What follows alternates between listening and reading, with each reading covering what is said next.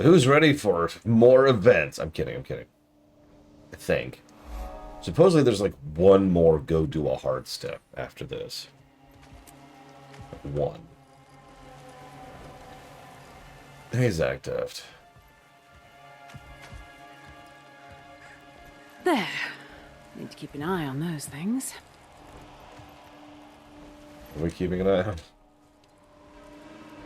I feel like I missed it.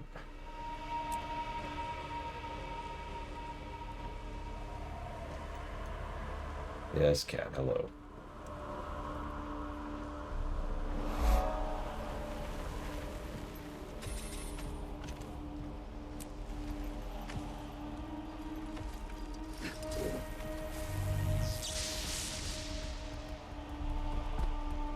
Maybe.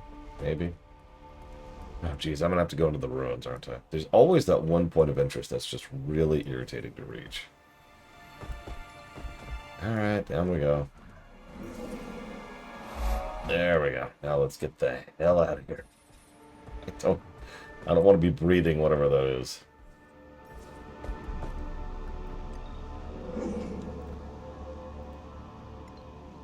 Hello, Magister.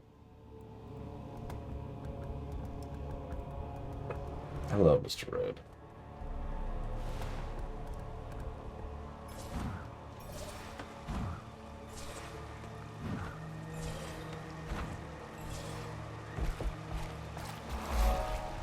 There. Okay.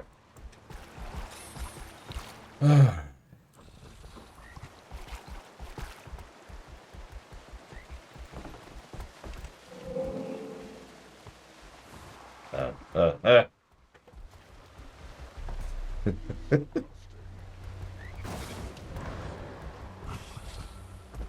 So did you hear that guy?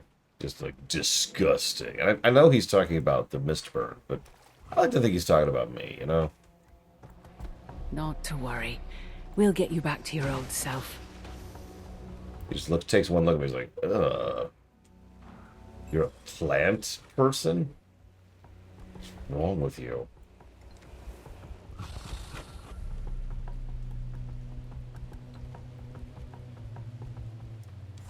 I forgot to take pain pills, didn't I? That's one finely tuned nose you've got. Great work.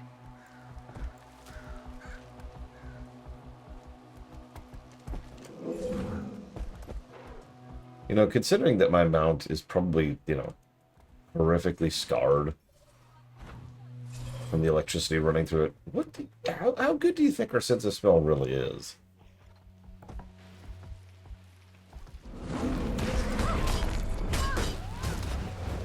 That's one finely tuned nose you've got. Great work.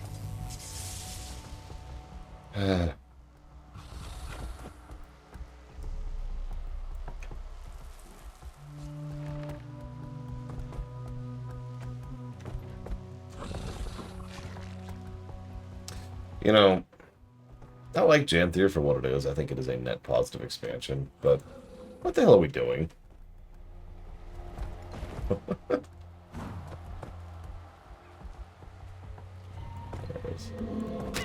That's one finely tuned nose you've got. Great work. Other than praising the cat for its nose.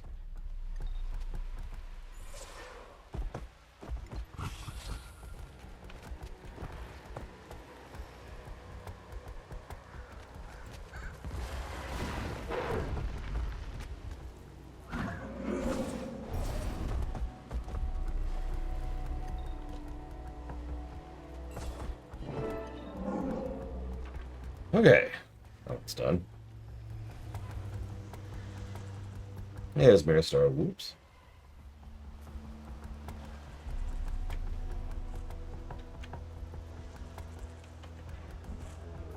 So let's see. Dutch pancake bites. What the hell is a pancake bite?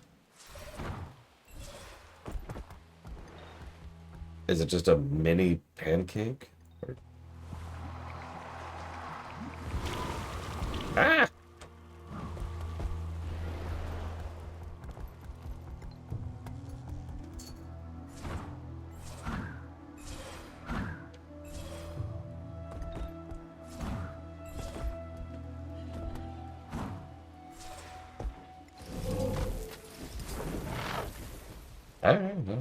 I can live with that. Many pancakes. The worst things in the world.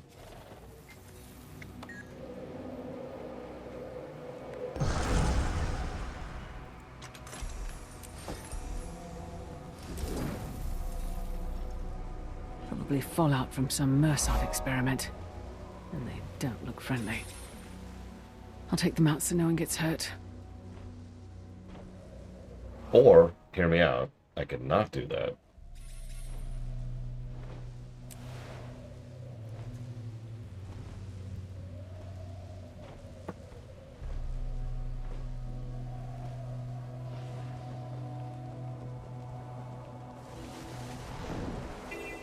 Whoops.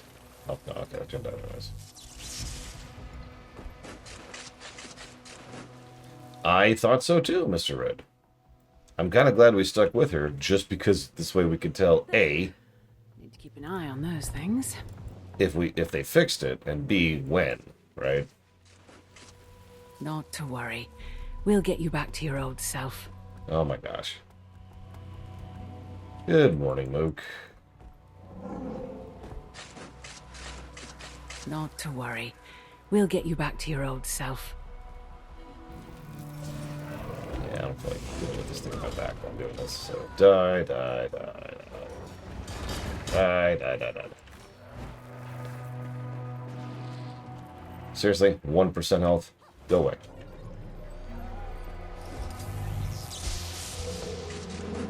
Yeah, so far my complaint is that Jennifer Hale won't shut up. Something. Good job. Seriously, shut up.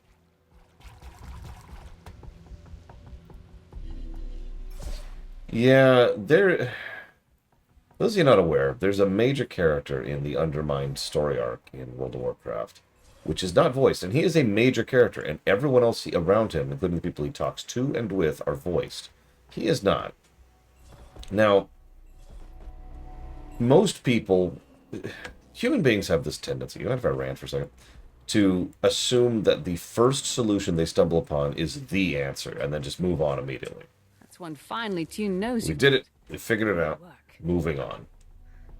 So, in the case of this voice actor, everyone's like, oh, well, he's with SAG-AFTRA, so that explains it. Except it totally doesn't. Great work. First of all, most of the other voice actors who are doing voices in Undermined are also part of SAG-AFTRA and are fully voiced, and their lines were recorded at the same time. Second of all, if you decide to dig into it even a little bit, you'll find that one of the very, very first companies that immediately signed an agreement with SAG-AFTRA, agreeing to their terms, was Blizzard. So all of their actors can do voice work for Blizzard, legally and all that. So why doesn't he have lines?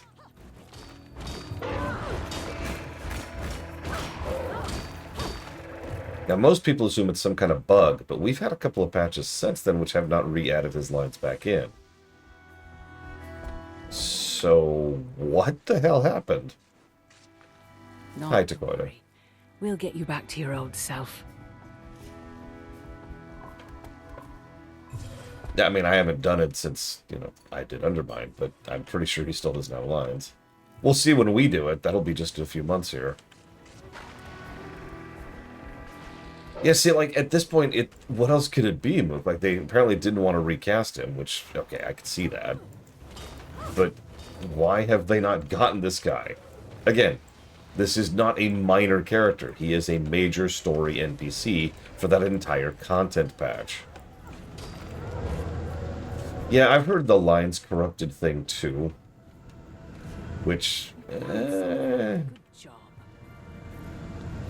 So, is possible via A, they would have the raw backups. The raw data files, which they then edited in order to turn into the, I forget what they use. They use a weird audio format at Blizzard, but, whatever they use, right? So, yeah, there's no way in hell they don't have some of the raw files lying around. B, they probably have backups somewhere. C, if they have some issues with this guy, I'm just going to spoil this, this guy is a goblin, which means he has no voice modulation. Now, obviously, you still want to do an editing pass, but the point is, it's relatively cheap and easy to bring a guy back in to redo lines he's already done.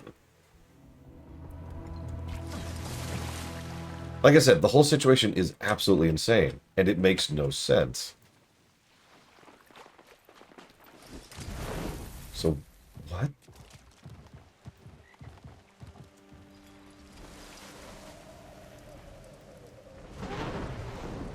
I look forward to figuring out someday, probably a year or two from now, what the hell was actually going on with that.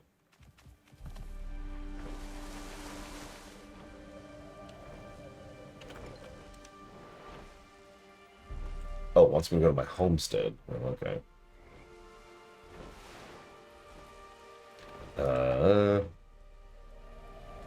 Let's go park here.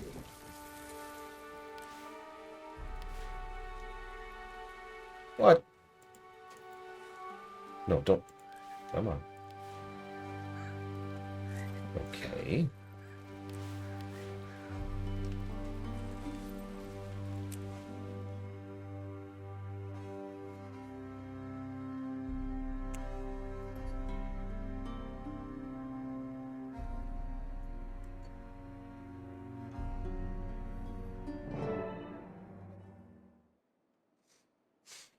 Yeah, something weird is going on, and I don't know what. And that's really all I can say about that. Like, I'm sure someday we'll get the solution of like, oh, it was that. Like Bob from accounting was like, I just don't like that guy. Strike his lines from the game. And I don't know. Perking up already, isn't he? Stronger by the minute. Pa suggested I get some rest out here away from the village. Said the fresh air would do me good. Makes sense. Glad he's willing to trust you in my vicinity. Of course he does. He likes you, just worries too much. About everybody. Not just me. We'll tell him soon, Pokey. I promise. After you've recovered a bit more. Don't want to put him in the healing ward too. For now, best do what your paw says. Relax and enjoy the scenery. You won't be the only one here recuperating. I'm housing some rescued wildlife while they recover. Should check on them.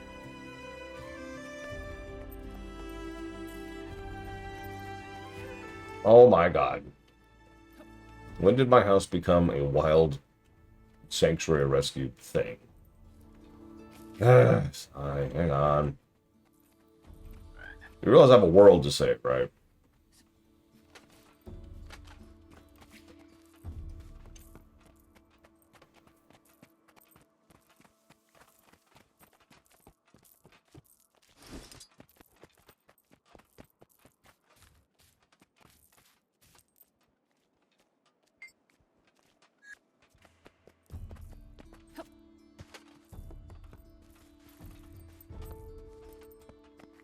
Hold on.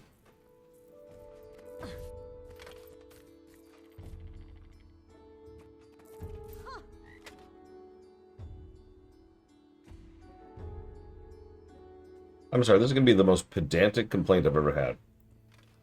This is a big old farmstead, right? Out in the wilds, on the cliff edge. With a giant river over there. Why is our source of water the water trough?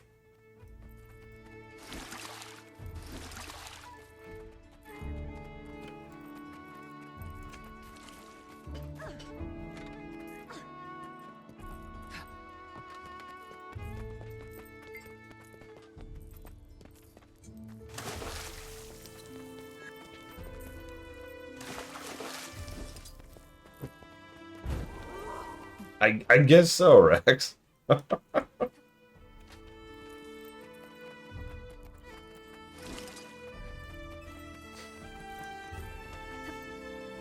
I'm not actually giving it the game a negative for that. I shouldn't have to say that, but apparently some people do not understand how my job works. So I feel the need to defend myself a little bit.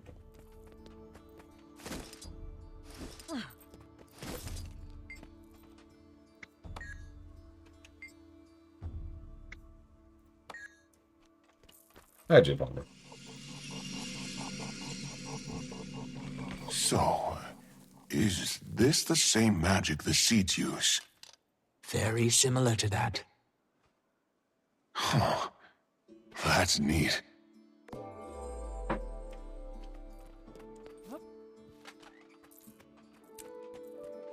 Well, gotta get some foods out. Hang on, let me give this meat to this fawn. Oh, wow, it actually won't let me. I figured it would. Because it just had the food icon, and that's the food icon. But no, it's actually like, no. I don't want to eat meat. I'm a fawn. How about the rabbit? Nope. Okay. How about the raven? The raven will eat meat. Okay. Okay. Let's grab a haystack. Here you go, fawn. I'm sorry. I'm sorry. Here you go. Here you go. Eat up. Eat up. No, it makes sense. I'm just surprised they coded it that way. How about the crab? What do you want? You want that? Okay.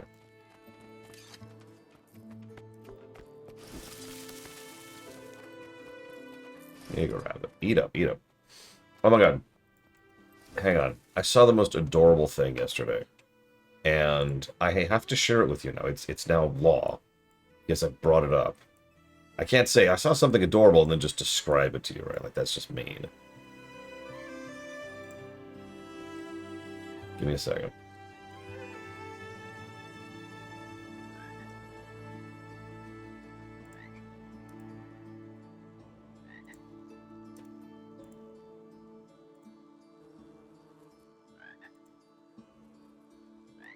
It's actually going to be a little irritating to put on screen, but I'm going to do it. By golly.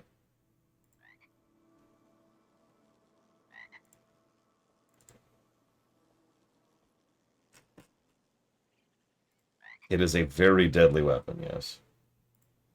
It's the most adorable deadly weapon you have ever seen.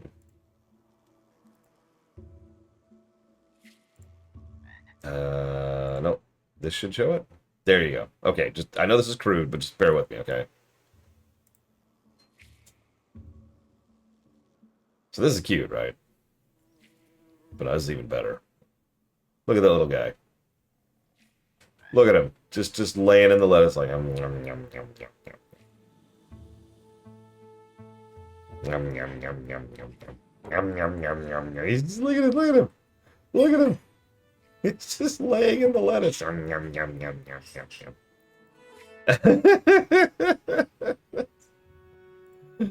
Him. Sorry. We here at the Lore Walkers do not approve of cuteness. And then he was turned into stew. Alright, so.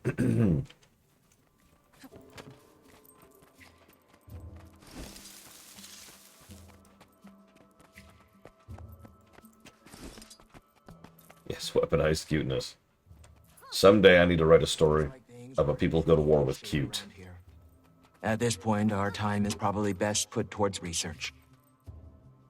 Wayfinder, you should return to the Isles. Seems they're a hotbed for stranger activity. We'll keep an eye on the place.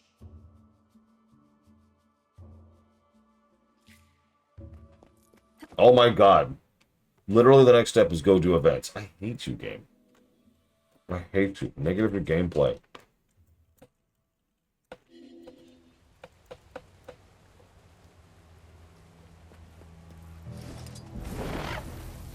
I think it depends on how long the life is, Japan.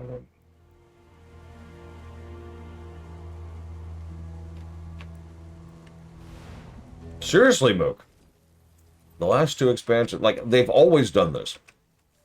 Going as far back as, like, vanilla. But the last two expansions have just been like, hey, hey, hey. Hey. You want to do an event? How about a heart? How about another event? How about another event? As a reminder, the last expansion, sorry, I'm eating a carrot. Unlike that rabbit. The last expansion had 42 separate events you had to do to progress the MSQ, by the way.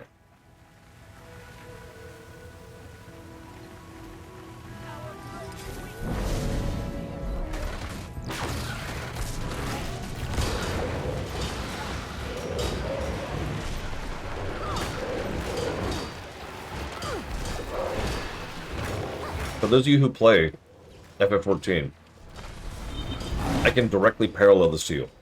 Imagine if the game wanted you to do 42 fates to progress the MSQ.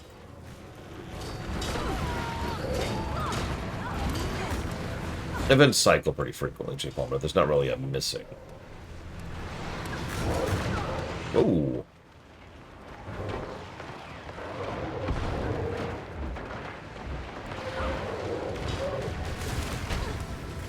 There really isn't a WoW equivalent. Like, WoW doesn't have that kind of busy work anymore. They haven't in a long time. No offense to Fates.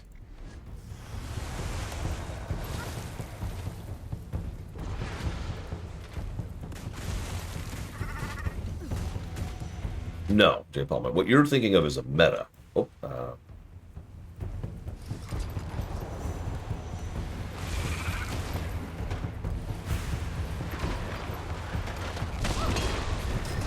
There's actually 3 types of events in this game. They're all called events because why would we have consistent terminology? I use the term event chain for the middle one. Everyone else calls the top tier metas. So metas, event chains, and events, okay? What we just did is actually a rift, but for all intents and purposes, that's a event, okay? It's a fate from FF14 terms. Boom, done. Event chains are exactly what they sound like. You do an event, and it leads to another event, and it leads to another event. Usually only about 3 in a row. That's also pretty similar to Fates over at FF14. Metas are different. Metas, I'm just going to do more rifts, whatever. They're easier.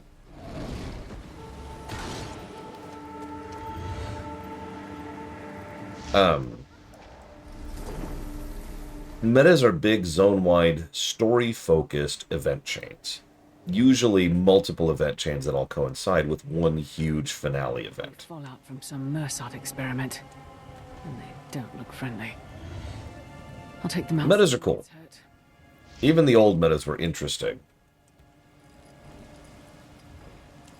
WoW actually has an equivalent of metas now because that's the thing they took from events. They looked at the events and they were like, that's what we're going to take. And they adapted that into some of the more recent stuff. That started with Dragonflight, with little experiments like the Soup Kitchen, or the Wild Hunt thing.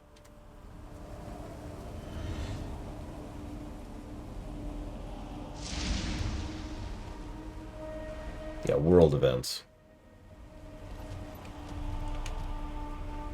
Nowadays you've got the theater, which is awesome. I can't even think of the name of it. The Other Thing, which is also awesome. I can't think of anything's names. There's a thing in the Undermine, there's a thing in Hallowfall. And there's the theater. Those are the big events. Oh god, world events. Right now, I'm all with them. I feel like I'm missing one, but I'm a little distracted right now. Where is this? Jesus. I guess it's where I haven't been yet. Let's fix that. Jeez, this is way up, too. I'm not sure I'm going to be able to manage this.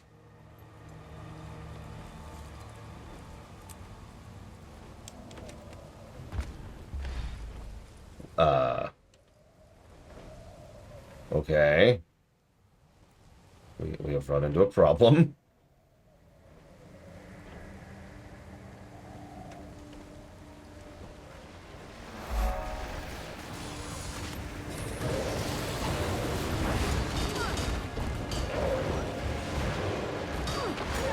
It is a great way to gear up. If I wanted to gear up any of my fresh 80s, that's where I'd do it right now. Every event you do, all of them, not just the first one a day, gives you some piece of decent high-end, level 80 gear, current season gear. You also get currency, which you can use to specifically buy any other piece of gear that you're missing. The gear costs 1 currency, you get 1 currency per 1 event.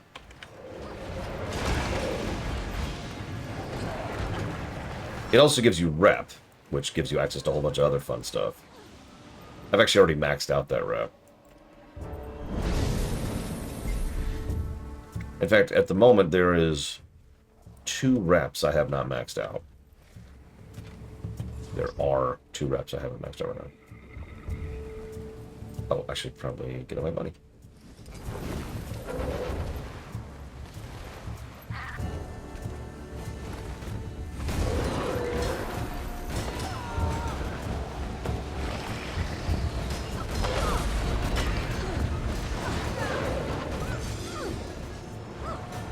Yeah, War Within is hitting it so well, I'm honestly scared for Midnight.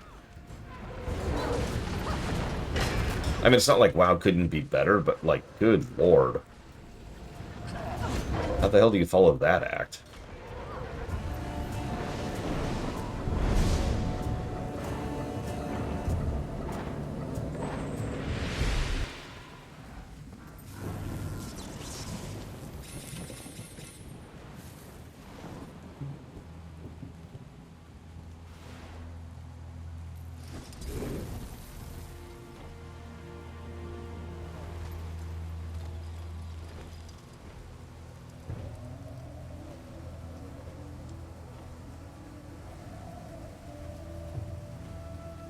What, you mean the one that's not coming out for a few years, Jay Palmer? I have no idea.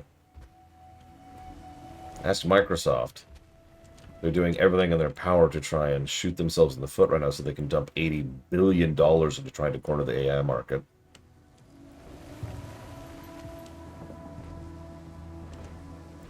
No, you heard me right.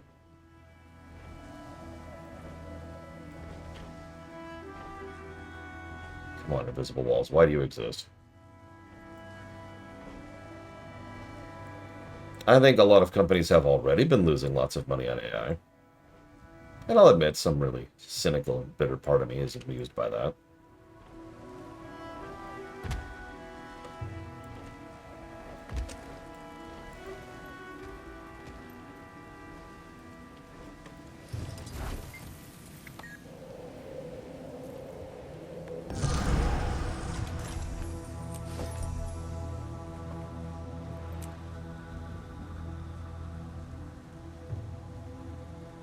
Oh, it's a raid.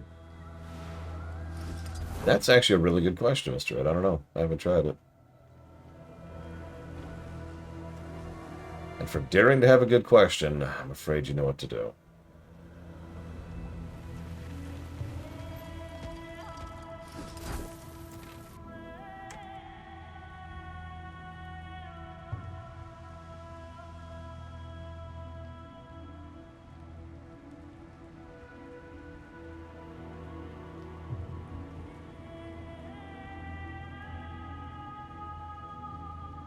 You can really, really tell how much Guild Wars 2 is just falling behind on its engine.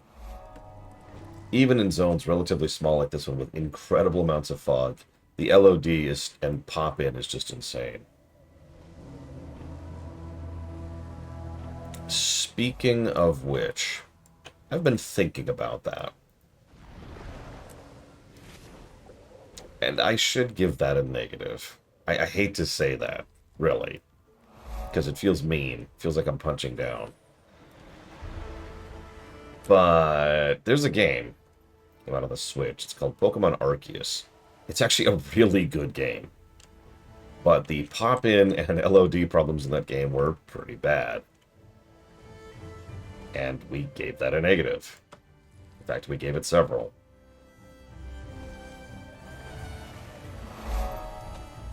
So...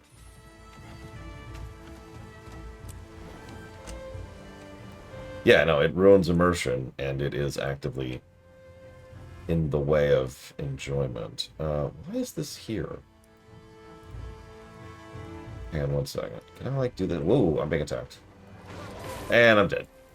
Oh, okay. Hey, Morganite.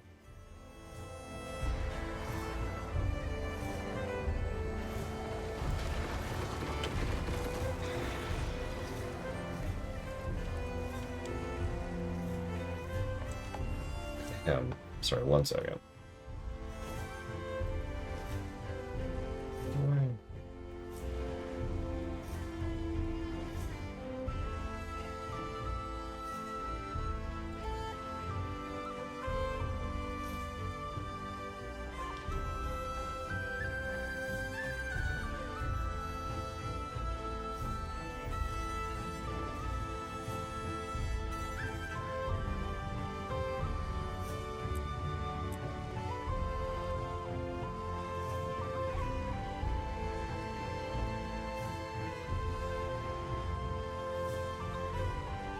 Yes, Act.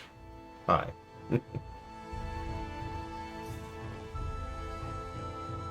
How do I get rid of this crap?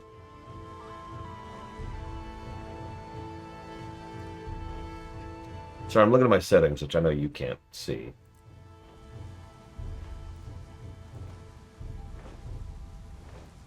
You can't even see the crap that I'm trying to get rid of. Let me double check something here.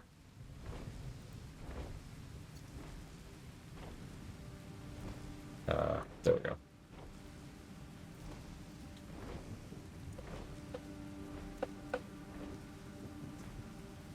I think that people are making too big of a deal out of it as an excuse to try and rile people up, get people scared so they can make terrible financial decisions which are going to cause long-term deleterious damage to the people and the country as a whole in order to inflate the relative percentage of wealth that is in the hands of a smaller group of people.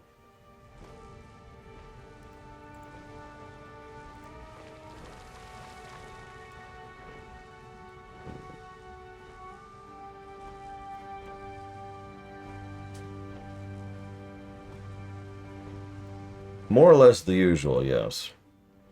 It is still bad, and it still sucks.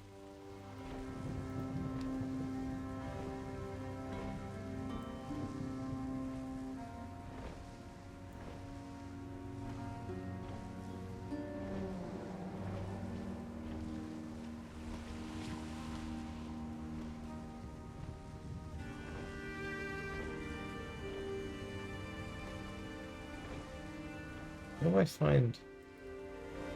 Oh, here we go. Okay. Okay. So, hey, there we go. There we go. Okay, they're gone. They're gone. I fixed it by looking up the documentation. Who would have known?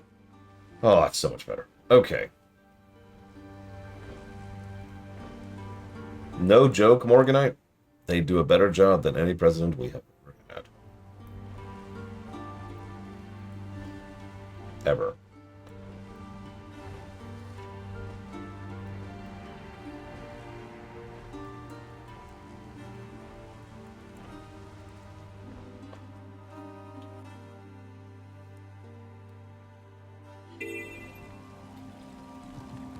I will admit, I do apologize to everyone for being open and honest about how much things have sucked lately.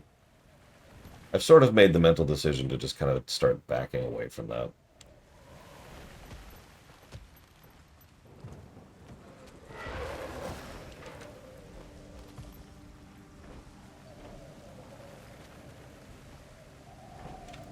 Oh, it is fair, and the whole situation sucks.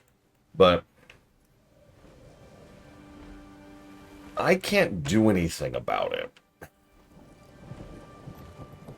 wonder how the cubs back home. You know what I mean? This is an analogy I've used before. If you're driving down the road and your tire breaks, you get a flat tire. That sucks, right? But then what you do is you go out and you fix it. You deal with it. I personally always have a spare tire in the back. So like, and by spare, I don't mean like a spare donut. I mean a spare tire.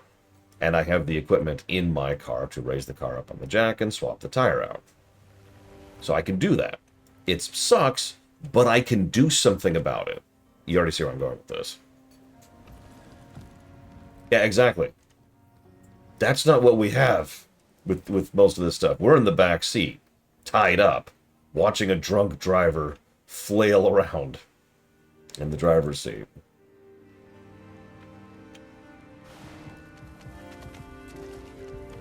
Who's on his phone?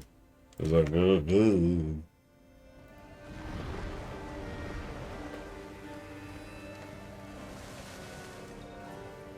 Okay, I'm stretching the analogy a bit, but you get the point. You get the point. The whole idea is, car breaks down, you've lost a tire, end statement. And that sucks, and there's nothing wrong with healthy venting about that. But the tire busted, and there's nothing we can do about it.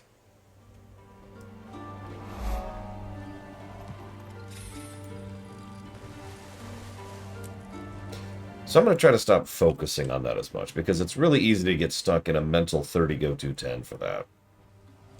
At least for me. You probably could guess this about me. I'm very much a doer. I am not the kind of person to sit and complain about something and then just, you know, be lazy about it. I'm the kind of person who complains about something and then fixes it. So being in a situation where I can't replace the tire is incredibly frustrating to me.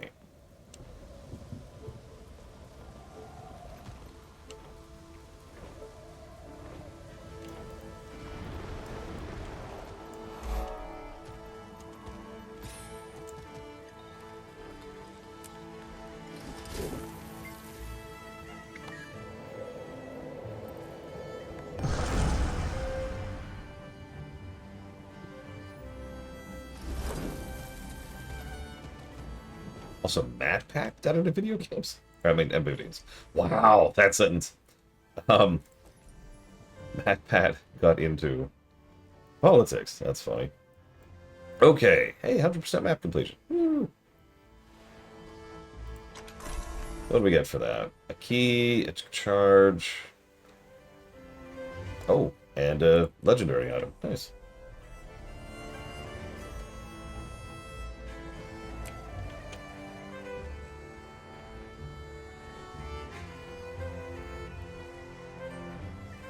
Jesus, Darkrai.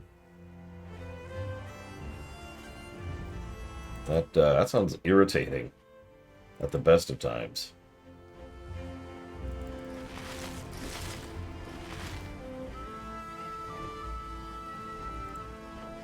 Affirmative.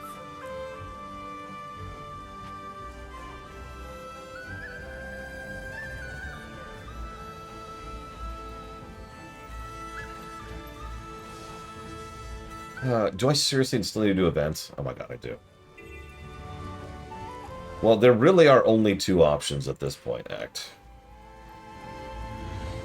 The midterms are either going to be a massive sweep the other way, which will cause a lot of even more internecine fighting and a whole bunch of bickering and all kinds of issues. Or, this is a much worse situation, I would argue, nothing will change at all.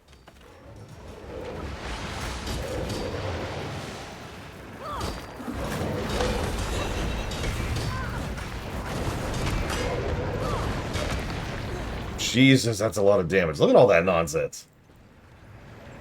You like chill, guys?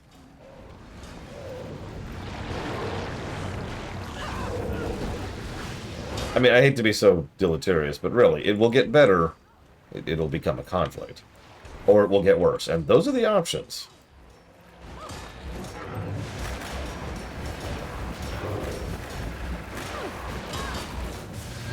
I will say, the one and only thing that truly makes me despair in all this nonsense is the Supreme Court. They are so in the pocket of the GOP right now, it's disgusting. And I say that without hyperbole. The Supreme Court, if you, like, drill down, right? If you really look at the specifics of what is causing what issues where. Can I please mount? Please? What am I in combat with? Whatever. There we go. No. Congress is horrible. The president's horrible. Everything's horrible. The Supreme Court is the furthest down problem here. Because a lot of what's been happening in the last several months is a lot of people who are doing everything in their power to push back against the massive overreach of the executive branch. And a huge amount of that has been in the courts. The problem is the courts are ultimately subservient to the Supreme Court. Any given challenge can always be just kicked up a step by design, and for good reason. But the problem is the Supreme Court is the top of that. And the Supreme Court is firmly in the pocket of the GOP. Commander, finally some good news. Gaith and I have a lead on combating the Titans. We think Bloodstone might be our missing piece. Meet us at the research camp at Ground Zero. Leaving now. Pokey's resting at the homestead. He's in good hands. Glad to hear it. Kid's a tough one. We'll talk more when you're here. The problem here, because this is not a new problem. The Supreme Court has been a problem in the United States for years. Decades. Since before I was born. The problem here is every time someone somewhere posits something to change the Supreme Court, it inevitably gets put in front of the Supreme Court to rule on it. Like, this is not... This has already happened. This is a past tense situation. I'm gonna double check something really quick, because I thought Colgan would be here. I haven't seen him, and I'm about to do my first instance without him. Hey, Spartan. Yeah, so the Supreme Court has no ethics. And I know what you're thinking. There's no need to get insulting. No. Legally, there's a concept, which is called ethics. It is actually a legal definition and legal terminology, which has to do with certain amounts of, oh God, like I can't remember all the terminology right now because of course I'm an idiot. You know, if you have a conflict of interest, or if you're too directly connected to something, or if there's been some kind of interactions between you, any kind of interactions, by the way, between you and the people on the list, blah, blah, blah, blah, blah, blah, blah, right? I can't tell if it's experience. Yeah, there's a whole lot of ethical requirements that exist for courts, except for the Supreme Court.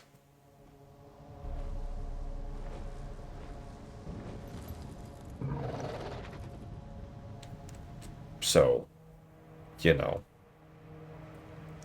Oh, I've read opinions of the Supreme Court. In fact, I read the recent opinion, the really, really bad one, which basically said that the president is immune to legality from the courts. And I'm just like, what?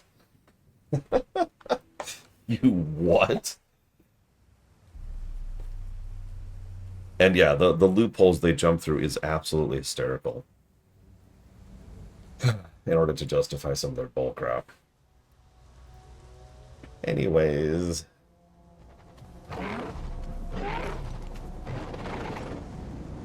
No, yeah, it's worrisome. The Supreme... Beck made a casual comment that, you know, don't let the Congress off the hook. And to be clear, I'm not. But the reason I bring up the Supreme Court specifically is they're the furthest down, right? They're the first pillar of corruption that needs to be knocked out. They need to be chopped right out of this because they are a pillar of so many bad things that has been in this country for many, many years. The GOP realized back in, I don't remember the year. It was the late 80s, early 90s. The GOP realized as a party that the way to win was to stack the Supreme Court. And if you pay attention to Supreme Court nominations and confirmations over the last 30 years, you will see a very slow, persistent trend as the slots have been open to stack the deck. And we're there. They did it. They succeeded. And now we are now finding out what the point of all that was. Because there's not really a lot of checks and balances anymore. That's the problem. The Supreme Court was supposed to be a check. Oh, I know both sides are doing it. A lot of people think I'm pro-Democrat. Fuck the Democrats. The Democrats walk up to rich people and say, oh, please, I'll do whatever you say if you just let me smell the money that's wafting out of your poor sleeve. And that's the Democratic Party. Screw them. But the GOP are Nazis. So, I'll take the Democrats over the Nazis. They both suck, and they both need to go away.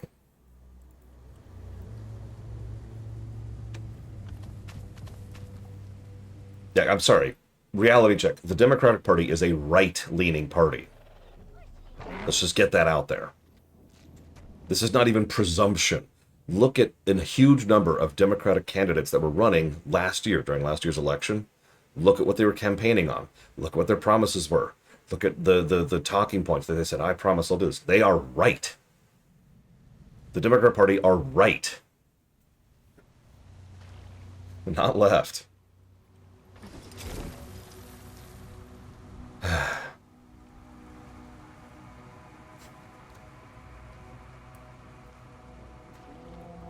don't even want to get into neoliberals. That's a whole other irritation. Or Canada.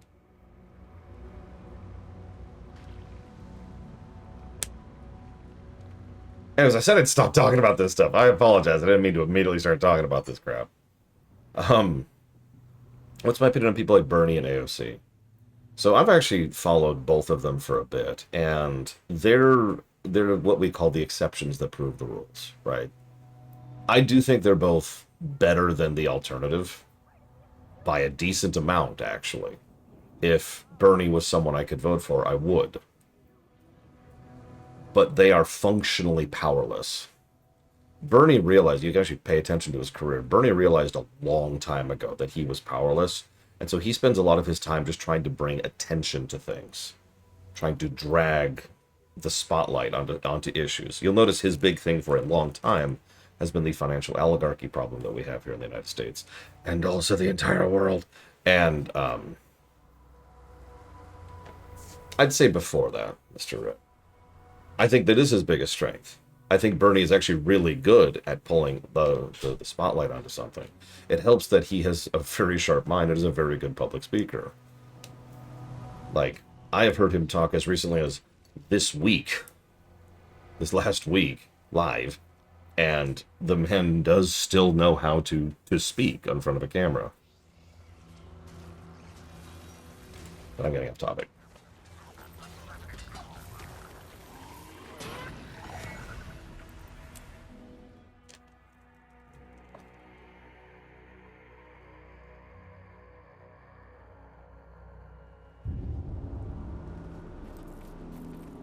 So you do have nice things to say about me when I'm not around to hear them? In good hands, hmm? Seems I spoke too soon. Thought you were with Pokey. He's fast asleep. I asked Har and Willow to stay with him so I could tend to some business. The business of listening to our calls? That right? If you don't want me to listen, don't give me a damned listening device. That's beside the point. I heard that you're looking into bloodstones.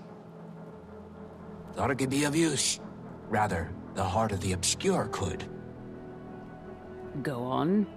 If the Titans are siphoning energy from bloodstone, neutralizing the shards may nullify their advantage.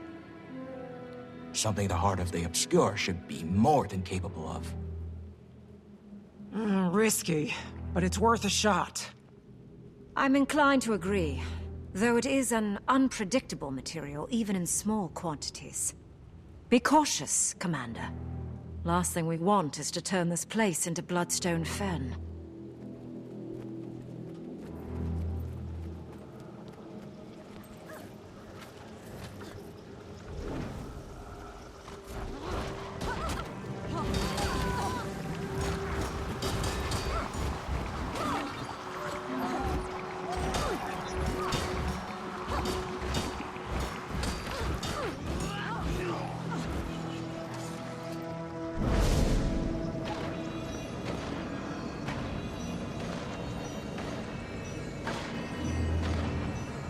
I mean, you saw that Ice was openly threatening it, right, Spartan? You're going to explode! Get back! I'll cover you!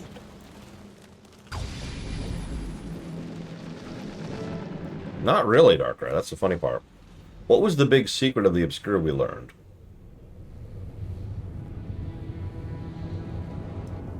Who are they?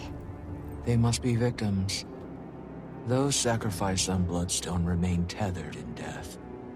Unless severed. These spirits had to have died well over a century ago. May have seen the original Titan rising. Couldn't hurt to ask what they've witnessed. Hi. Traitors? Saul sought to foil the Titan prophecy, yes, but not by sacrificing the blood of our own. When he returns, your treacheries will be punished. The names of the May twins shall be stained in White Mantle history. Where lurking in shadow, readying to stab me in the back, aren't you? Fitting. Easy spirit. Your mortal dispute hold no weight in death. So, you come to spew blasphemy? And to whom do I owe this discourtesy? To you, I'm a prophet of things to come. And you're Delesio's bootlicker? You look nothing of a prophet to me, and I would certainly know. I am Rhea Ingham, leader of Gavril, appointed by Saul himself. I oversee this village and its proceedings. You talk like a politician. Take it by proceedings, you mean the murder of innocents on the Bloodstone.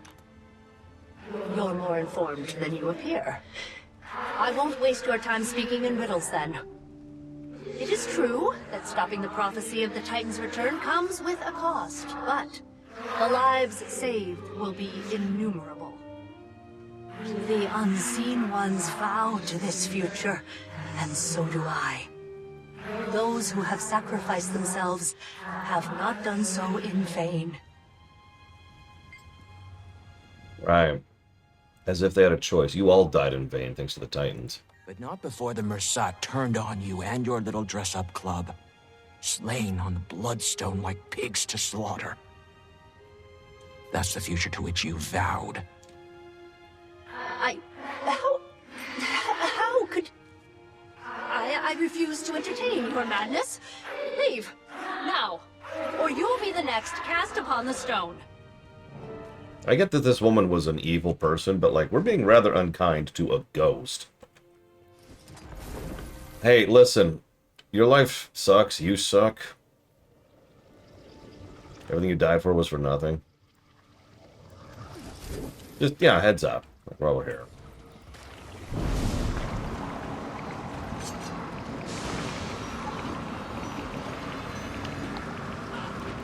Ugh.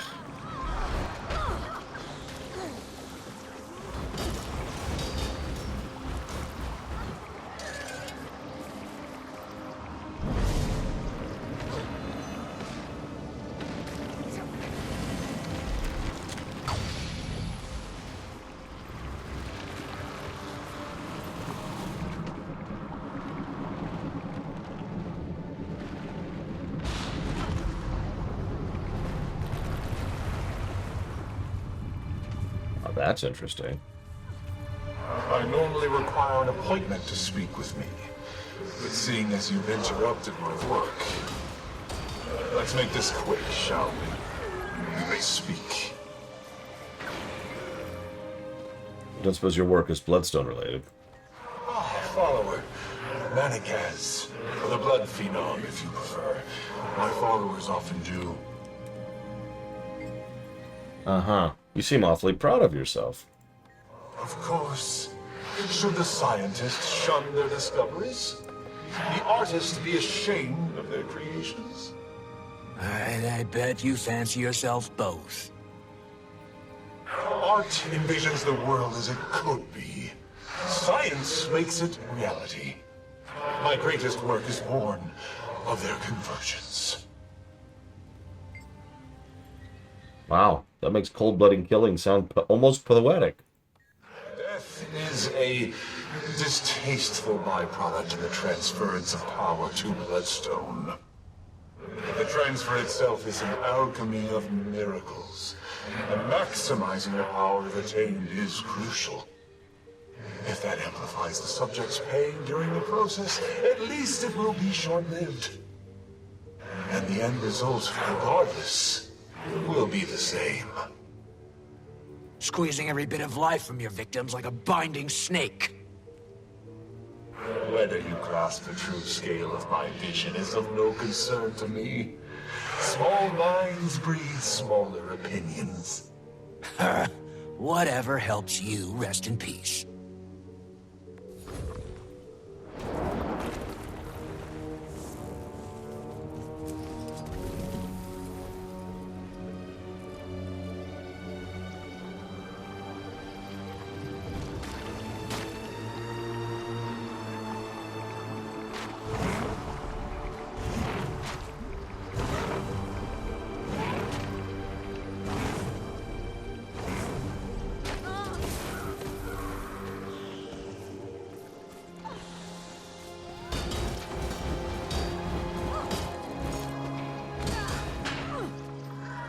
No Zero or Veronica either, Act.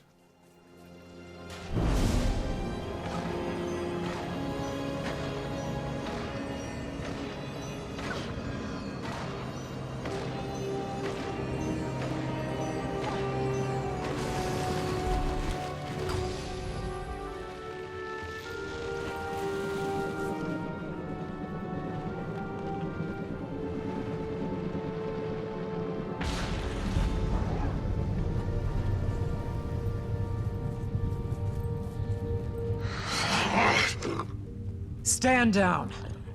What's a Char doing here? The dame wants me to stand down. That's how you speak to a shaman. What kind of shaman gets captured by humans? Untie me. You heard her. What are you doing in Janthir? What kind of abomination are you? I'll remove those shackles if you tell us what you're doing here. Watch your tone. Guess he doesn't want out.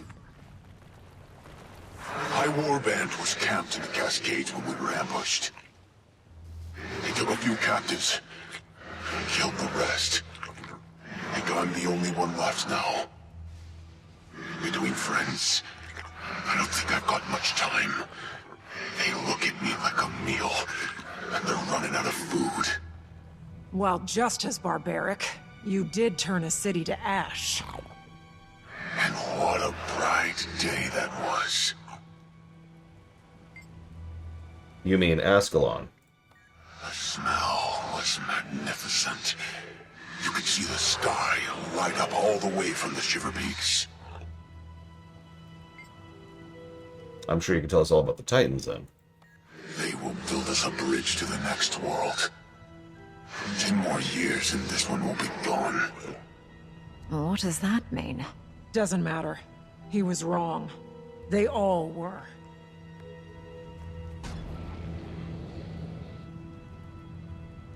Better than secrets, Spartan.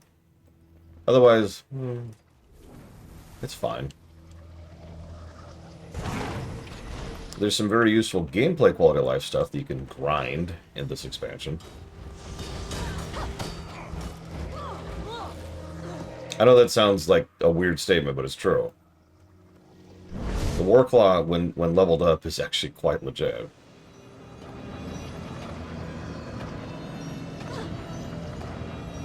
Final Fantasy Renaissance is a fan mod of Final Fantasy 1, fan remake of FF1. It's a heck of an overhaul. I would say closer to Dawn Trail, Spartan. This is nowhere near the War Within scale. Nothing is anywhere near the War Within scale, except for, like, Endwalker. Huh? Huh? Where am I? It's alright, I just wanted to ask you some things. Who are you? Where's my paw? Easy, Cup. Catch your breath. Do you remember what you were doing before you woke up? Well, I was out hunting. And Pa was teaching me how to stop prey. We were sneaking up on some game, and then everything went dark. And then some voices woke me up. One was Pa. He was yelling. Did you see anyone? It's all right. You can answer. This is a friend of mine. Not at first. I tried to stand to go look for Pa, but something hit the back of my head. When I woke up again, my head really hurt. And I was lying on something cold and hard. That's when I saw people. What did they look like? They covered themselves with long cloths, but they didn't have any fur, just their skin. They were all around me, staring. It was scary. Then... I can't remember anymore. Monsters. To an innocent child. Can I see my paw now? He's resting. And so should you. You can see him when you wake up. Promise? Rest now, young one. You'll be with him soon.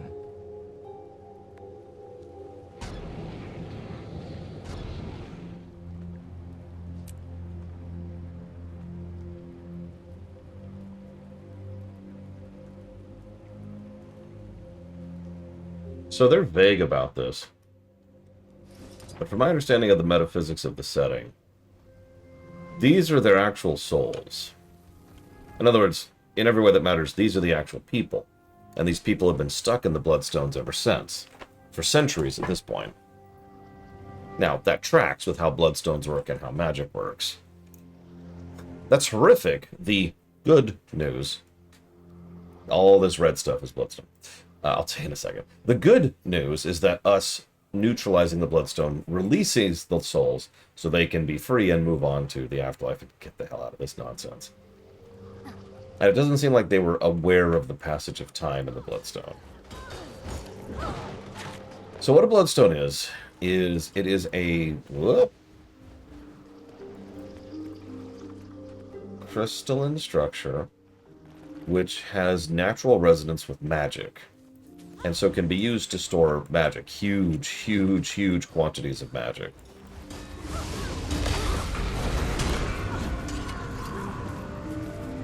Quite a few Bloodstones have been used in major events over the course of the years. That's why they keep showing up in the plot.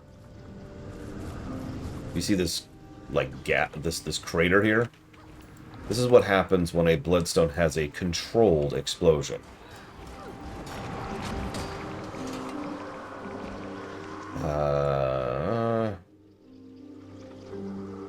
This zone over here, which is this colossal hell waste of extreme doom, is what happens when you have an uncontrolled Bloodstone explosion.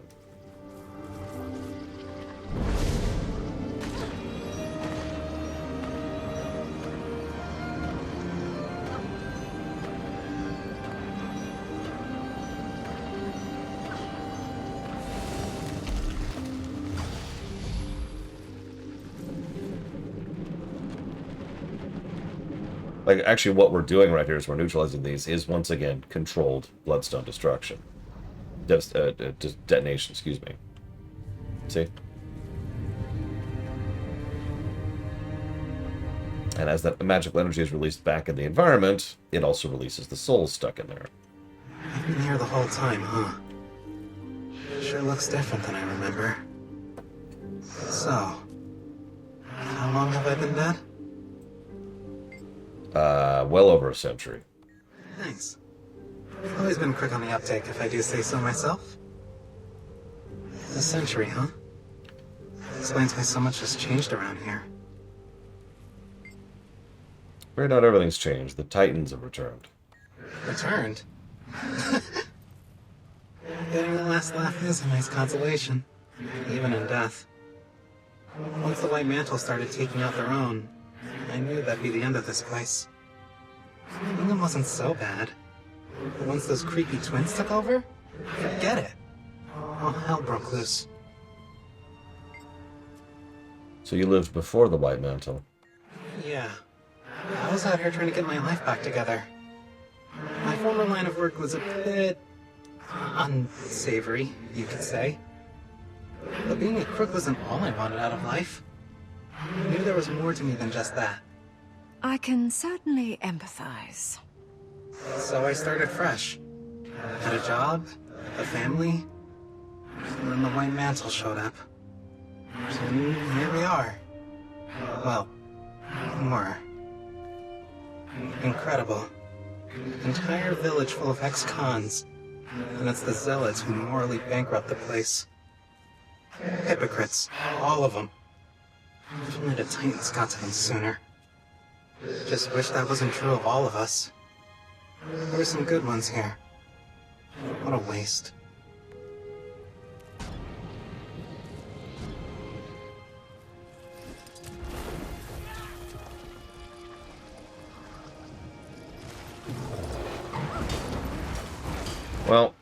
the big one we know about, the one I showed you, was actually caused by the god of war, Balthazar, who is, and this is important, a 3-year-old. He was so butthurt over being forced to leave his playground that he decided to piss off the rest of the gods by saying, actually, he decided to fight all the rest of the human gods simultaneously. Now, try to be shocked, that didn't go well for him. So he was locked away and had most of his godly power ripped out of him. Because God is a job title in this setting. He was later released, but then he needed to find some way to regain his power. So, no problem. He goes, disguises himself as a Mersat, takes control of the White Mantle, and insists that they detonate a Bloodstone crystal, the one at the heart, the north of Maguma. Now, this is a pretty big crater. I know it doesn't look like it on the map, but this is a gargantuan crater, right? Here's the thing. This should have been worse. This probably should have caused devastation on close to like this scale right here. So, what ended up happening was he was absorbing so much of the power, because again, he was trying to power himself back up, that he pulled the explosion back into himself, and it didn't wipe out a huge chunk of the countryside.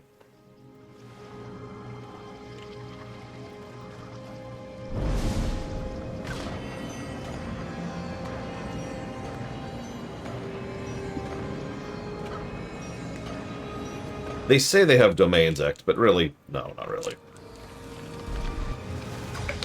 Again, it's kind of like Forgotten Realms, but even less so.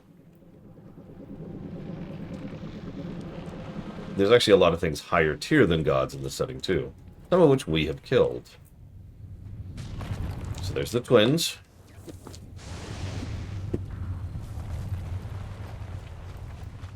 Did you need something?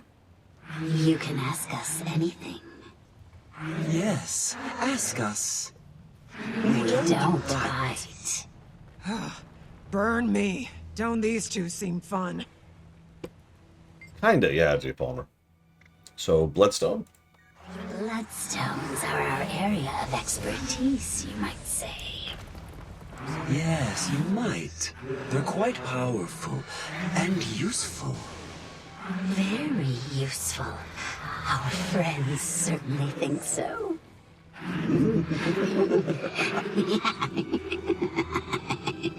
Well, that depends on your definition, Darkrai. Hi, Colgan.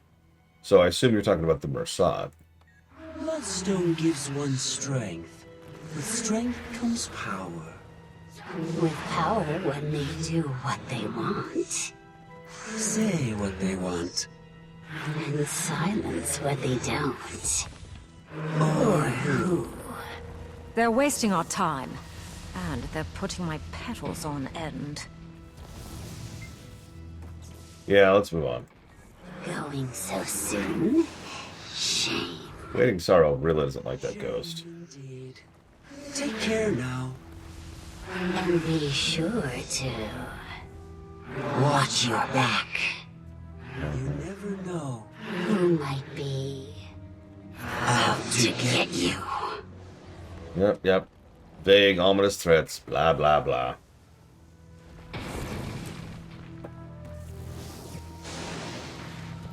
Like, I'm sorry, I've killed 6 Elder Dragons at this point. You got nothing coming.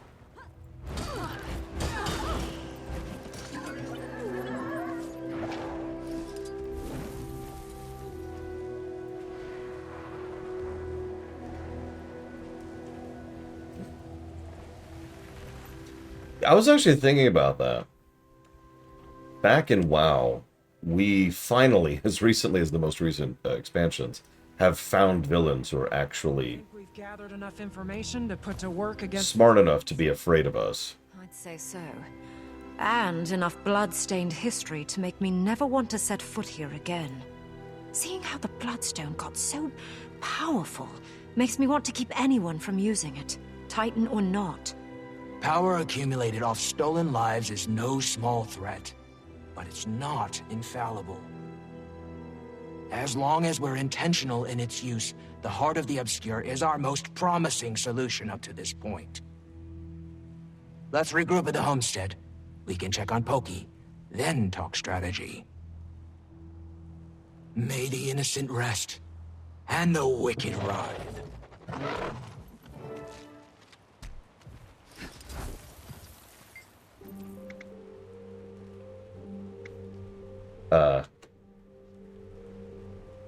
Why is this dialogue? I know who you are, waiting, Sorrow. Iskarin broke rules to ascend you when you were suffering. You're not just a wizard. You're a fable to the Bearkin. Quiet! Quiet! Please. Don't tell them. Don't tell Pokey or Alder. Why do we care? Why does anybody care? Not a fable. I was just hurting. Coda's voice, it burned my core raw. It would rattle their worlds. Don't, please, don't. I'll see you at the homestead. Why is this a thing all of a sudden? Alright, so I know all that, you know, the terrible stuff with the Mersod and the Titans, all that, but hey, listen. Probably fallout from some Mersod experiment. And they don't look friendly. That's... I'll take them out so no one gets hurt. Where did I get this from?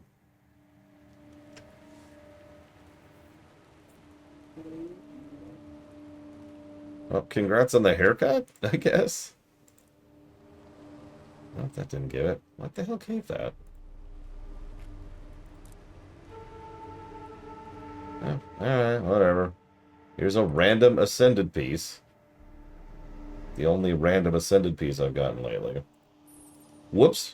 No. Oh god. Oh god. Oh god. Where is it? Where is it? There it is. Where's my actual ring? Jesus. Good morning, Blake 12. Where is my actual gear? Oh my god.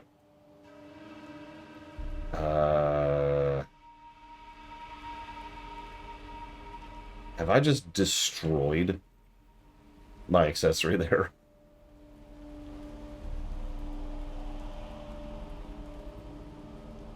Where is it?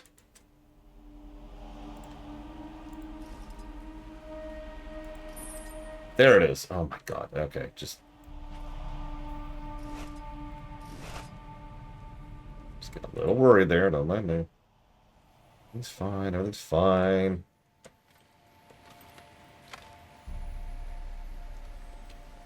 Oh, speaking of which, I need to open up WoW in the background here for a second. Not yet. I'm just gonna pull up the launcher for now.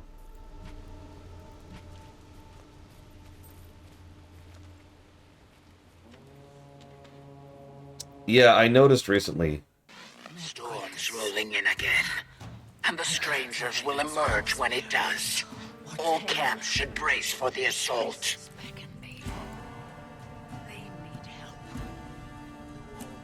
Ahem. As I was trying to say.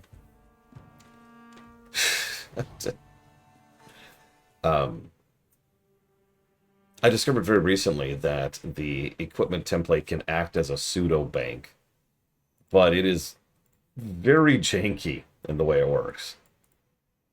But like, for example, I have a greatsword on me right now. Can you tell where it is? Spoilers, it's nowhere on this screen. It's over here. Okay, there it is.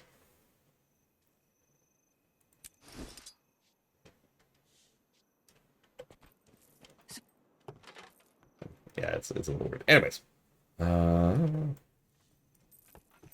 did. Okay. Wait, hang on. J. Palmer asked a question. Like I missed it, because I didn't see it to write a question. Mentioned the gods, mentioned the Loa.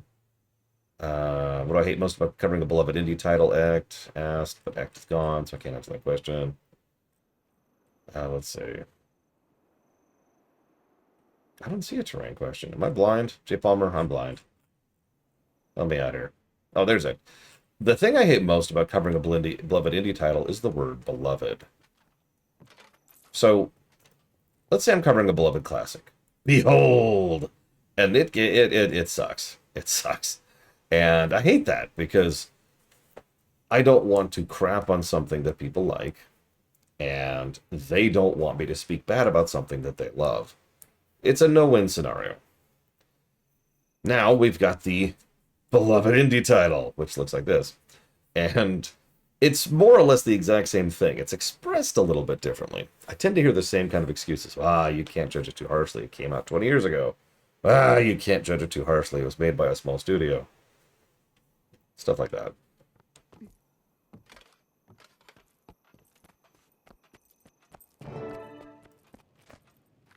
Wayfinder? You okay, Sorrow? Focus. Let's go over the plan. They keep regrouping and healing, so killing them both in rapid succession is our best bet. Decima is weak. Wait. Pause here.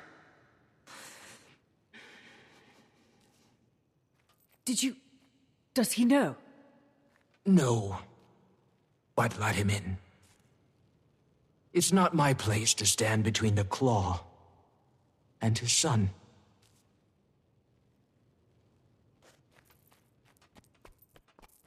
Come on in, Stoic Alder. Pokey's inside. If my son's involved, so am I.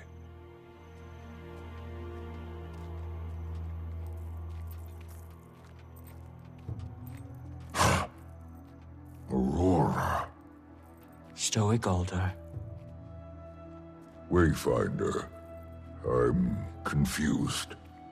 Pokey.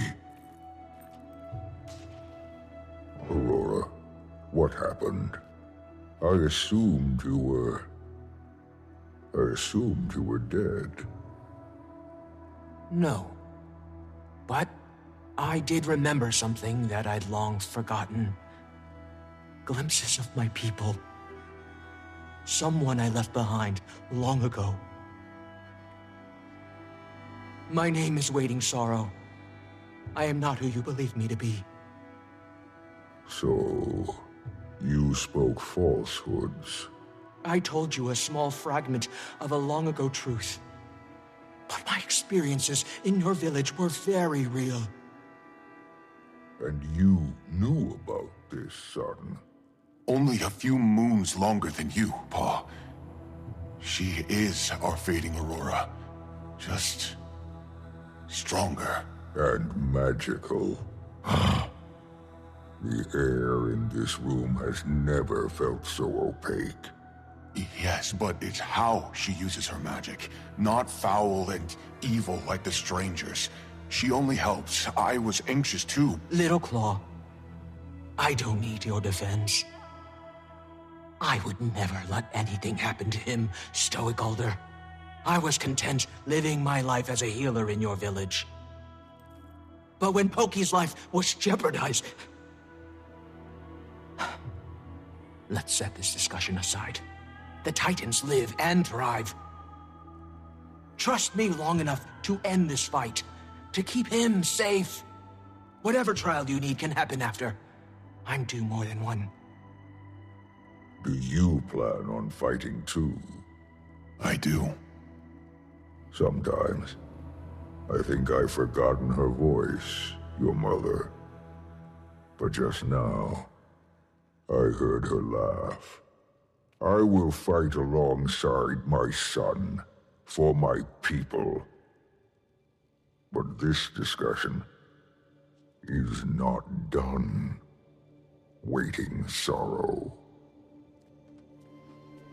That is Darren DePaul, yes. He's pitch shifted down. Even Darren DePaul's voice isn't that deep. But that's him. How are you doing? You know well the trail of disappointment I lay. But I've never yearned for forgiveness more than with them. After we end this, we can have those conversations. After we end this, Isgarn will tear my soul from my core and trap it in an echo. He's old. I can't pretend to relate. I like you. I'm old too, and I'm tired of running.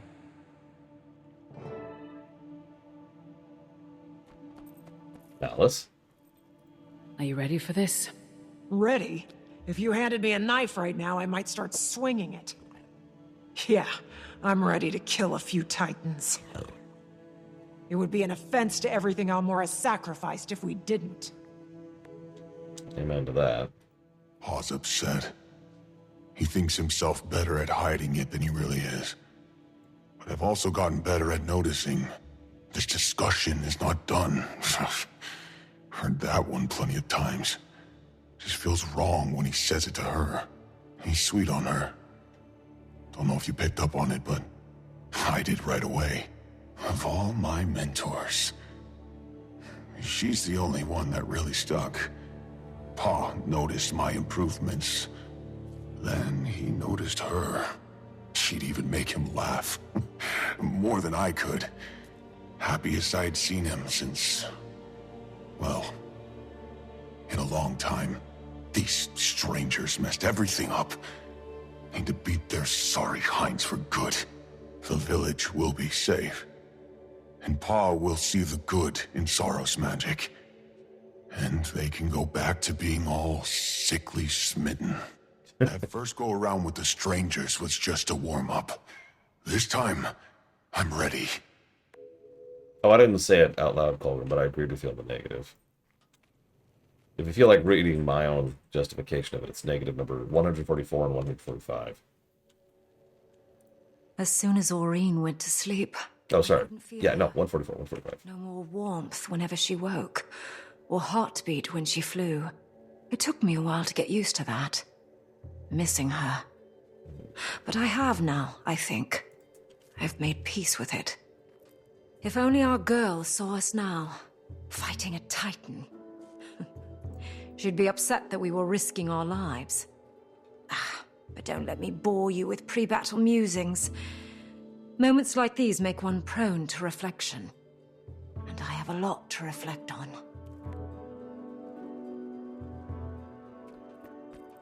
Last we spoke, you'd stoked in me a firestorm on my son's behalf. How quickly you've fallen down my list of concerns. And how I wish that weren't the case. I may not look the type to be swept away by emotions' flurries, but I must be careful when I allow my heart to open. And to whom? Though I've learned this much to be true. No one is ever quite who we believe them to be. Still, that rare soul may come around who we're willing to stake our trust on, hoping they come close. But this discrepancy I find before me is one I could have never prepared for.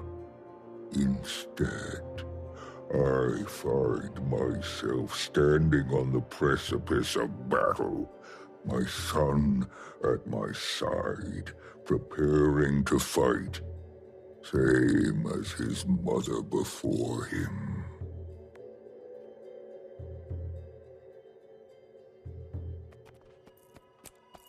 So I've been looking at my games I've reviewed in the last year, Jay Palmer. Let's get this out of the way. The answer is Hitman 3. But that's such a cheating answer, I'm going to skip over it for the moment. So, put slightly differently, games in general that have had really, really solid terrain design that aren't Hitman 3. We've got Dishonored 2, which managed quite a bit of really good stuff. We've got several Zelda games. I'm just going to kind of skip over those, but there are several Zelda games that do some really good terrain design. Most notably Link Between Worlds, Link to the Past, and I would say... I can't believe I'm saying this. Tears of the Kingdom would be another one. Don't let Ross hear me say that. Down in the Metroids, many of the Metroids have really good terrain design. It's one of the things they do best at. Metroid Dread, Super Metroid, Metroid Fusion, Samus Returns, AM2R, Zero Mission. And the other one that jumped out at me was Maneater, if you remember that one.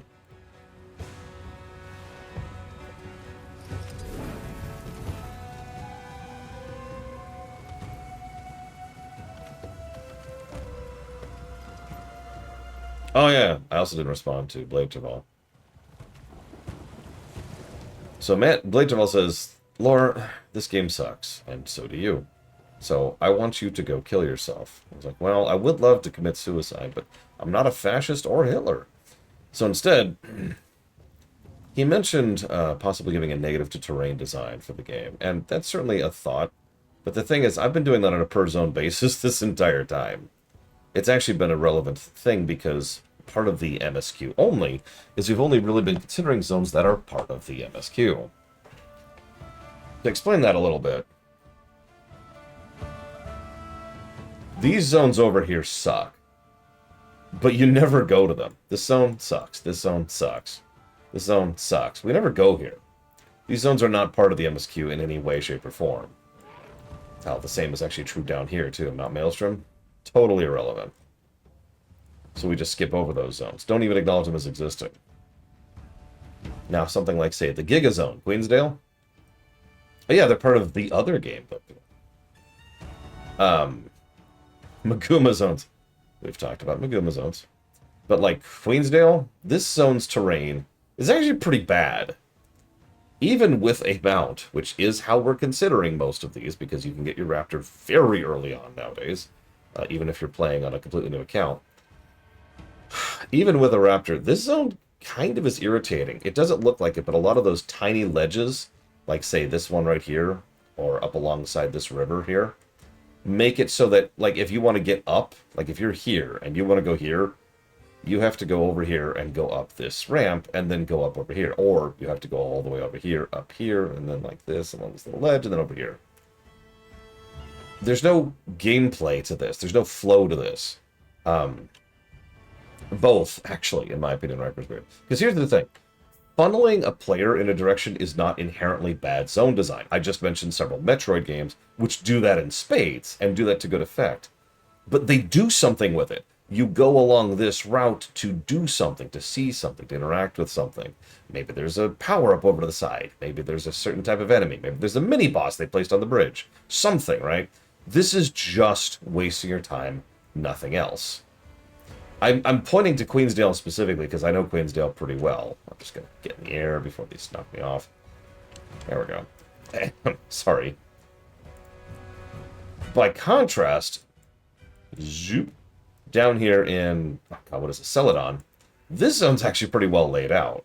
There's kind of a ramping up thing, like most of the zone kind of pushes itself up, and most of these things guide you in a direction towards an event, or towards a heart, or towards a vantage point, and then it kind of slants down up here. And there's this nice gradient of difficulty, too. The levels of the stuff literally get higher the further up you get, and then get higher the further down you go. It's a very clear delineation right here. This is the tutorial-y area, where you're supposed to get used to the game. This is the actual first zone. You with me? Much better designed starter zone. But to answer Bladejaval's question, there are stories out here. Like, in the Fields of Ruin, you're fighting against the ogres. Now, I'm just waiting for someone in chat to be like, there's ogres in this game? Up in the Blaze Ridge Steppes, there's a lot of Branded that are causing issues, and Separatists. Over here, we have most of the shamans who are like, we're evil. Up here, we have the plight of the Coda and how they're dealing with the Sons of Svanir. There's stories here. I'm going to be honest, I don't remember what's happening in Mount Maelstrom. I know there's a bunch of Naga stuff. And, like, there's the Inquest, which is experimenting with the giant beast of the volcano. I don't remember specifically. And obviously all these zones, because the brand goes right down through them, you're dealing with Branded and all of those zones over there. Anyways, I hope that's a sufficient answer. Because, for example, and I cannot believe I'm saying this, but some of the zones over here actually got positives to terrain design. This one's a good example. Auric Basin is a weirdly well laid out zone. Obviously, it's got the octo shape to it, like boom, boom, boom, boom. But it's essentially 2 layers, and the top layer kind of rotates around, the bottom layer goes all over the place. But each of the routes leads you to something else, or something new, or something... It kind of eventually gets around to one of the other nodes. It's like an interchange highway, but that's harder to design than it sounds, and I need to give credit for it. And I wasn't super against the verdant brink either. Jesus Christ. The Tangled Depths can go to hell. I have nothing good to say about the Tangled Depths. Jesus Christ. Yeah, Auric Basin is very clearly designed around the metas. Well, the meta, sorry. Octovine is actually the very last step. It's just the one everybody does. You can even see, looking at the map, you can kind of feel the lower areas, like this stuff up here, and how it coincides with the upper areas, like all this stuff up here. Also, lots of roads here. And they're visible on the map. Oh, no, I agree with that, Bladefell, but you were asking if that's negative-worthy, which I don't think it is. However, do I think the zone should be shrunk? That's an interesting question. So, for those of you not aware, let me give you a little insight into MMO design. This is not a joke. Okay? I still have this stupid anime thing, I'm telling you. It's not a joke. What is the biggest piece of padding in any MMO?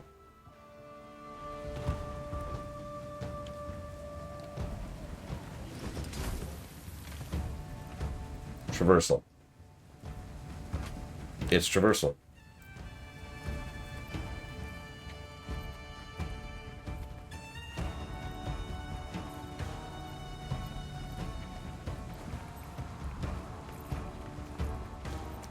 The overwhelming majority, I would go so far as to say all MMOs, are designed around the idea that the zones are big, because that was the whole thing.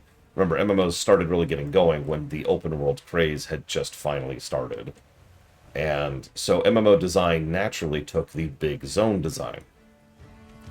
Now, in more modern eras, almost every single MMO, especially the big three MMOs, have been doing everything in their power to try and mitigate traversal time. There's a reason they just give you a sky scale. There's a reason they just give you a Warclaw. There's a reason why the Raptor is free nowadays, just the moment you hit level 10, etc., etc. Does that diminish it? No, but a lot of these zones are just these big because that's what you do with zone design. Now, I'm not saying I disagree with you, quite the contrary. But there is a value to a nice big zone, especially when you can traverse it properly. I hate to talk about WoW again, but WoW. Modern WoW. The current WoW. Dragonflying kind of broke the ceiling off of a lot of zone design in modern WoW. And in a good way, because it allowed them to do things they kind of couldn't do before.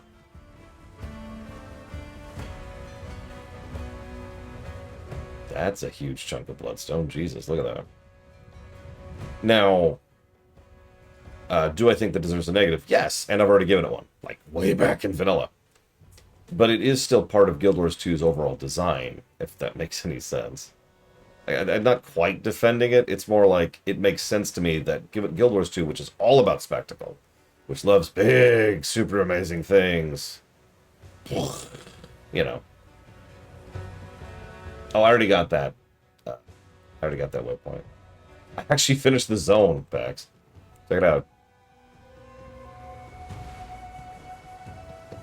Now, the problem here, there actually is a related problem, and that's why I mentioned I need to give that negative. So you're right, I should give another negative that I just said I should go grab. The other negative is the engine is struggling. It's been struggling since End of Dragons.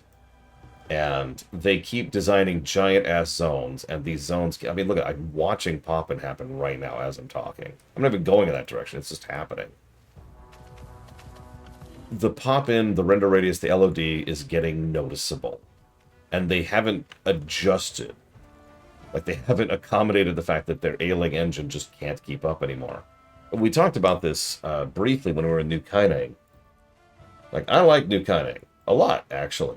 Visually.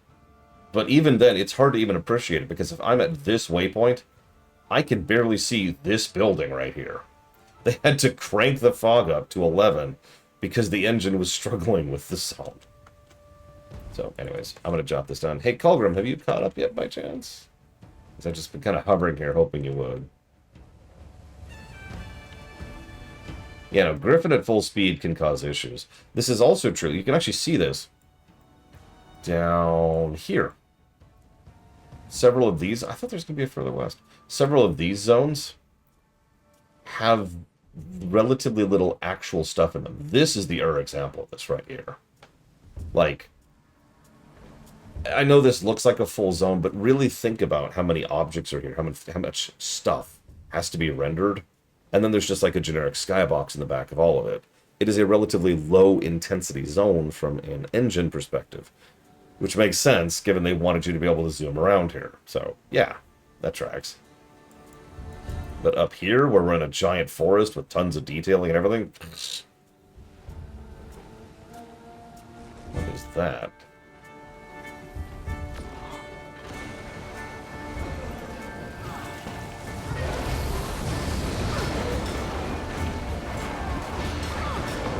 Well, part of the thing, too, Riker's Beard, and this is dependent on how exactly they do their through line on designing zones. It would depend on how much time and money is being spent on what. Some devs will develop tools to flesh out zones like this. So it might not cost them a tremendous amount of development time in order to design a zone this big and this expansive. I don't know, though. I don't know how Guild Wars 2 does it. I can tell WoW does it, because what WoW does... Okay, cool. What WoW does is they'll do... Like, they'll map out the rough area they want.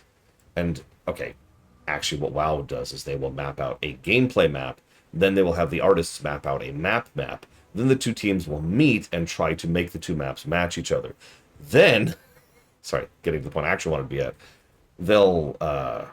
Did I not? I did.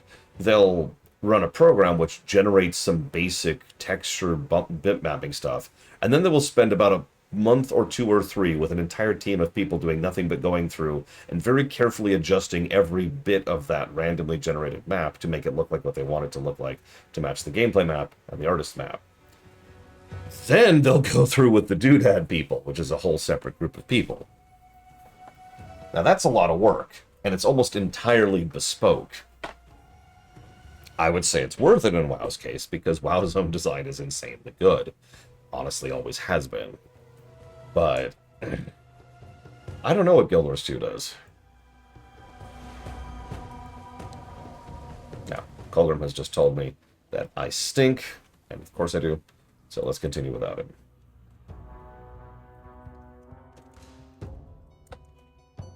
Right, I need to look that up. Look at my Arceus review. You've an advantage over me, son. What should I expect? Fighting a Titan? Might and power. The strangers are unlike anything we faced. No beast from the mountain compares. Never mind how they perform together. Decima and Greer are more calculated than I've come to expect from their kind. But at 6, we do outnumber them. After you, Wayfinder. Tyria deserves to fall asleep without fear. Yep, and this is definitely the big final battle. Totes. By the way, this isn't the big final battle. This isn't even the big final battle of this act. We're not even halfway through this friggin' expansion. Decima, they slither toward us with venom on fang. Watch yourself. All I see is another opportunity to turn breathing flesh to paste. I welcome them. What are they? They're siphoning energy from the Bloodstone. Attack Decima while Greer is out of reach.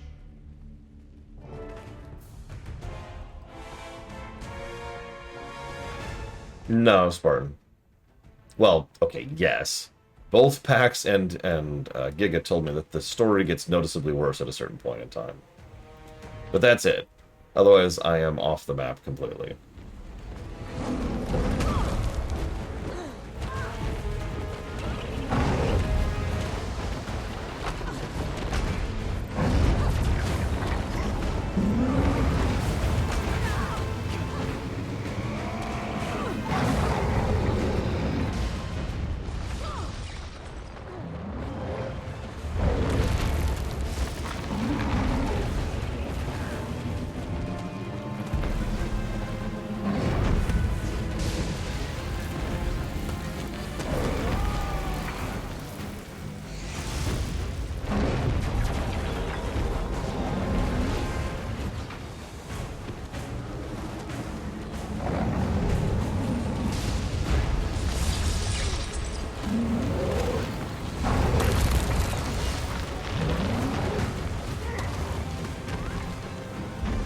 Ooh, I want to see the Giga.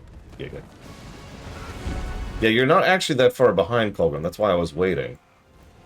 You're mostly cutscenes behind, and some of those you can just skip by, so... Like, to give you a bit of perspective, I went through the crater, talked to the ghosts, and then went back to the homestead, talked there, and now I'm here. And that's it. Wayfinder, pull it off with your journey kit. Commander, think you can trip her up on your war claw? Well, yeah, of course I can. See, I wouldn't break her spirit.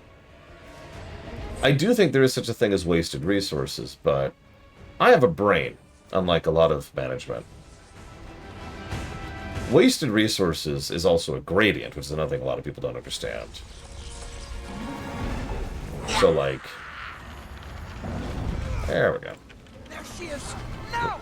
With all the strength you can muster! I would, but she's currently on fire. There we go.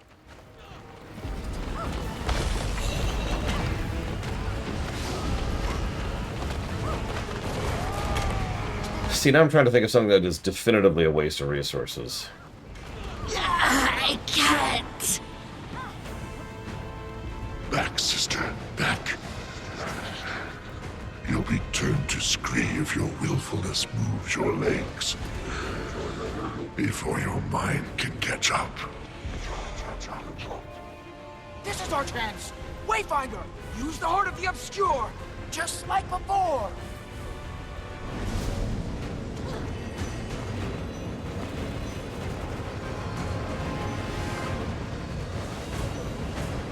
Actually, I do have an example of wasted resources, but it's not in WoW. Or any MMO, for that matter. The Bloodstone is about to surge! Come to me! AI is a good answer, but that's not what I was going to go with.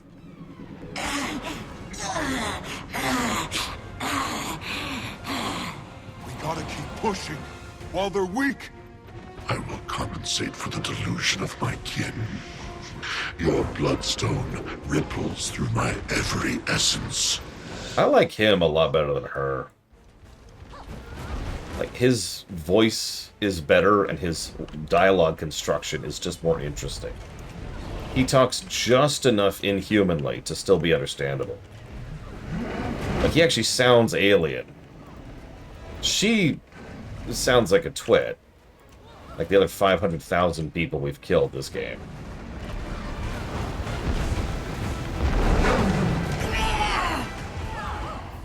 There's our opening. Use your war claw to rip this armor away. You know what to do, Commander. Bring him down. I mean, yeah, Bobby Kotick is a definitive waste of resources and flesh and air. But, no, I do have an answer for you. There's an old saying. There's actually a lot of versions of the saying, but the most common one I hear is, at some point, you just gotta ship it.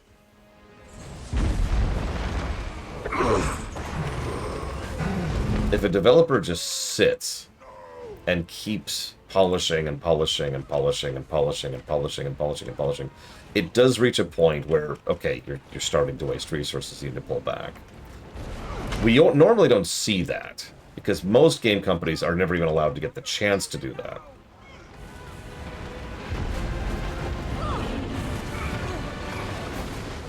But there have been a couple which have just been like, no, hang on, just give us another year or two. No, just another year or two. We'll get there. Hang on, we had to change engines. Okay, now we got to polish this. Okay, hang on. Give me another minute, okay? Just 5 more minutes. Just 5 more years. The Bloodstone! Behind me, everyone! Their emotional fortifications will end us if we don't rip that hope directly from their coiled fingers. Together, we'll crush them beneath us. Pull their bodies through the mist until nothing remains but essence and memory. Rot pours from him. Are we safe? Yes. Wayfinder, take these. Waiting Sorrow and I sprouted them together. They'll grow fast. Magic. Good magic. Please, Father. Trust me. And yeah, Star Citizen is a debatably good example of what I'm talking about. But no, there's better examples. And yes, Ashes of Creation is an excellent example of that. Duke Nukem Forever, as much as it is something of a joke, was actually exactly that. And honestly, Daikatana would probably qualify as well, while we're on the subject.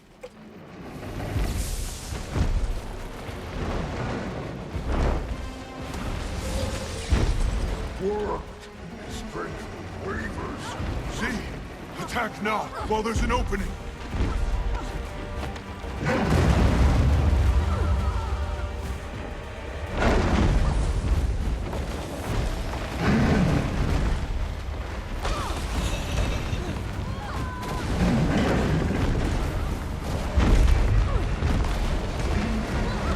And yeah, there's also quite a few early access games I don't remember the name of that have been in early access for years and years and years. Now, some of those have turned into good things. Do you have any more lightning rods? Yes, I'll set them up. You distract And then some of them have just been in development for years because of this problem.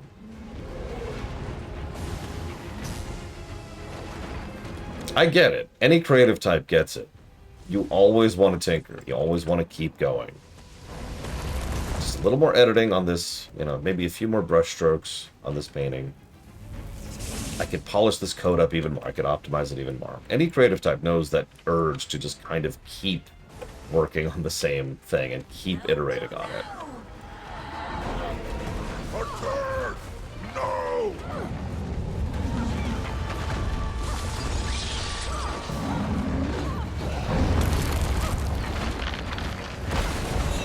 I have absolutely fallen prey to that. One of the only books that I've ever produced is one that I didn't stop editing for 12 years. Now, it wasn't constant, obviously, but every now and again I'd go back and reread it and think, nah, I can fix that. Ah, this line sucks. Oh no, this whole paragraph needs a restructure. Honestly, if I reread it right now, I would probably want to re-edit it again.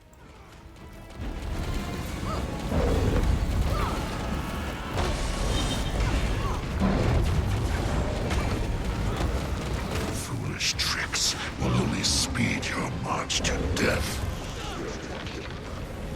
Oh yeah, that's another example of that. We do. Plenty. Here. Oh god. Yeah, the enemy of good is perfect, or however that saying goes. It's something I actually mentioned on camera a few years ago, that it took me years to understand that the phrase good enough is not a bad word.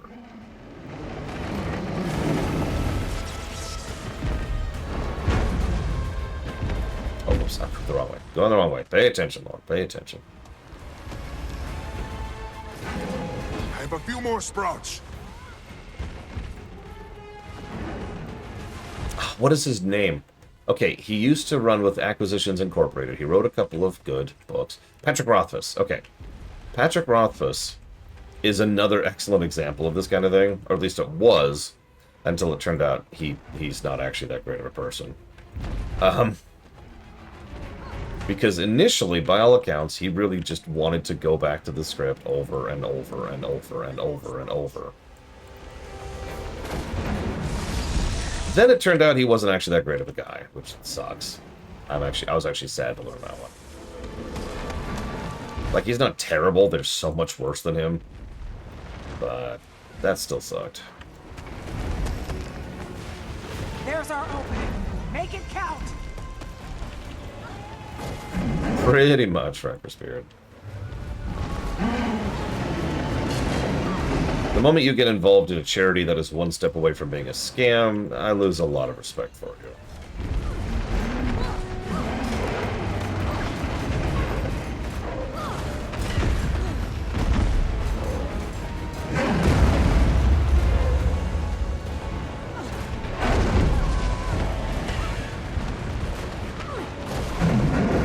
Decima, be more thoughtful with your energy. Your hesitation will get us killed! They're on the back foot. Just a few more lightning rods and we'll overwhelm them. Okay, this is just the same phase of the fight over and over again. And we've already done both of these phases of the fight in our previous fights with these. I haven't heard that Spartan, but I believe it.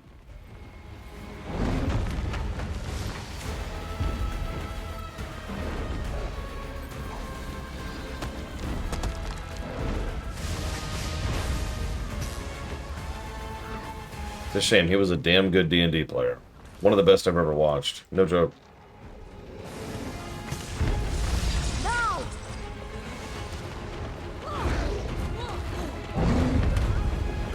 I know that sounds like strange praise, but actually in my experience, because I've been playing D&D since I was 7, most D&D players are not particularly interesting to engage with, play with, or watch.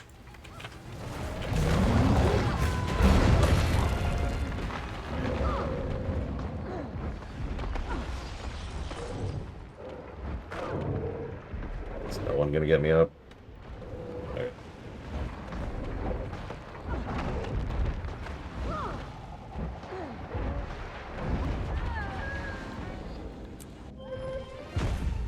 So anyways.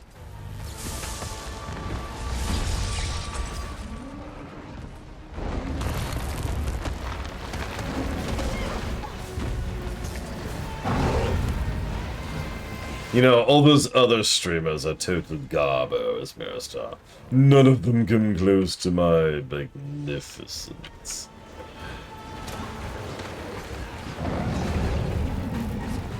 Oh, a lot of things, Magister. D&D is a lot improv, so being capable of rolling with things, deliberately inhibiting your own ability to play the game and win in order to make a better and more interesting story. Do not let your stubbornness and lust for dominion win. What the hell is that? Pokey, behind me. Another. Decima, come. Yes, Godspawn. Don't let them escape. Greer and Decima are weak. Well, I would, but I'm on the ground right now. Yeah, no kidding, Colburn. Yeah, nobody likes a table captain, Doc. I myself tried to take a back seat a lot. I think not. To avoid that. But spill no tear. Your bravery is excellent. What? Who are you? We are all Godspawn. But I am Ura, and I am far stronger than my stock. I've looked foolish in the eye. I see none behind yours. Retreat, and so shall we. Commander, orders? Be wise. Stand down. We stand down. No! We can defeat them! With two nearing death, what's another going to cost us? Poised arrow. No. That cost could be our lives. Good. Greer, Decima, come.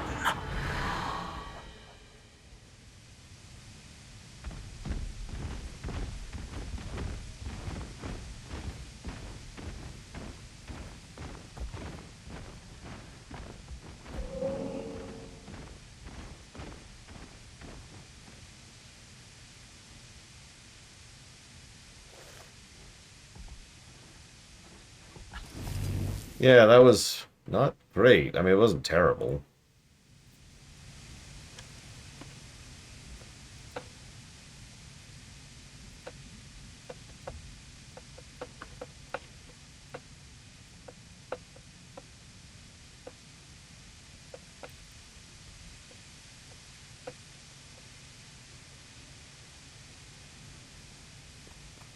A third Titan.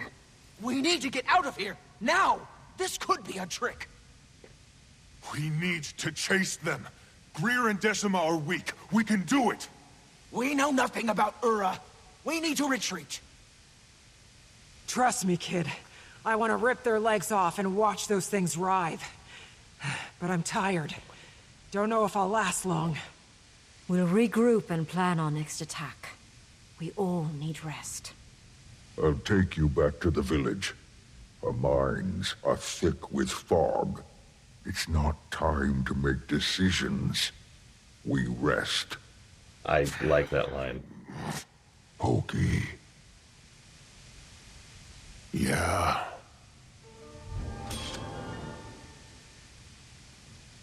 Our minds are thick with fog, and this is not the time to make decisions. I like that line. He is. Pokey is Bram, if Bram was actually good. Which is doubly funny when you think about it. And Feral Fury. Boop. Don't actually care about that one, but that next one. Oh, that next one. I can taste it. Ahem. Where's the Giga? Giga. There she is.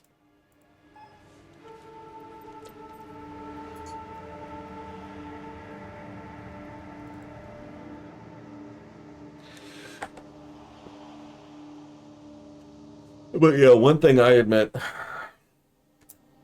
I mean, he totally is Scumlord. One thing I admit, Mook, that I struggle with, maybe struggle is the wrong word. I don't want to be a table captain. It is very easy for me to be a table captain, both with board games and with D&D. So I make a concerted effort to just kind of take a step back for the most part and let other people do their things.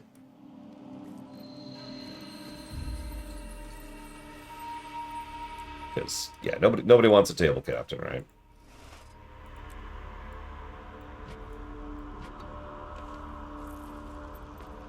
What am I at with this zone? 41%. That's not bad, actually.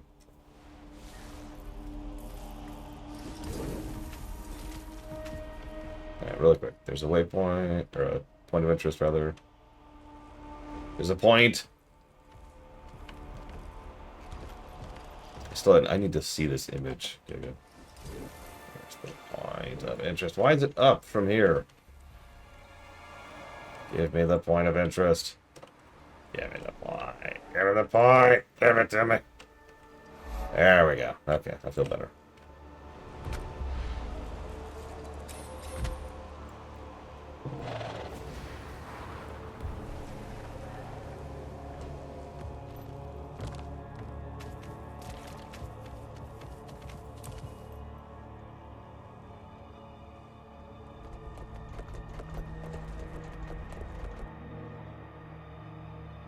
I should honestly wait for Colm. He's not that far behind me.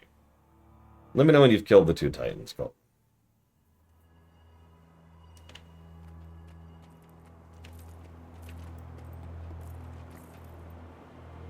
Is this the talkie sequence? You're on the spirits. Okay, so you are 1.5 steps behind me now. I've spoken with Dagonet. He's informing the rest of the Alliance. They'll likely meet in the coming days. We failed our hunt. We could have also died, Cub. Don't lunge into battles you're not prepared for. Victory wasn't impossible. Be kind to yourself, Pokey. We know our enemy now. There is still some night before a calmer dawn, but it nears. Showing your face in the village already? I thought you needed more time. Fading Aurora has returned to us. Her path was lost, is all, while tracking the strangers. I've asked Stoic Alder to keep my identity a secret a short while longer. I need to talk to Iskarin. I take no joy in lying to my bearkin, but I'd rather they remain in fog a while longer. There's too much going on. I don't want to rattle their trust.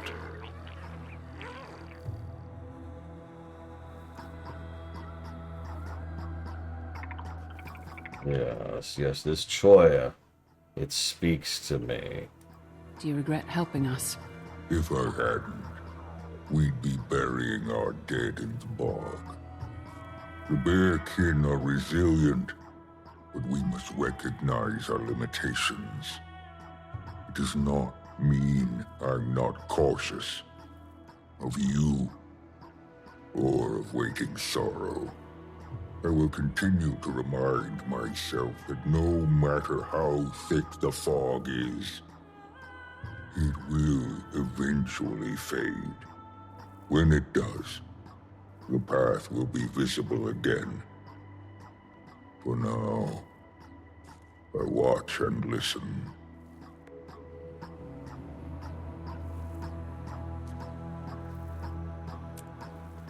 I understand you're frustrated, but you need to know when the risk just isn't worth the potential cost.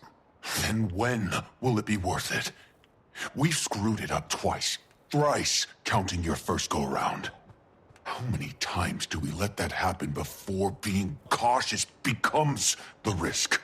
Little Claw, the scale of this is greater than any of us expected. Impulsivity isn't the answer. Then what is? What if they're out there killing while we're just standing around? Poised arrow. I'm just asking the questions everyone else should be.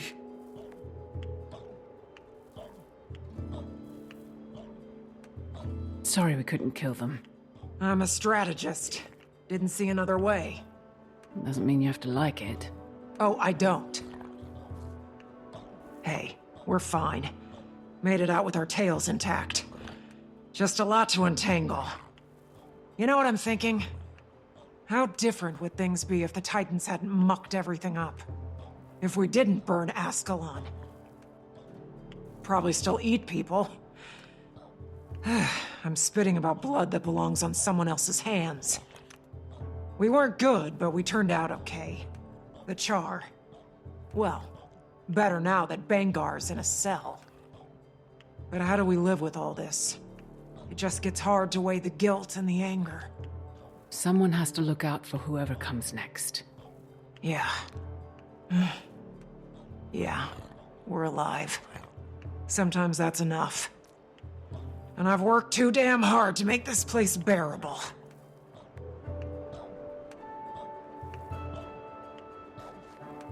That didn't go as planned. Hardly the first time. We're plenty used to that. But I'm afraid the cub is taking it hard. Losing gracefully comes with experience. Well, at that age, you're beating down the door to the world, ready for whatever life dares to throw at you.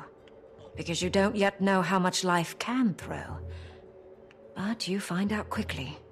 Still can't help but worry about him sometimes. That's how it goes. One minute they're silly little things, toddling around, worrying you sick. The next, they're grown. Big and strong and off on their own. Still worrying you sick. But that's when you have to remind yourself. You've done exactly what you were supposed to. Taught them to stand on their own. And then let them. I didn't either, Giga. Why did you curse me with this knowledge? When I left the Wizard's Tower, a Wayfinder hadn't been named in years. They must trust you.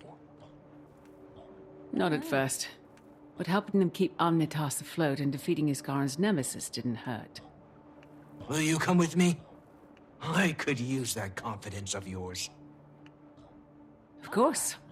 I'm not dead in the canyon. None of us are, thanks to you.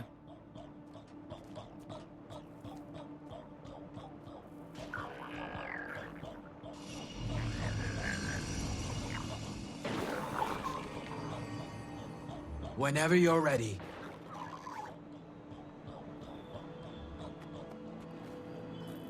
The baguette looks really good, by the way, Giga. I am quite envious.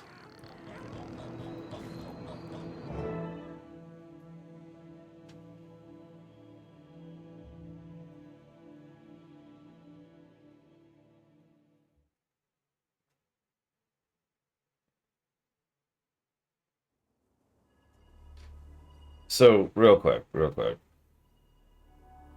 And this is definitely not part of me giving Colgrim time to catch up. For real. I have to share this, alright? So we've come up with a definitive, guaranteed way to get laid off in the game industry. Okay, if you really want to get laid off in the game industry, here we go. You ready for this list? Option 1. Work at a company whose platform, hardware, and game roadmap have never looked stronger. Option 2. Make a game that does so well it's called a breakout hit by the company that hired you to make it. Option 3.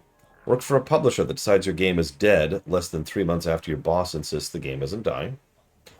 Option 4. Follow up a critically acclaimed game about skateboarding with a critically acclaimed game about rollerblading before your publisher decides it needs to rationalize its pipeline. Option 5. Make a game that doesn't do well, probably because of the decisions made by your boss, boss's boss, and boss's boss's boss. Option 6. Help make a game as successful as Marvel Rivals, but as part of a team that does not fit into new plans for optimized development efficiency. Option 7. Work at a studio that gets acquired for over $60 billion, none of which ends up in your pocket. Option 8.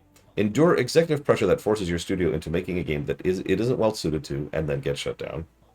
Option 9. Work at a studio that can't get funding despite being worked at by an industry veteran. Option 10. Work at a company that needs to be more flexible, agile, or versatile under these trying economic conditions, while your CEO has spent over $2 million in vintage cars. Option 11.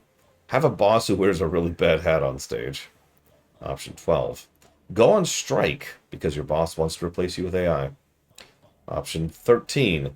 No, I misread that. I'm sorry. Option 12 is go on strike because your boss wants you to train your AI replacement. Oh, that's even worse. I misread that. I apologize. Option 13. Fail to meet unrealistic sales expectations after your game was deprioritized and your studio was mismanaged. Option 14. I'm particularly fond of this one. Get hoovered up by a company whose spending spree turns out to be reliant on Saudi Arabia forking over $2 billion, and then they don't. Option 15. Believe a tech company that it's serious about when it's serious about funding games for a new platform that nobody wants. Don't worry, they'll change their mind before you finish your game. Option 16. Have a boss who declares that a leak of non-public information about your in-development game was so dire the whole studio has to be canned. Option 17. Uh-oh, your CEO is high on AI. You've been fired. Option 18. Write the best character in a long-running and much-beloved RPG series. Option 19. Write a character at all. Option 20. Have the incredible hubris to try and make a video game. By the way, if it's not obvious, all of these are specifics. Option 18 is when Gary McKay, I think? No, hang on. Nope. Mary Kirby. Remember her? I reported on this when it happened. This was back in August of 2023. Mary Kirby, who was one of the lead writers at BioWare, she's the one who wrote Varric, by the way, was fired for... What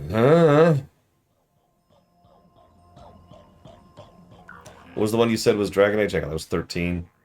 Failed to meet unrealistic sales expectations. This is actually 3 separate incidences of this. So the first was, in fact, BioWare. Yep. The second incident, hang on, let me get back to this, was... Yep, that's Dragon Age 4. Okay, so it's BioWare as a whole, Dragon Age 4, and finally, it is Dragon Age 4. Okay, you're right. It's 3 separate incidents. Oh, that's so horrifying. That's just...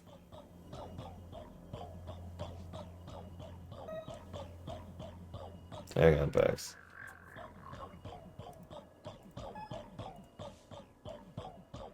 By the way, for those of you not aware of the 2 million of vintage cars, that's a real thing. That was Bungie. Fresh reminder that Bungie became a really horrible company the moment they left Microsoft. Like, I don't know if they always were horrible. I don't know. But they leapt off the cliff of decency the moment they left Microsoft. Destiny 2 became a garbage pile of just trash-fired death. And their upper management is legitimately horrible. Ugh. And yeah, I have not played Dragon Age 4. It is not yet funded. Thank you for stop dancing. Thank you for stopping dancing. So I mentioned, Mary Kirby, right? Well, one of them was write a writer at all. So Apex Legends wrote a character,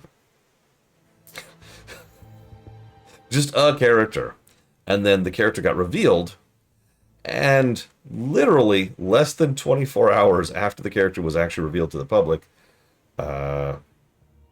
is it he? Is it she? It was a she. Heather. Heather it is. Heather Woodward was fired for that over that because she wrote a character that they didn't need her anymore. See, she's already wrote the character. There's no reason to keep her on staff. Listen, Giga.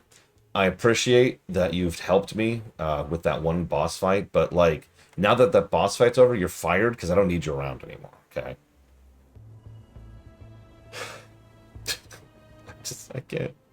I can't even.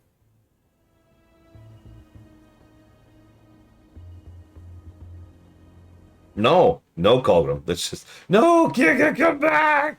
Sad. Wait, where's the sad piano music? Hang on. As Gig is leaving, right? Come on, load faster. Load faster. Oh my god. Ah. Ahem. Goodbye, Giga. It was nice knowing you. Why would I ever keep giving her money? That's less money I could have.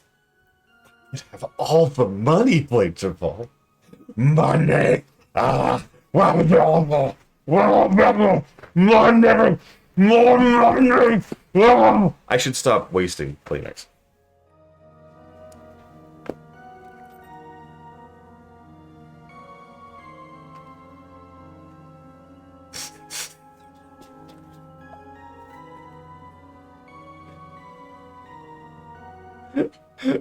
Okay, Colgrim's at the Titan fight. Brigwin, I think, was at the Ghost Step. I suppose I actually have to do this step we're at. Let me go ahead and do this step we're at. Then I'll wait. Then I'll wait for realties. Oh, right.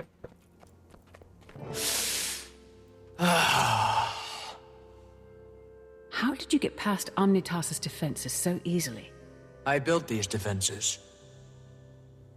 So, how do you want to go about this? I'll follow behind, let you mingle first. Might trigger a war if I walk through the door before his ego is properly fluffed. Oh no. Wait, Wayfinder. Before we throw another log on the fire, thank you for not telling them. It's not my story to tell. What? But you should. Anyway.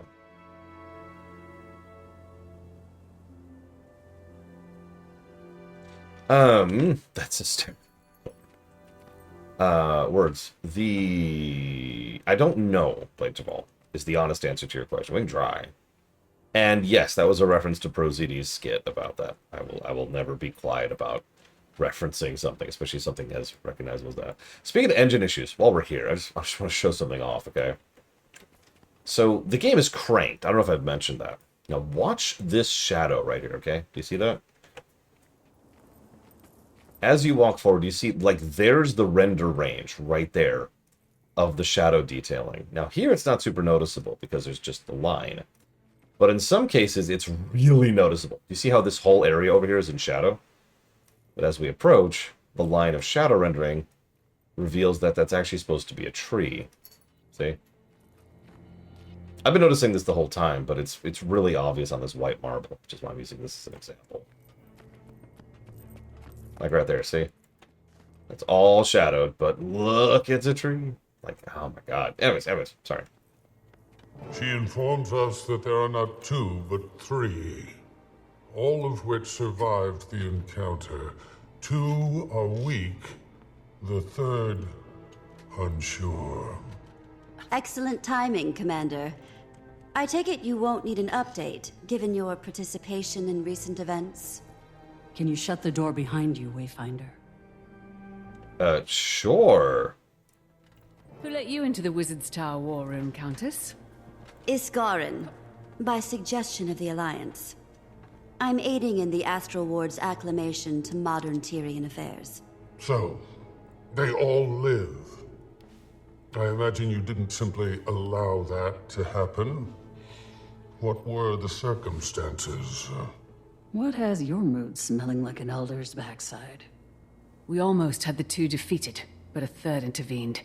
She was strong, and a bit more cunning than the other two. Disappointing, but rational. What of your second mission, Wayfinder? The Titans kept me occupied. I'm still working on it. Fine. I suppose our clock bears too many hands. What second mission? The Titan Imperatrix. A foe I did not expect. That threat should be conquerable. So long as we continue to get along. Tyria united. It still sounds like a fable. Mostly united, but it's true. And we need to nurture these bonds. They cannot fail. When a door is shut, you should leave it that way. Sorrow.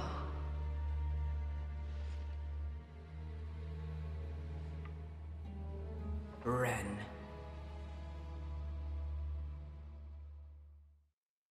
Dun dun dun. That's new. Did she fill your mind with wild theories and hypocrisy? Don't be dramatic, Ren. You know they're beyond simple manipulation. And I didn't come here for a fight. Real quick, thank you for the sub, SoundCloud. As always, I've put that towards Deedlit, etc.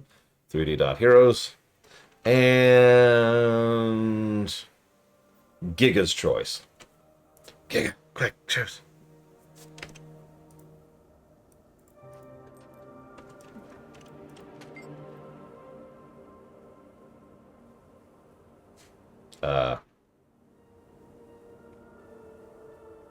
You told me she was a threat, and I don't see one. You told me she was a threat. Oh. I don't see one. I'll deal with you later. So, how did you get inside? The Towers always liked me best. You know that. Waiting sorrow. You're... My dearest friend. I'm fine. And I have stories to tell you. Stories! The cause of this whole Titan incursion may fall at your feet, and you want to tell stories.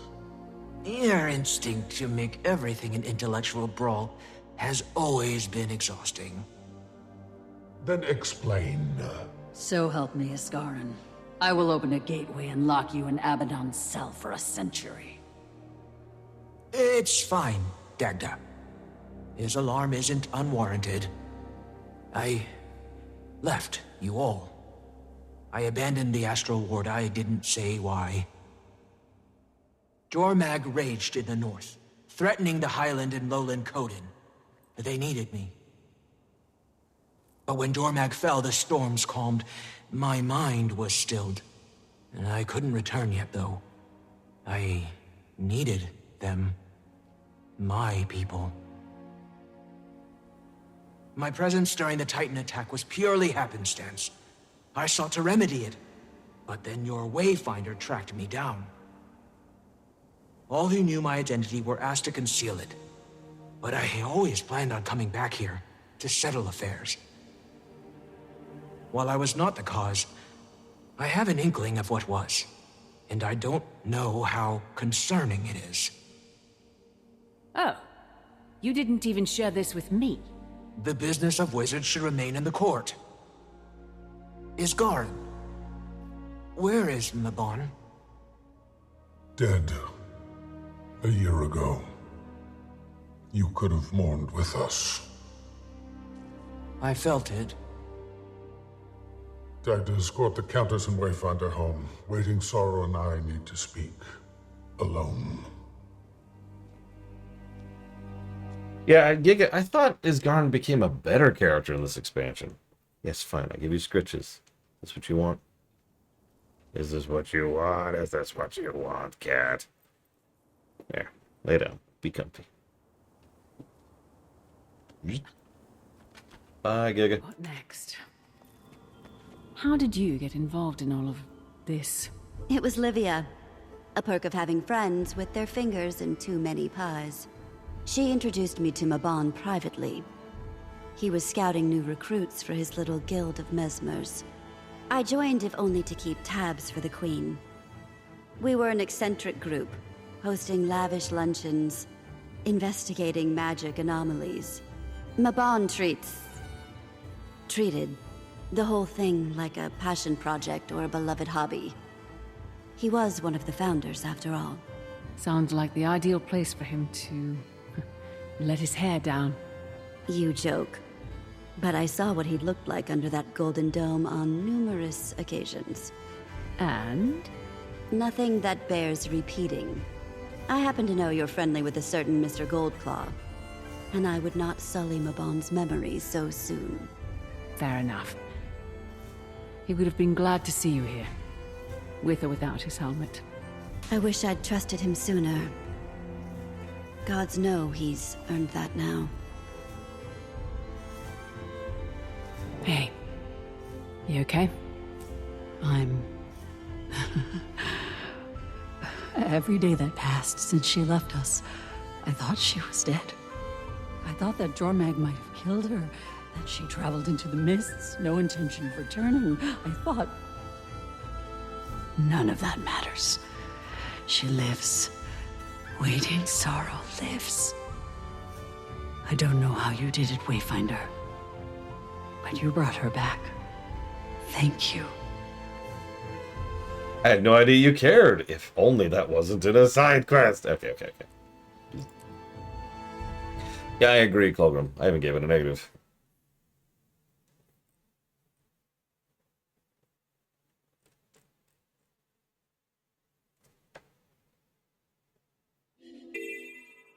Yeah, it's all BOA, Mr. Red. Wait. What?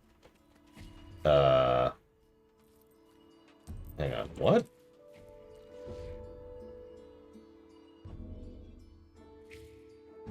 Yes, I know, Cat.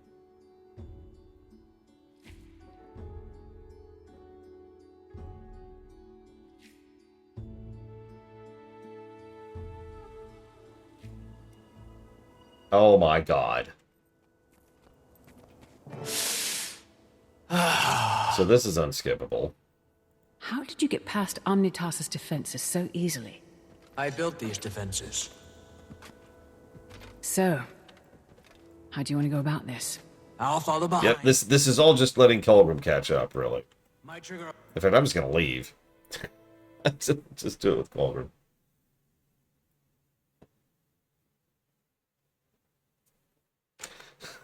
Just...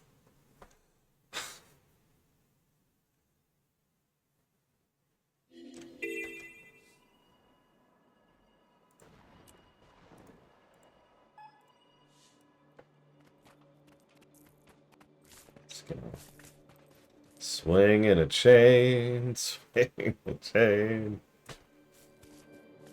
I don't think anything is as bad as Corellia. I've covered a lot of MMOs in my career. Correct, Blade Devil. We've actually talked about that. There is a quest log in this game for side questy stuff. It's right here. More specifically, it's right here. Here's your side quest right here. There are many of them.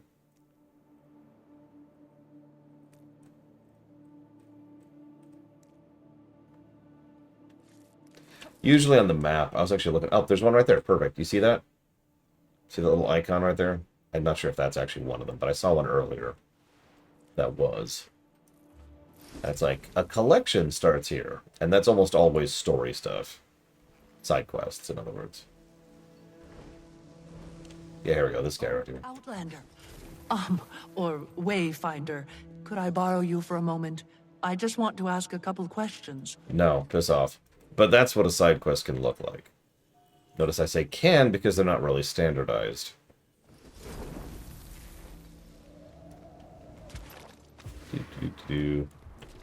Okay. Got an idea. Hang on, where's Culver? Real quick, real quick. He's in the instance still, against the wall. Double check that. So against the wall is going to conclude with don't let them get away. Zizzle's the high lick, right? I don't know why I pronounce that so weird. The high lick.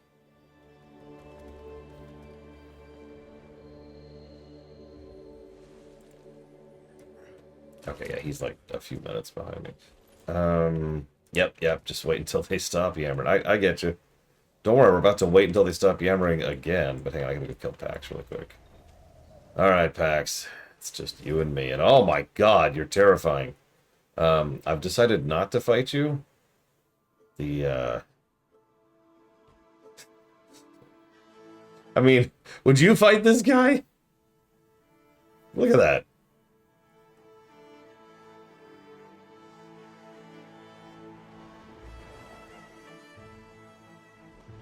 That is actually one of the legendary backpacks.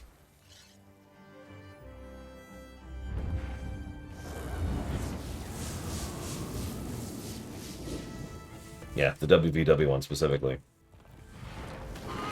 It sucks. Like, I very briefly debated going for that backpack. And when I say briefly, I mean, oh god, no. And then I gave up on it more or less immediately. Unlike some stuff where I would, like, think about it and then do a little bit of preliminary work and then give up, I noped out the moment I read up on the WVW backpack. Like, the one Giga has on her back, I would be more likely to attempt than that nonsense.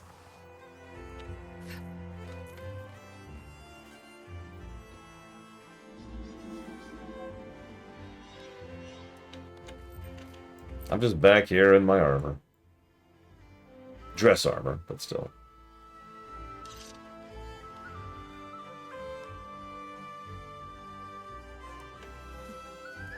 I mean, someday, Pax and I think Blade Duval, and I know Colbert, and I think Giga want to hit up a couple of fractals, at least a few.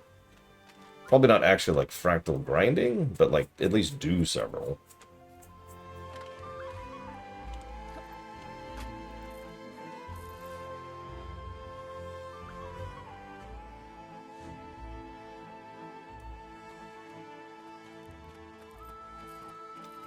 Like, I can't commit to being part of a raid team, but, you know.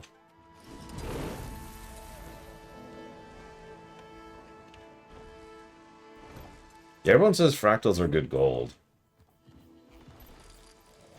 I don't know how specifically, it's just something I hear constantly. Are they still yammering Golgrim? Jesus Christ. Unskippable cutscene negative. I'm just going to give it a triple. I'm just going to do that. We're just going to triple it up and move on.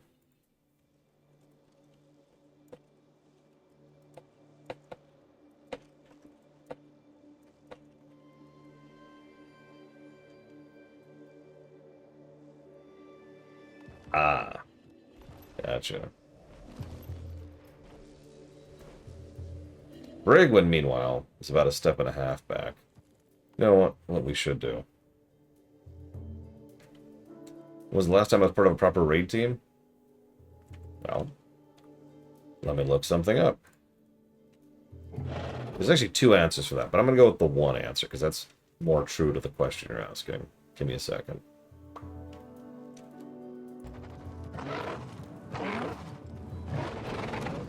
Yeah, I need to refill my water, too. Gotta forge that water. Why are there two answers? Well, it kind of depends on, like, a proper raid team. How do you define proper, right? Because I actually had a raid team back in Pandaria, but the answer I'm going to give you is from before that. Here it is. So the last time I was in a proper raid team, excuse me, would have been... One moment, please. Looking for when this patch came out. Come on. Sometime around summer of 2010. Oh, there's Colgrim. Hang on. Don't advance, Culverin. Give me a sec. Wait. So, Bragwin's doing this thing. I know she is. Bragwin does not like to ask for help, because she feels like, oh, I'm such a bother. But she kind of needs help. Well, needs is the wrong word. But she probably wants help. So let's go help Bragwin get caught up really quick. Because she's only a step behind both, like, you, and you're like half a step behind me. Where's the Bragwin? I don't see the Bragwin. Oh, she's talking to ghosts. Okay. So that means you're gonna be up here. So I'll just put it here. I'm gonna refill my water really quick while she talks to ghosts. But when you start the thing, we'll be here to help you, Bragwin. Well, I'll be helping. I can't speak for anybody else. Get some air. I actually quit raiding, that is to say, I quit being part of a raiding team for a very, very specific reason.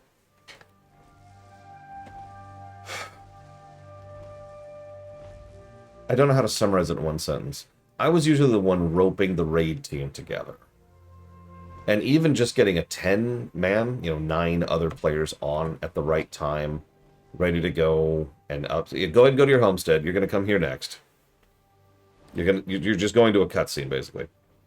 Yeah, it's trying to herd cats. It's insane and frustrating, and I did it for years. And even to this very day, I have never actually overcome the trauma of trying to get a group together. That's not a joke. I hated it. I absolutely hated it. I was so goddamn sick of it. The amount of frustration, you have no idea what it's like. Actually, several of you probably do know exactly what it's like. Forgive my arrogance. Several of you probably know exactly what it's like to be at a point where you're like, okay, we've got 8 people. We're missing a healer and a ranged DPS. Okay. Nobody's on. And then you sit there, desperately trying to rope people in because you know that if you take too long, you will start losing people. Because they're just sitting there waiting on you. I hate it. I hate everything about it. It's why I loved LFR so much, because in LFR I hit this button and I go boop and I'm good and I'm done. Let's go over the plan. Whereas I'm gonna shut up now. Keep regrouping and healing. I'm gonna go refill my water. Killing them both in rapid succession is our best bet. Decima is weak. Wait. Pause here.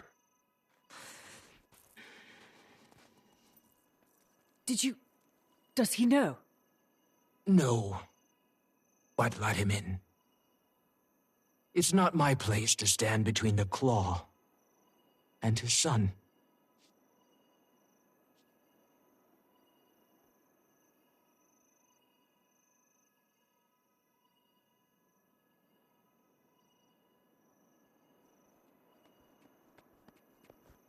Come on in, Stoic Alder.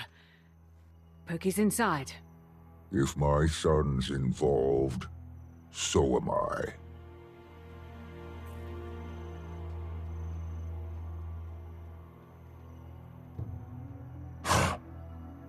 Aurora. Stoic Alder. Wayfinder.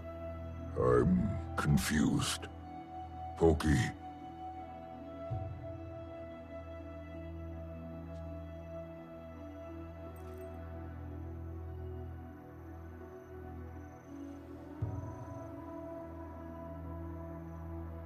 Aurora, what happened? I assumed you were dead. No. But I did remember something that I'd long forgotten. Glimpses of my people. Someone I left behind long ago. My name is Waiting Sorrow. I am not who you believe me to be. So, you spoke falsehoods. I told you a small fragment of a long-ago truth. But my experiences in your village were very real. And you knew about this, son? Only a few moons longer than you, Pa. She is our fading Aurora. Just stronger. And magical. The air in this room has never felt so opaque. Yes, but it's how she uses her magic. Not foul and evil like the strangers. She only helps. I was anxious too. Little Claw, I don't need your defense.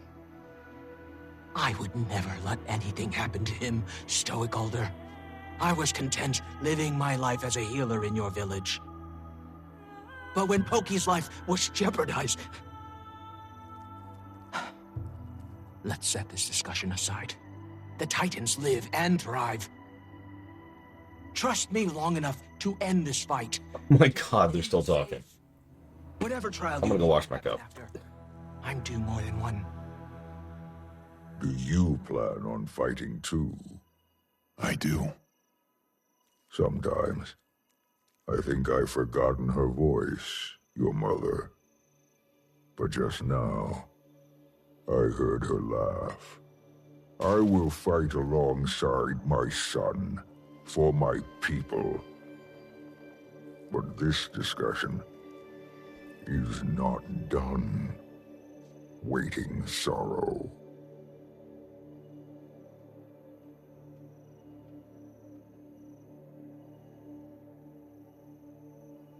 How are you doing? You know well the trail of disappointment I lay. But I've never yearned for forgiveness more than with them. After we end this, we can have those conversations. After we end this, Isgarn will tear my soul from my core and trap it in an echo. He's old. I can't pretend to relate. I like you. I'm old too. And I'm tired of running. Good night, G. Palmer. Some good rest. A stretch.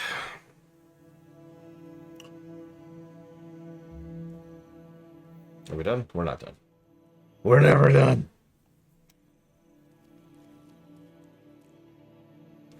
Uh-oh. What you trying, Colburn? On the plus side, Bragwin, you probably saw most of the optional dialogue at my stream. So let's do it. We're ready. We're ready. Go, go, go, go, go.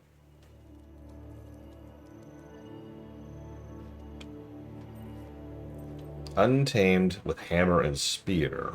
Interesting.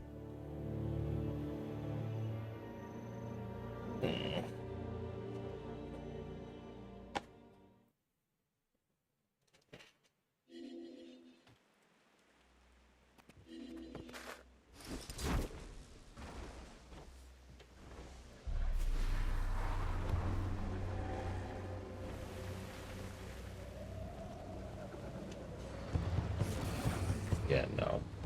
It's just... Nope.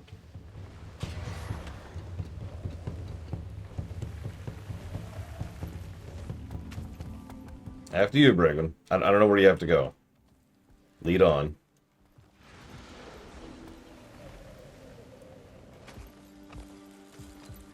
I mean, you probably have to go, yeah, right up there. There we go.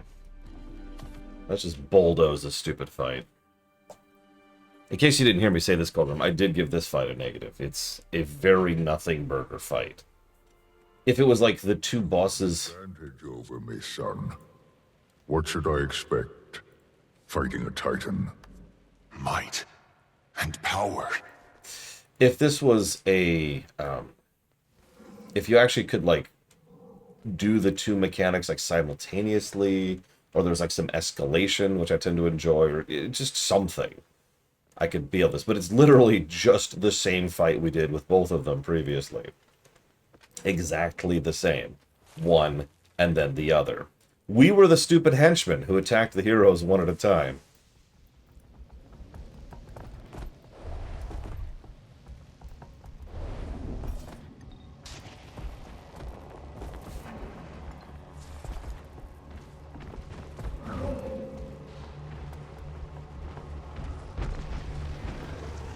Now, I think you have to do the chain wrangling thing, Bragman. But I think we can do the other mechanics.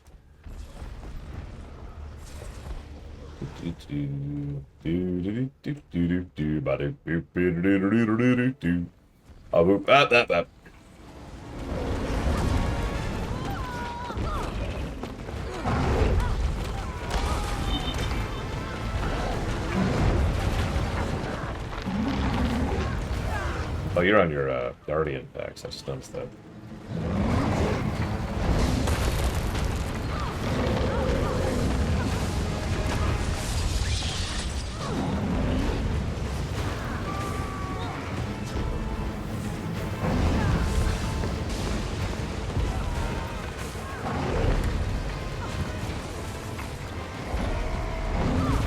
Well, let's see if I can do it.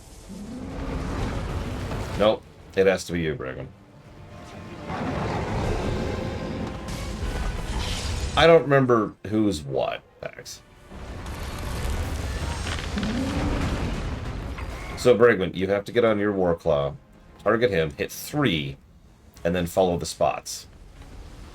You see these little dots on the minimap, and they're like those little bubbles? Yeah, there you go. Just go through those. Just follow them. We'll wait. Like I said, you have to do the primary mechanics. I think we can do seeds. I'm actually looking forward to seeing if we can. Because I love doing seeds. Sounds like a drug thing. Alright, now we kill her.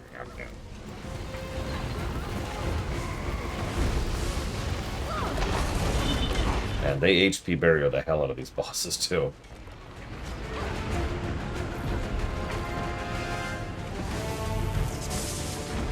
That is an extremely long chain. Where do you have that on your workflow? Like, where is the chain hiding?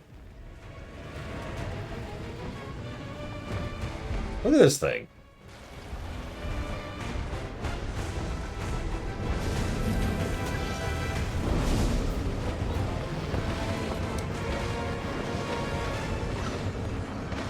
Yep. Pocket of the Mist. That's what they call that.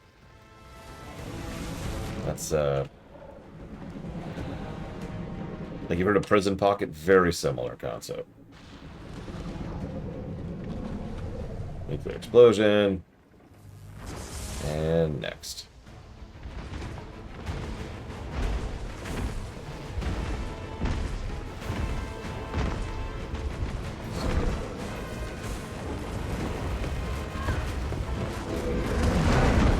I still think the Titans looked best when they were the molten volcanic dudes.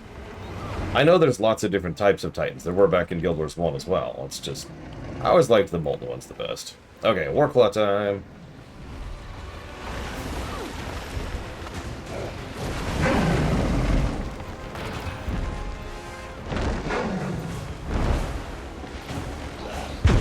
Yeah, same deal as last time. This is why this is a negative. Like, it's just do the same fight, like, 3 times in a row. It's not terrible mechanics, really. It's just...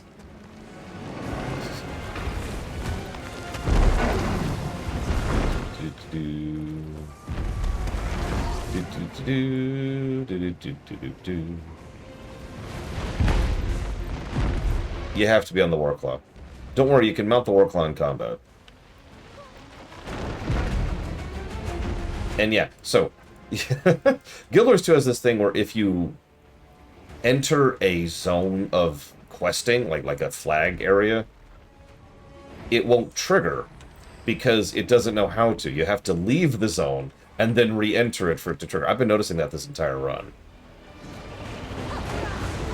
Like, there's been times where I've had to be like, okay, hold up. Back off to trigger it. Walk back into the area.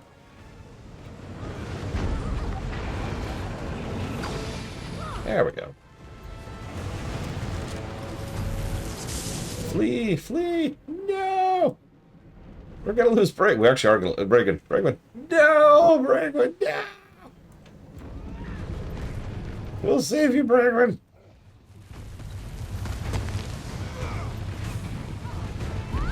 It's okay. Bragman got hit by a freaking nuclear detonation, and she's fine. That's about right there. It's all because of that hug in the middle of the Walmart or whatever. That gave you a 1-up. That's what that is.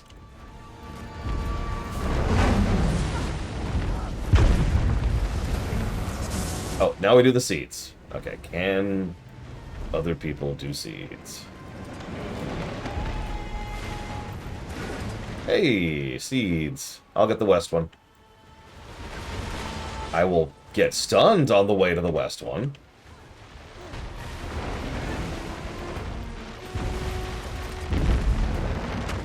I will get the north one.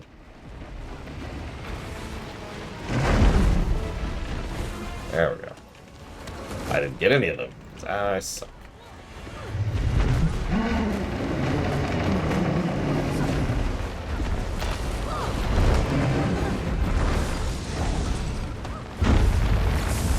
Alright. Now to this one. Can I do these?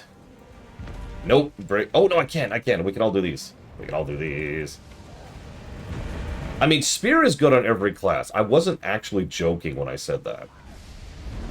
Spear is just good on every class.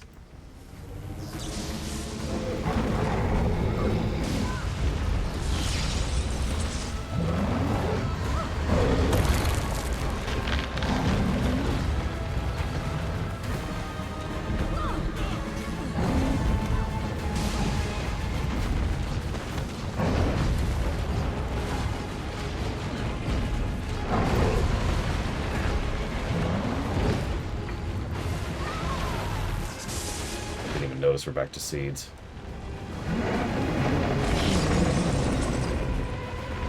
Give me a seed, give me a seed, give me a seed.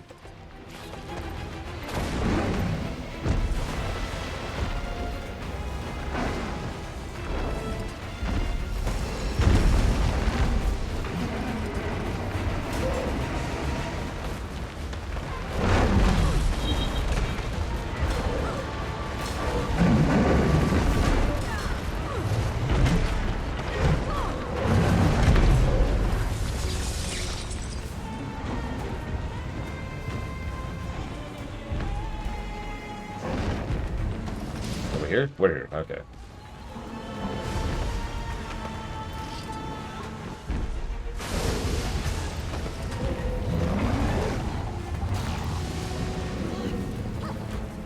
Did not take?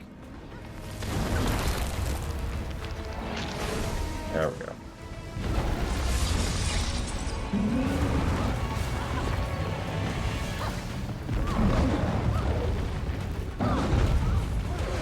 Okay, and we're done. Whoop, hang on. I'll save you, Pax. Giga will... No, Keith saved you. Oh my god, Keith. What the hell? Yeah, we're done. Now we get to sit here for like 5 minutes while they ramble. If I say... Da-dum-dum-da-dum, how many of you know what I'm talking about? I know Pax does.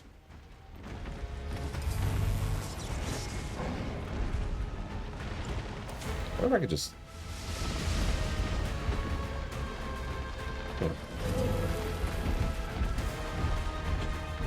Aw.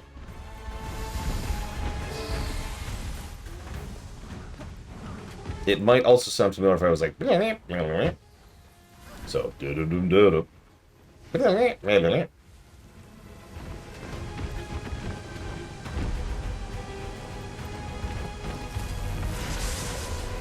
Well, we lost Brigham. So it's from the original Star Fox. Back then, they didn't quite have voice acting. Like, there was voice acting on the SNES, but it was usually like one clip, which was just one line. Or sometimes a word, like, good luck. But they couldn't do all the voice acting for the actual characters, so they would just have them go... I don't even know when exactly this happened, but it kind of became shorthand for me and my friends for whenever people are just yammering and will not shut up. So if you ever hear me say, that's why I'm saying that. It's because...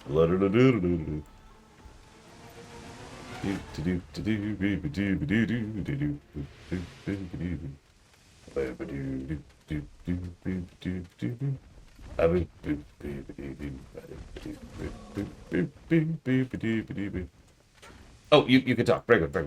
Talk.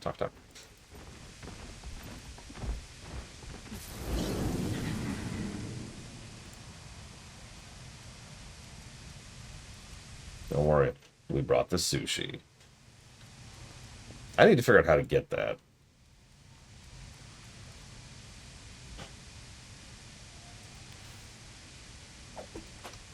Let's see.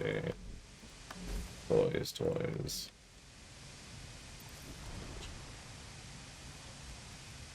Oh god. Let's try just fish. There it is.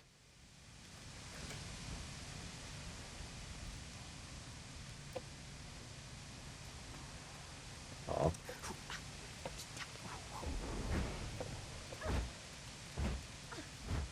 I wonder how many honeycombs I have right now.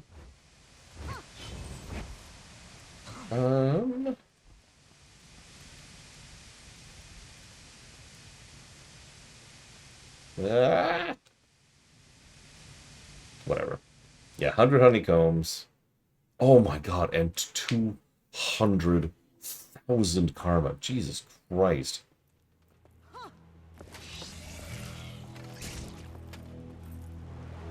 Whatever, you should be inches from me, so I'm gonna zip over here. And I don't. I'm at 1.7 million. That is a noticeable percentage of my karma to buy that. Oops, I'm in the wrong zone. Why am I in the wrong zone?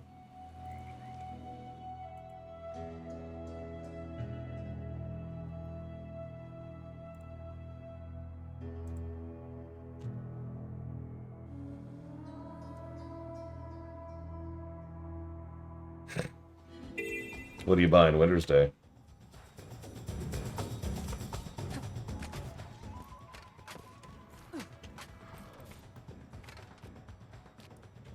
Winter's Day gifts. Oh! Oh, no, wait for me! Wait for me! No!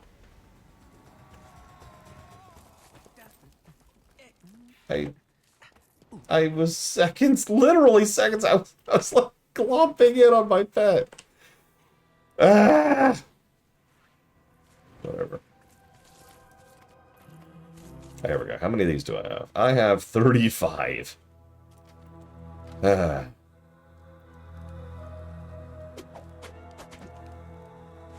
I could also just say no to that and just be like this from now on.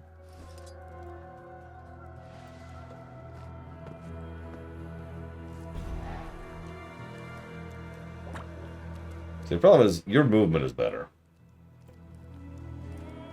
Oh, we're all here. Okay, so we should be seeing a thing start soon. As I think Bragwin and Colgrim, I think, are on the same step now. Yep, there we go. Yes. And you two are literally one step behind me, so... This is mostly optional dialogue, so this should be quick.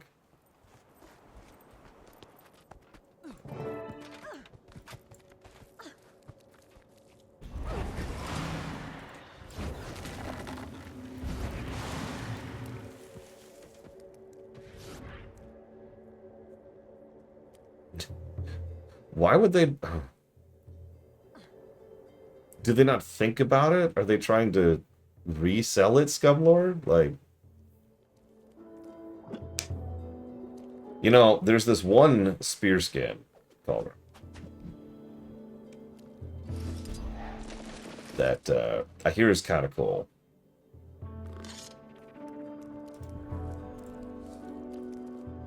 Oh, that's a weird looking spear. Look at that thing.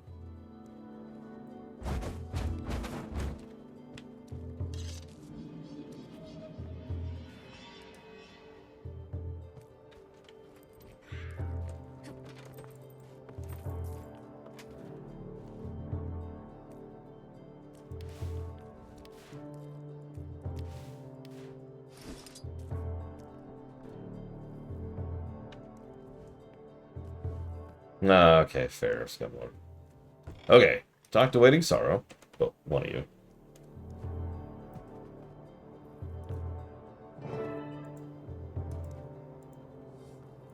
Oh, that looks cool. Where do you get that, Giga? I say as I'm wickying it. Oh, well, let me... branch spear. Oh. That sucks.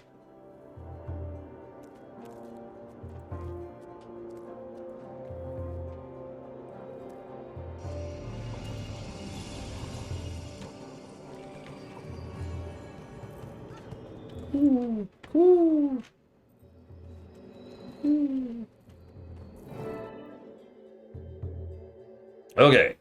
Hey, look, it's the step I'm on. Uh-oh. What, Cauldron? What happened?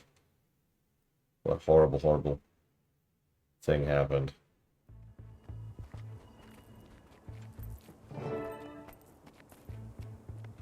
Okay, we're good.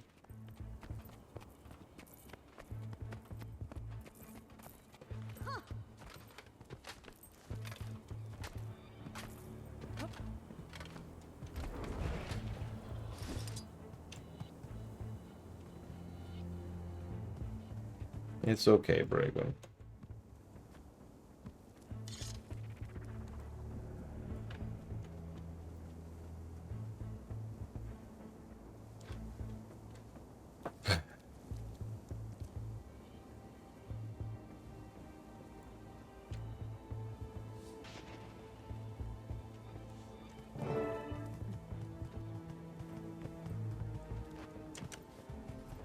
I gotta be on top of the world. There we go. Quaggan dominance, as it should be. Ooh.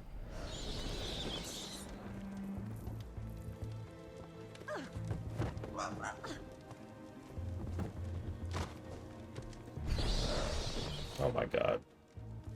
Yep, it's time for the Quagganance. I think Bragwin needs to shut the door. Whoever's the instance leader. There we go, there we go.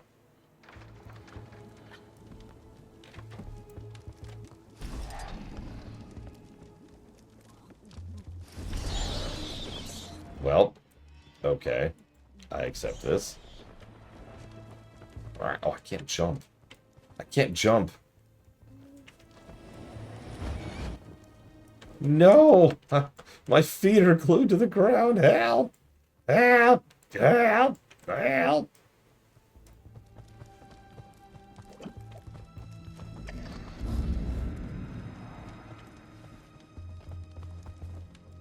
Yum, yum, yum, yum.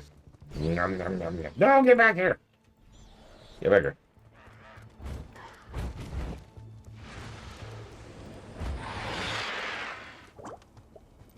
The Titan. Huh? What? A foe I did not expect. That threat should be conquerable. So long as we continue to get along.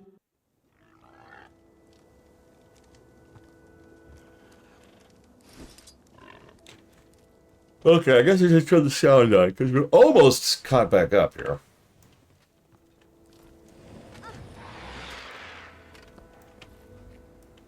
I'm not gonna do it yet. But very soon. Hey look, it's Go for Losers. Sorry. I actually don't know what game that is.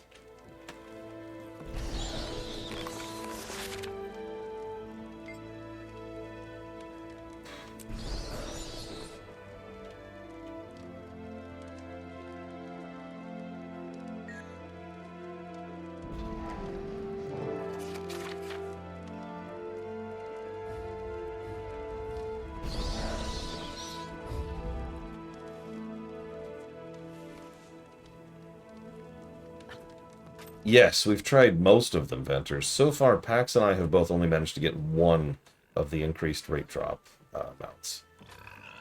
Which is from a raid we're not even going to do again. Unless he really wants me to, in which case I will do it because he asked me to.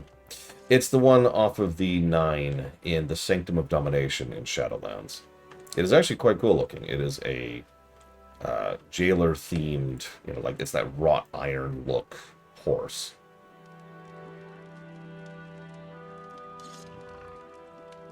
Memoron's head didn't drop. Sigh.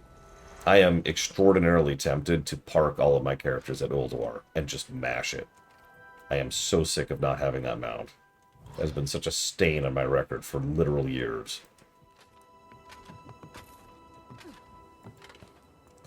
Wait, really, Colcrum? Wow.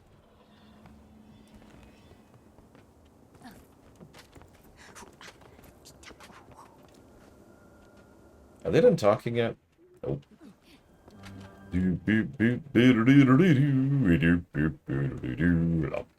Yeah, I've seen. I guess I just lied to you, Ventures. I apologize. I have seen 2 of Kael'thas's mount drop, not the Phoenix, the Chocobo, the white Chocobo, drop in a row. One was yesterday, and one was today.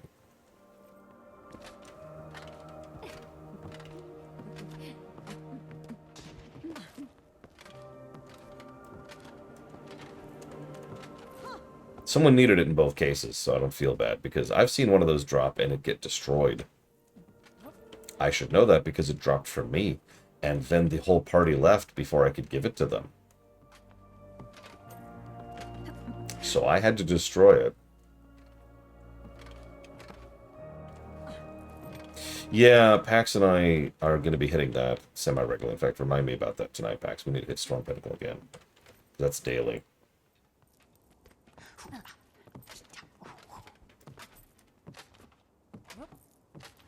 Oh, are we done? Oh, thank God. Okay. Let me turn the audio back on here. Audio. Okay, so what's it actually say? Leave when you're ready, which is what I did. Okay, I think I see what happened. That is so bullcrap. Did you see that? I've been wondering this whole time how I screwed up the quest. There's a exit portal, which is the do you want to exit, and then there's walking through the portal, which actually progresses the quest. They're on the exact same spot. Oh. I don't know, Giga. Okay, yes, I would like to progress my story, please. There. Okay, we're caught up. We're all on the same step, too.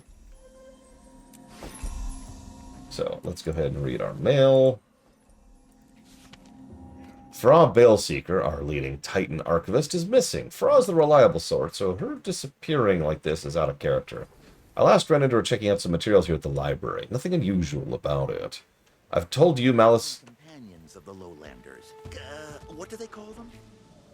I've told you, Malice and Kaith, about the... I have told that you, Malice and Kaith, have been researching the Titan's whereabouts. You 3 should have a look around Faraz's office yourself. When you arrive, I'll have Archivist Sestina show you to Faraz's research station. Given these outstanding circumstances, you 3 will be granted access to the Priory regardless of membership. Where? Oh, here. Okay. Sorry, I meant to link that. God, I'm in a bad habit. I apologize. Hang on, I'll link it in just a sec. Okay, Colbrim got it. Thank you, Colbrim. Bad habit. Bad habit. Bad lore.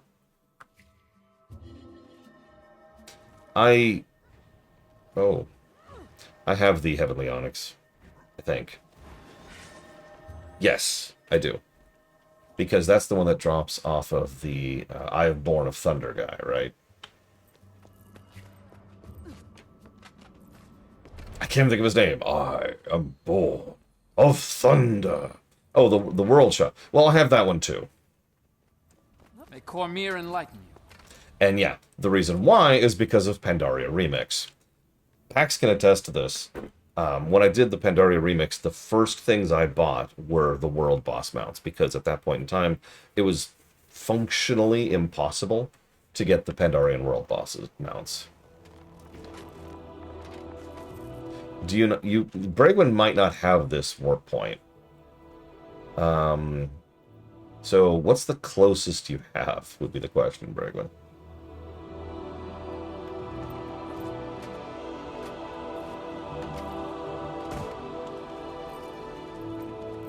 Yeah, I'm thinking it'll be Lion's Arch, in which case this will be a turtle. I mean, it's right there, right?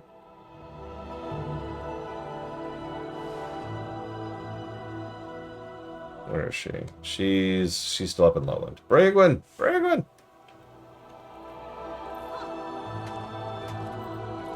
I don't think I got any of those. But then again, I already had them from the Pandaria Remix. I bought everything from Pandaria Remix, and I don't regret that at all. It was a fun grind. It didn't last too long, and I got a whole bunch of cosmetics. Ice fortifies. Ice protects.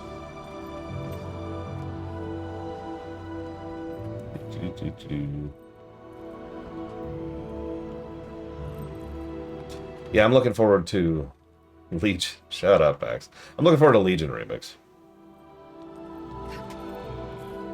Now, Pax did more of it than me. There is literally one thing we didn't do in Pandaria remix, and it was do the mythic. We tried. We tried to two-man it.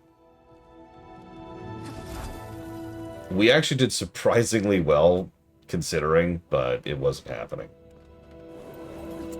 Bregwin? I think Bregwin's AFK. Okay. Let's wait a minute.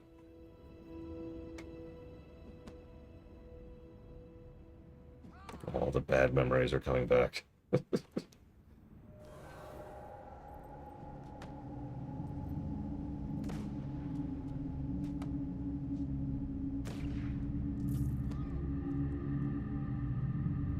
No, I'm pretty sure we didn't get the mythic, because we had to do the mythic. It was the only thing we, that like, wasn't even being tracked. Isn't being tracked? You know what I mean? It's one of those feats of strength that doesn't even show up until you have it. You might have done the mythic, because you were a Death to Doom monk. I was a Death Doom paladin. Not as Death Doom, though. His monk was stupid. Yeah, sure, Coleman. A, friends. B, efficiency.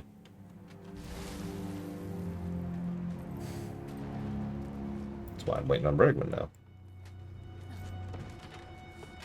But yeah, they didn't do Wrath. They haven't done anything, actually.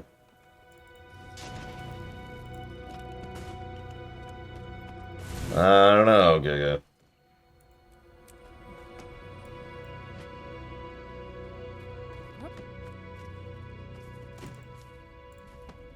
I was manufactured to the highest standards. Didn't we perform a full diagnostic just last week? He wants us to run it again. We must be up. Oh, hey, there's a trading post right here. I guess I'll buy a thing while I'm here.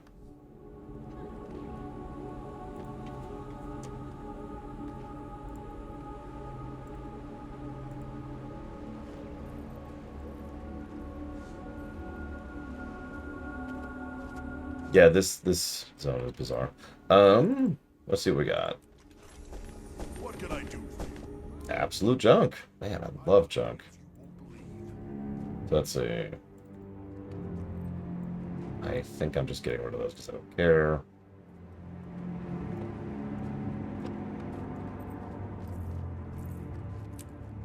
Use all of these.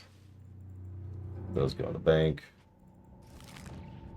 Nashblade Dragon Coffer. Okay. That gave me booze, some Zaffy, and that's it. Wow, that was junk. Why does anybody buy these chests? Does anybody buy these chests? Do you really believe we can reclaim our world? Oh, God. Knowledge is the greatest treasure.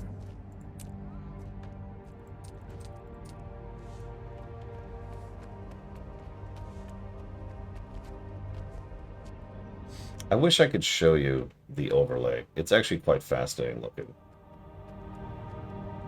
Yeah, we're waiting on Bregman still. I'm going to give her another... Shoot. 5 minutes. I'll give her 5 minutes. So let's see. So we're supposed to warp to here. Pop this. Oh, Bregman's back. Bregman's back. Okay, okay, okay. All right. Go to Lion's Arch or us. If you can get here, Bregman, go to there. If you can't, we can work from there.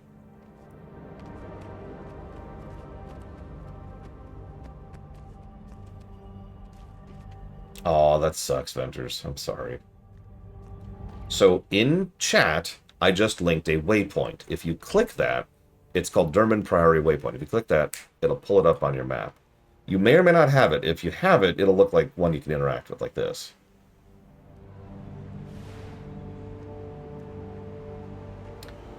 Hold on. What does your quest say, Bregman? I just had a really horrible thought.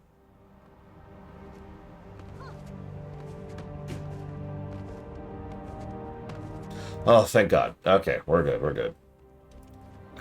Okay.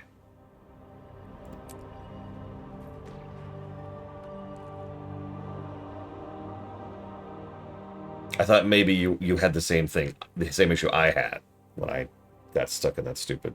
Hey. Yeah. Commander, look at this place. No wonder they keep it under lock and key. Never could convince any priory to let me have a peek at these shelves. Now that I'm in, I might never leave. Is that... Burn me, they've got both copies! What else are they hoarding in here? We'll have plenty of time to browse later. The books aren't going anywhere. Farah, however... Gix said an archivist, Sistina, would show us to Farah Station. Let's start there. This is definitely the voice I would expect from this character.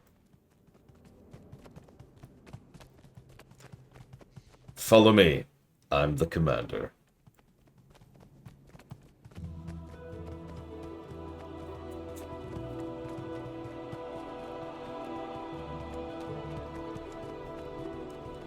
Welcome. Gix said to expect you.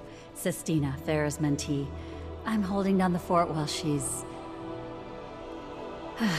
Honestly, I have no idea what she's doing, or where she is. Nobody does. It's very unlike her. Gix said the same. She doesn't seem the type to just run off. Even her research station looks like she abandoned it mid-thaw. Here, come see for yourselves. Farah's been spearheading our Titan research efforts, gathering notes on history, biology, etc. Hoping to find some sort of exploitable weaknesses. Of interest to you three, I'm sure. You have no idea. As is Farah's well-being. I can empathize with why she'd feel so invested. Obsessed, more like. Your last encounter with that third Titan Ura sent Farah down an absolute rabbit hole. I've known her to get absorbed in her work, but this time, she was a woman possessed. Leading up to her disappearance, she was buried under tomes at her station all hours of the day. I wondered if she might be sleeping there. And then she was gone. Here we are. Buried under tomes. You weren't kidding. I've been trying to sort through it all. Thought maybe there'd be some clue in her research as to where she went. But, as you can see, it's a daunting job for one person. We'll take it from here. Let you know if we find anything. This is why we need Pax around, to be serious, to counterbalance the silly. We've got a Quaggan, a bug, and a fish, and then Pax is just back there like, Kong, Kong, with this giant greatsword slung over his back.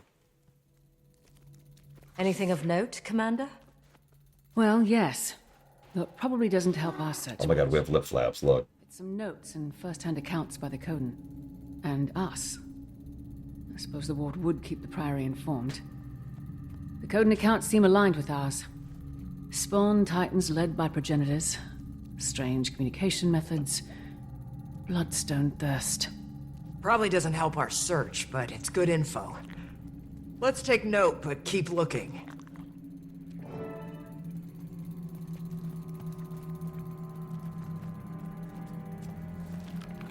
No time to grab my journal. I'll just scribble this here and add it to the rest of the entries.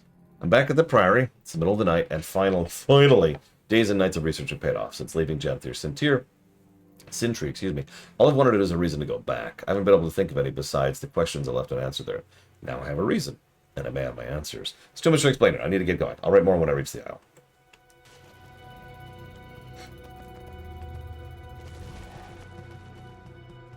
Did that not count as a clue?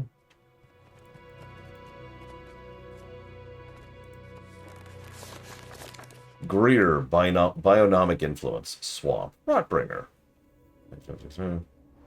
An account taken from the Alliance from the Silvari Cave summarizes Greer's presence as follows. I sensed sickness the moment I set foot in the area. You don't have to be Silvari to tell the environment's ailing. One whiff is proof enough, but to feel the misery of the innocents, the plagued plants, the poisoned waters, the leaves curled by death. The mere memory makes me sick, being there's more than I can bear. Decima. Bionomic influence, storm. While not as off-putting to the senses, her intrusion upon the Stricken Plain ecosystem has proved equally detrimental. The Stricken Plains, as their name suggests, are known for frequent lightning strikes. Decima's presence appears to have increased exponentially. Research conducted by the Tyrian Alliance and Astral Ward indicates a near constant risk of wildfires. This burn risk poses a major threat to the safety of individuals, wildlife, and vegetation. Lowlanders report dramatic drop in season's crop yield, fearing food shortages for coming winter. God damn it, Colgrim. You even have a crown. Ura, unknown. Apparently steam geyser.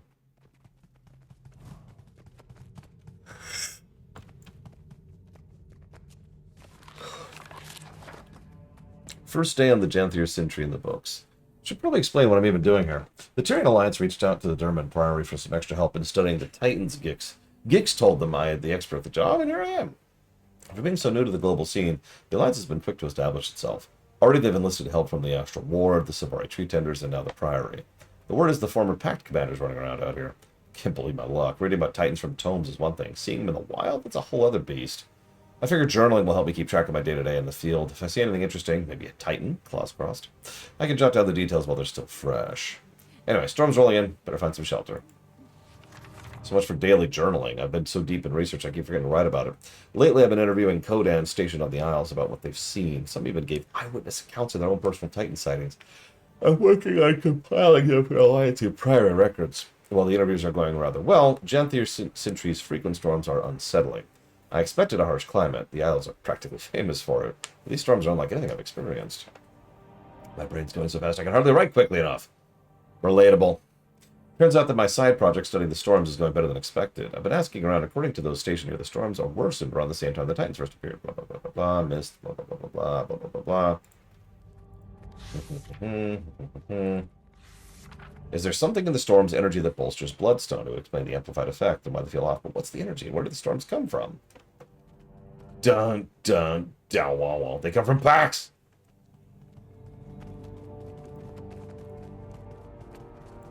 Yep, I saw that. The last second there. You look focused, Commander. Find something? Maybe. It's about the Titans and their environments. Kaith has her own section in this one. Oh? You're talking about Greer's effect on the swamp ecosystem. One of the lowlanders made similar comments. Don't even remind me of that putrid place. This must be from when I was speaking with the tree tenders. What else? Mentions the Titans merging with their environments, and that Ura's steam walls might be a clue to her location. Now we're getting somewhere. Where there's steam, there's... A geyser, perhaps? Farah seems to think so. She suggests Mount Balrior. Uh-oh. What are we waiting for? Before we go chasing geysers up and down the aisles, let's be sure there's nothing more to see here.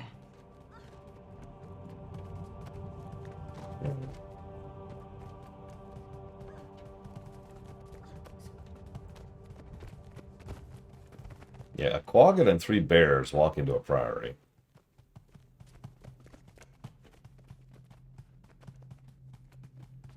Go in here. Yeah, there's not gonna be in here.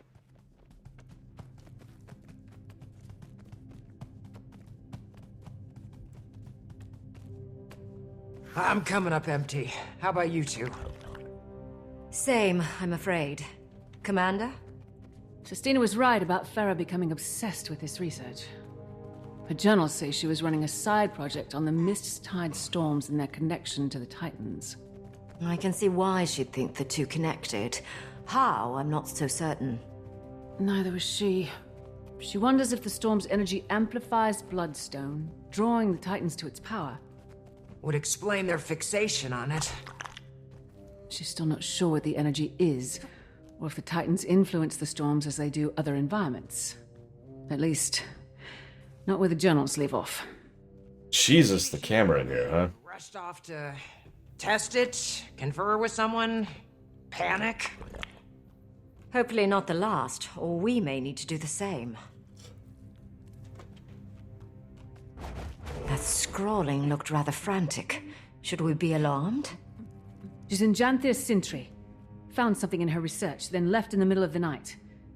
Doesn't say what. Did she give an exact location? No. But the area near Mount Balrior still seems like our best bet. Let's tell Sistina what we know, then move out. Yeah, sure. Let me navigate this hellscape of a library. We'll probably finish it tomorrow. Which actually sucks, because that means we're going to start the other game on Tuesday. Well, whatever.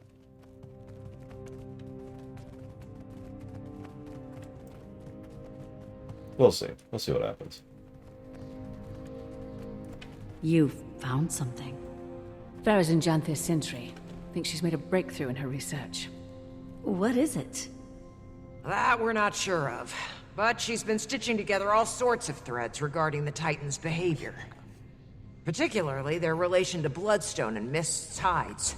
She also thinks Ura is hiding in a geyser-heavy area.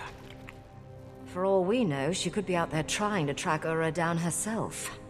What is she thinking? Going to those aisles alone and not telling anyone? Sanctioned fieldwork is one thing, but this is a death wish.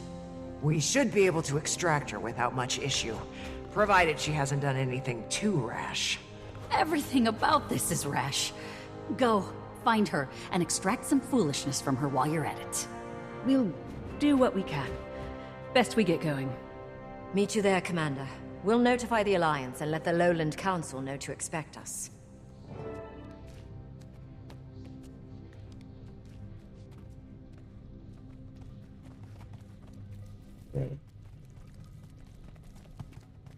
Oh, side stuff. Hang on.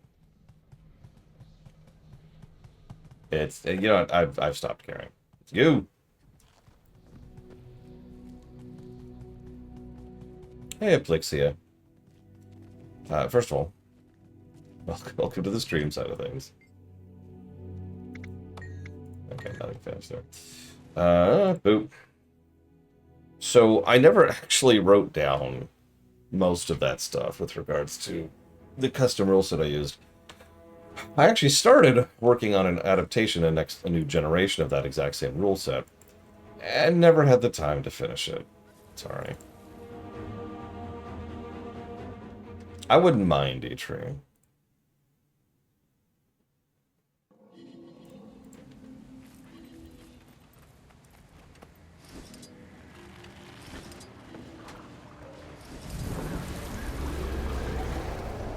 Like, Janthir's fine, but I'm good with finishing up Guild Wars 2 for the moment. In terms of numbers of quests, we're literally halfway through. How long the quests are, who knows. I am told there's one more go do heart section after this.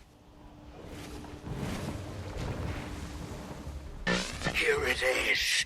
No time to quake with fear. Rigid we must remain. The strangers have woken. They've come to dance in the rain. Our one and only goal is to protect the camp. Every claw and spear, raise them to the air. Go, fight, win.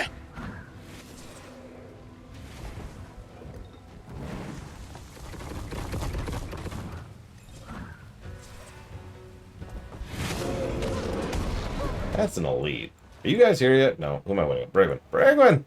Bragwin! Ah, Bragwin, why? Why do you hate me, Bragwin?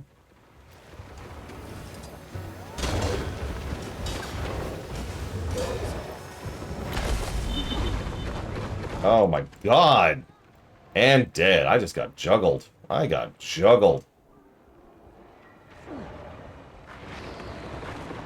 They're like, haha, he's waiting for Bragwin. Kill him. Yeah, there. Go. Go. Go. Dalgrim. Oh, thank God. Oh, okay.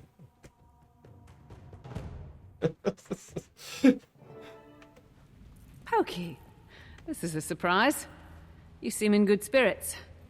When we told the Lowland Council our plans, he jumped at the chance to help. Better to put myself to use than mope around. Plus, it's one less worry for my paw. Got plenty enough of that. Get to it, shall we? So, this Farah, she's a researcher, and kin to our Malice, yes? Well, she was Flame Legion originally. So more like what a northern Coden is to a lowlander. Ah, a long-lost cousin. Well, yes, I suppose so. Lost, at the very least. Yeah, I see the cards pick. I mean, Gambler has been a thing for a while. In several video games. I think Dragon Quest started the Gambler class job thing. Don't actually quote me on that. My first exposure to it was FF6. I'm pretty sure it predates that. What's that ahead? Seems they're timetables of storm patterns. And they match Farah's writing from the looks of it. Unless the field sprouted notes of its own, I take it we're on the right track.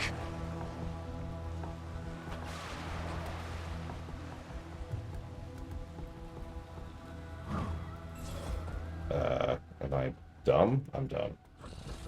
There it is. No, I mean the gambling job, because Dragon Quest III added jobs.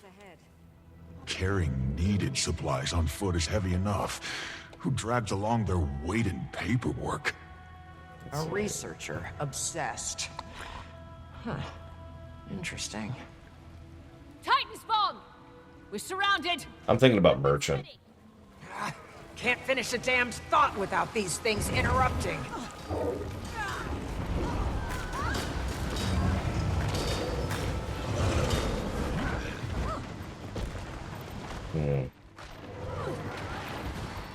Yeah, there's a Merchant class in Dragon Quest III. It's actually quite good. As I was saying, they're field notes on spawn emitting steam and sulfur, characteristic of Ura.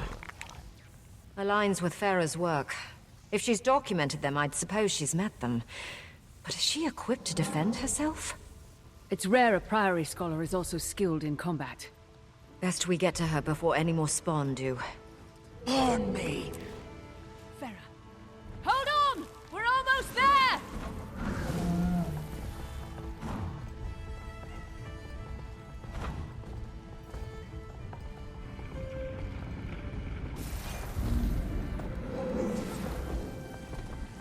Yeah, merchants were pretty useful in Dragon Quest, both 3 and 4.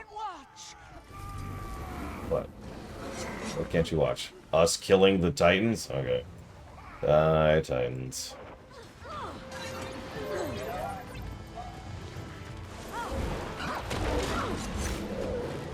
Merchants brought in a bunch of money, which was actually pretty important in Dragon Quest games.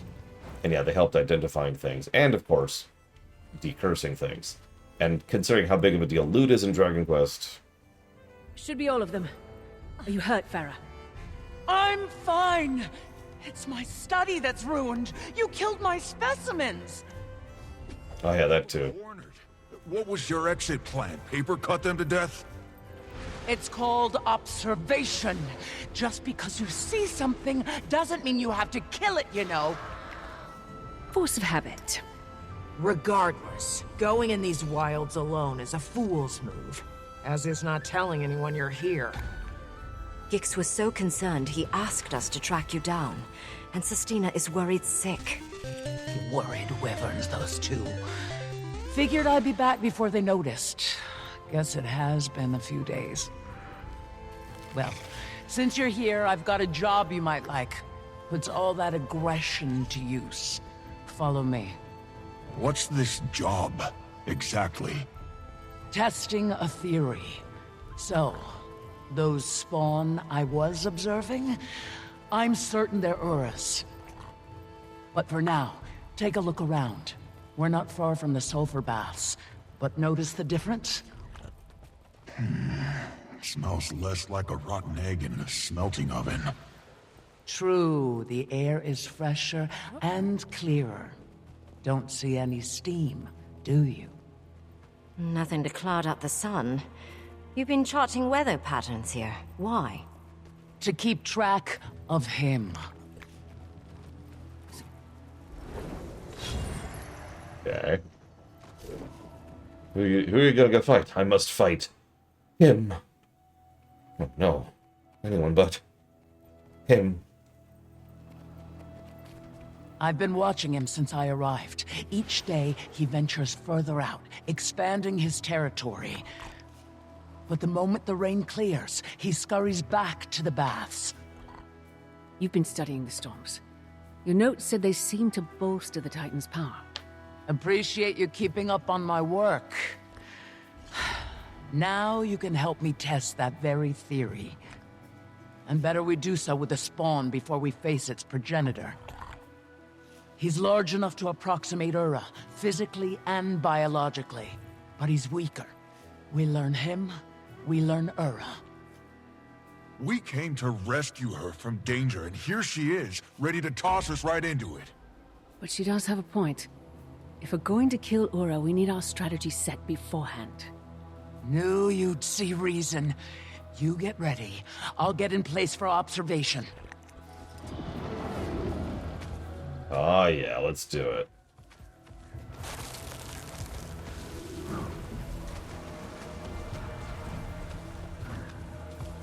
Oh no, that's gonna... No! Ah! Fine game. Fine, whatever. I really do not like how they just really hem you in for some of these. Like, no, you have to go this way. But I'm going over there. Yeah, go this way. Okay. Oh, this should be fun. I'll be asking some questions for my research. Don't overthink, just answer.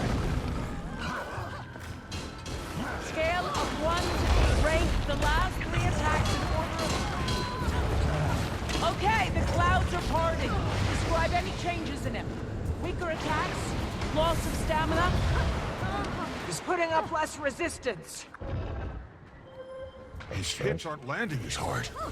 Seems he's losing stamina. Exactly what I wanted to hear.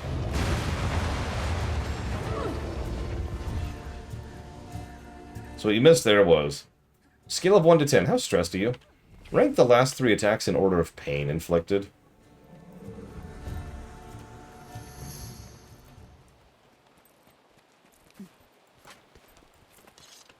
This is going right to the Priory Library for display. How are you so cheery about all of this? Doesn't it piss you off? What these things did to us? To everyone? They're fascinating beings. Powerful, mysterious on a scale all their own, and perfectly indifferent to us. What use is moral outrage toward creatures with no concept of morals? That does certainly put it into perspective.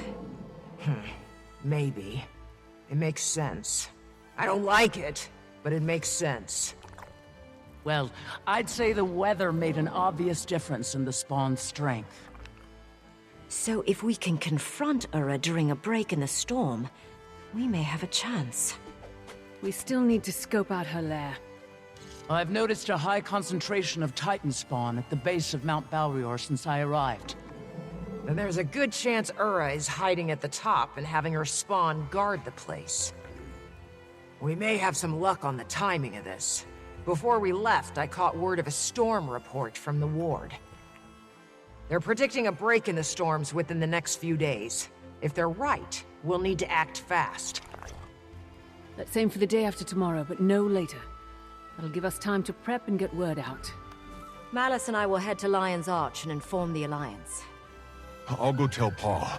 He'll want time to call a council meeting. That leaves the Astral Ward. I'll make my way to the tower now.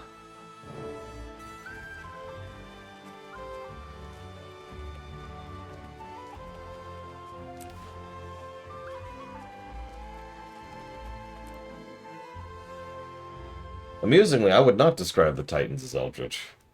And again, I wouldn't call the Elder Dragons that either. Uh-oh.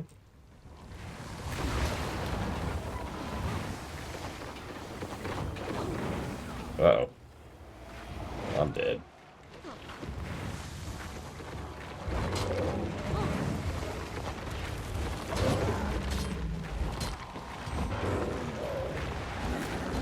Man.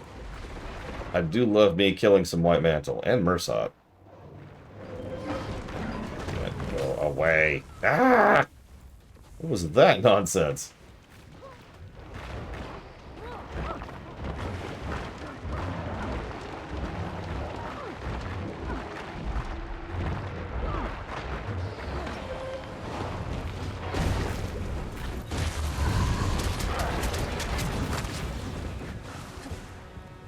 Okay.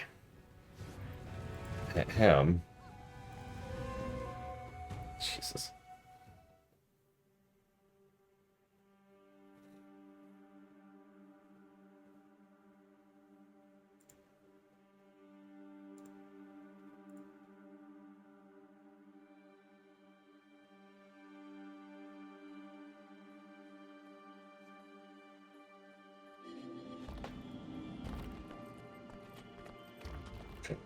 You have earned the right to progress. Is everyone here? I'll wait till everyone's loaded in. Minions of the Lowlanders. What do they call them? Journeykin. I heard that one attacked a scouting party. The one I met was Okay. quite darling. They're cute, but I'm also getting some strange readings. Nothing bad, just up.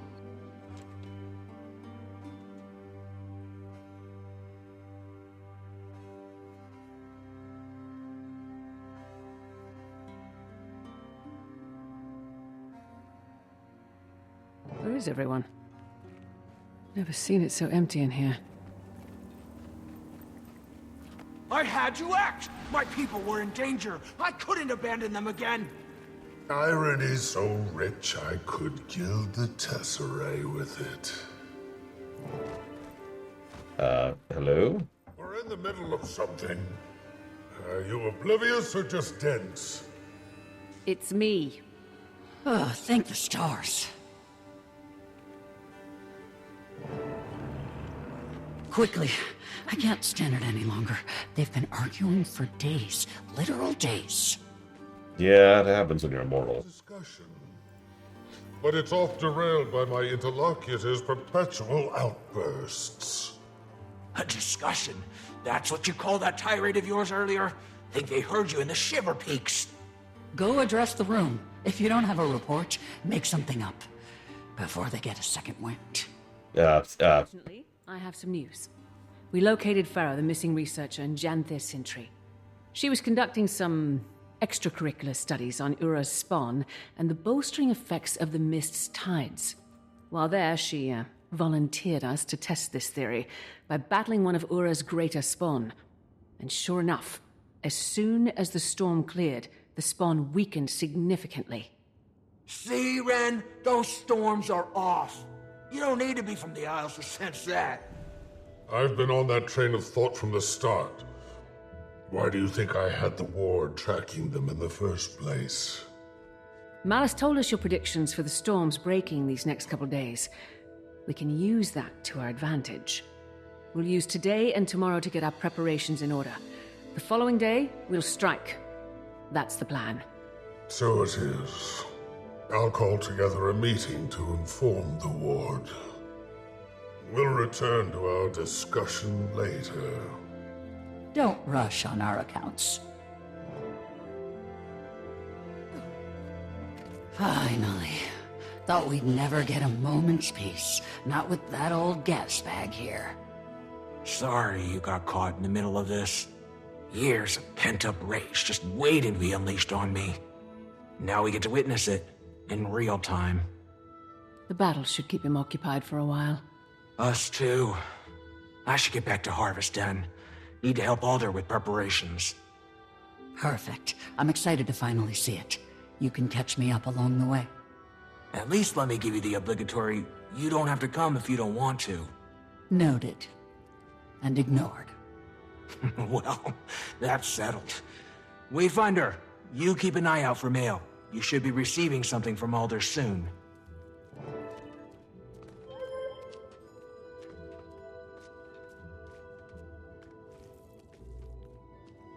Okay. Reading mail.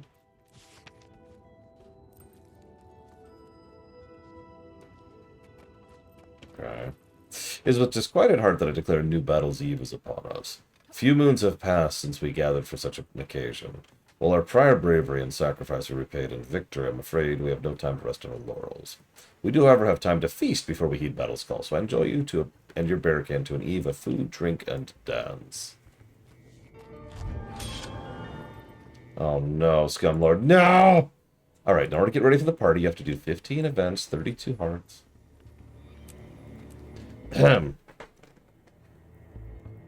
6,000 rifts. Thank you for the sub, Ross.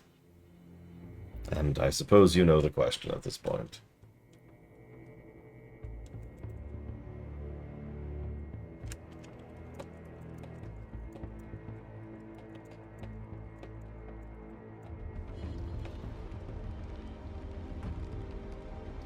Okay. That's just right here. Hang on, so I need to get there for Yakuza. I would play a game called Yakuza. Pokemon Violet and Expedition 33.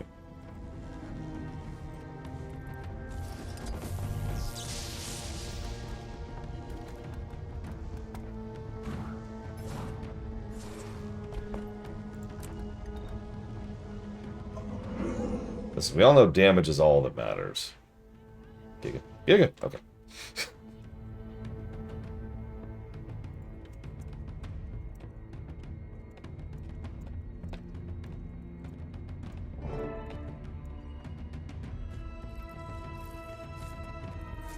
Oh, Wayfinder. I see you got Pa's invitation. Between us, he gets a bit sappy about that sort of thing. Though, I suppose the Battle's Eve feast isn't exactly a joyous occasion. More of a precautionary goodbye. But, well, we shan't. Still plenty of fun to be had. Although your Alliance pals look to be having none of it. Aside from me, Kaith, and Malice, they don't know the Lowlanders very well yet. Shall I introduce them? Pressure them to mingle? If all else fails, some honey wine should do the trick. Appreciated. But you just enjoy the festivities. I'll see if I can loosen them up. Frickin' Rangers, am I right? Seems like you don't know what to do with yourselves. After decades of leaving bonds with the Lowlanders untended, it appears I have my work cut out for me. This place is a bit rougher around the edges than Her Majesty's royal court. Although, I don't mind the change of pace. The Lowlanders may look intimidating, but appearances can be deceiving. And they could say the same about some of us. I wouldn't characterize it that way. How about I introduce you to a few of the council members? Might help break the ice. Isn't that Mead, Kenixcarroll? For starters, Queen Jenna. There's someone you might like to meet. Ah, and Fading Aurora is the name we'll be sticking with, correct? Ah, I suppose Anise was present for the grand reveal. Based on Anise's recollection, grand is certainly one way of putting it.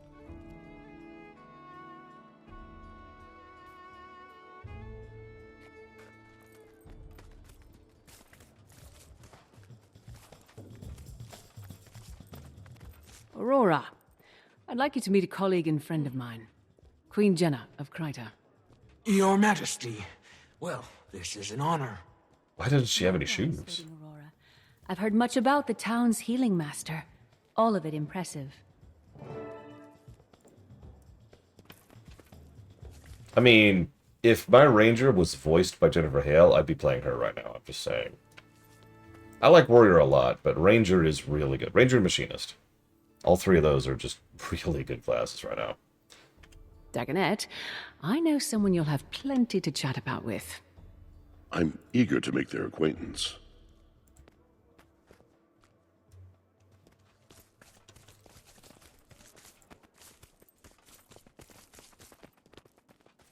Dagonet, meet Soaring Crest, agriculture master, expert in Janthir's ecosystem and plant life.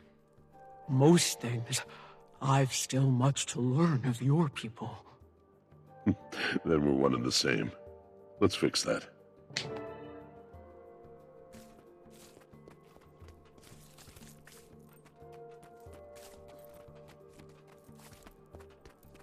And finally, Anise. I know just the person for you. About time. The suspense was killing me.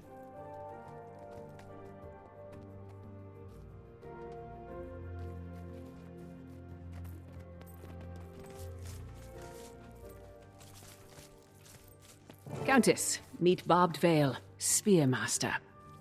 I pity any who find themselves on the wrong end of her spear. Are you speaking from experience, Commander? The sparring match is soon to start. Who dares face our Spearmaster in this test of might? How about you? Think you could take Barbed Veil one-on-one? Apologies. The eve before battle leaves them restless, sparks nerves. They hide them with spears and boasting. I don't know that I'd be the best sparring partner, but I think I have just the match. Commander. What? Okay, sure. How can I ever repay you for this, Anise? Alright, I'll just beat the snot out of you. Don't go easy on me. I have like 5 people in my back here. So you're like extremely dead.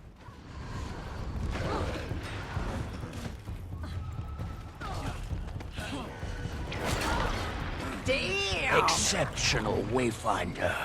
You face me one-on-one and live to boast. You've earned that right, and my respect.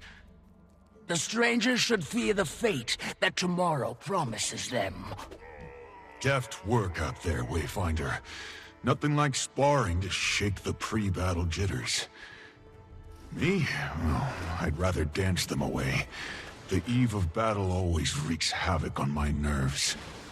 Well, battle is plenty of cause for nervousness. If you stop feeling nervous, that's when you should be concerned. Wise you are, Wayfinder.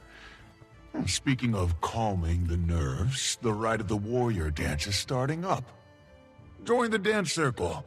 Make the others jealous with your swan-like moves. Hang on. There we go. Now I'm ready to dance.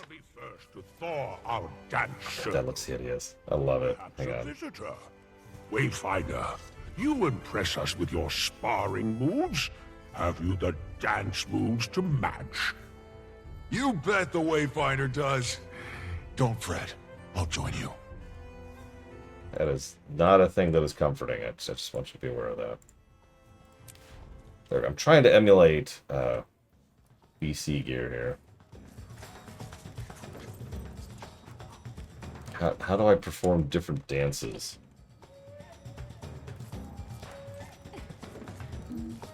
Oh, I'm an idiot, that's how. Gather round, fan our flames. Think of them as a warrior's life fire burning bright, in battle and in peace. How am I hovering? How am I... Okay, I don't even care. That's it! A dance on battle's eve loosens muscles and inhibitions. A fine tradition. This is... Ah! Draw your bearkin near. Whether you set off to battle or stay back to hold down the fort, we dance in camaraderie. But yes, I do, Mr. Red. Fear not tomorrow, no. Hold dear tonight. Dance! Dance! I mean, honestly, look at the car in Undermine. I know you're thinking, well, you can only use that there. Well, that's true. But that's kind of similar to how Guild Wars 2 has approached a lot of its mounts, is this mount does a totally separate, unique thing for that mount. And that's what the car is. It's the second mount like that. It's also a 3-seater. What a crowd! Let Ashmakers tell of this battle's eve for ages to come. Thank you! Thank you all! Don't mistake me, I think Guild Wars 2 has a good approach to mounts, but I think WoW is just going to be able to win that particular race. No pun intended. Yeah, the car's a 3-seater, which is extremely helpful for me because my co-op team includes 2 other people.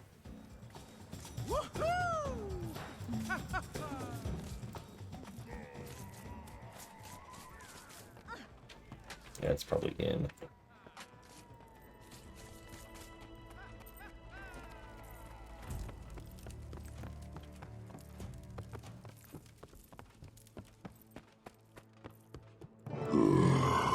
Gathered here we are to remember. No. Makes it sound like a funeral pyre. Wayfinder, They'll appreciate your message, whatever wording you settle on. your assurance is appreciated. Although, I wish the message were one I needn't deliver. I understand. Never gets easier. Although, truth be told, I wouldn't want it to. I've some prepared remarks. Keep them brief, I shall, lest the rumble of your stomachs drown out my words. But first, I shall offer the floor to our visitors. If you've your own words to air, please, come forth. I didn't come with a prepared speech, but as the leader of the Astral Ward and a vanguard of the Tyrian Alliance... Huh. Now he's a vanguard? What happened to the triviality of Tyrian politics? I'm sure the muse will strike. The foes before us may seem marvels, born of worlds unknown. Let me assure you, they are nothing new. Past millennia watched the Titans rise to power, only to be buried by history's indifferent debris. Tomorrow, we shall damn them to that same insignificant fate. Will they appear again in a future distant from our own? Who knows? Instead, we must remember life's true constant. The struggle for survival. Incessant, ruthless, natural. It is that very force your tribe reveres that powers life. So fear not these crude beasts. No. Fear repose. Fear a life so catatonic it makes risking death feel like living. I find it all rather freeing. Don't you? For a minute there, I thought he had it. But then he kept talking. Still not the worst pep talk he's given. Our guest speech may seem disquieting, as is war, a thief of solace, and most cruelly, hope. Far too many of us know this firsthand. So I share with you a poem from moons long past. It has seen me to brighter shores. May it do you that same kindness. As we march toward peril's hearth, our kinfolk at our sides, each step, perhaps, could be our last, or first, toward kinder skies. Our spears will dawn, and fight till dawn, to guard the grounds we've stood, but won't have won till battle's done, and stays that way for good, and stays that way for good. That sentiment I find freeing. Until we see such times, we march, bear kin and allied friends, to guard our grounds against a foe most wicked. What they have in strength, they lack in respect for one another. We have both, and some damn good spears.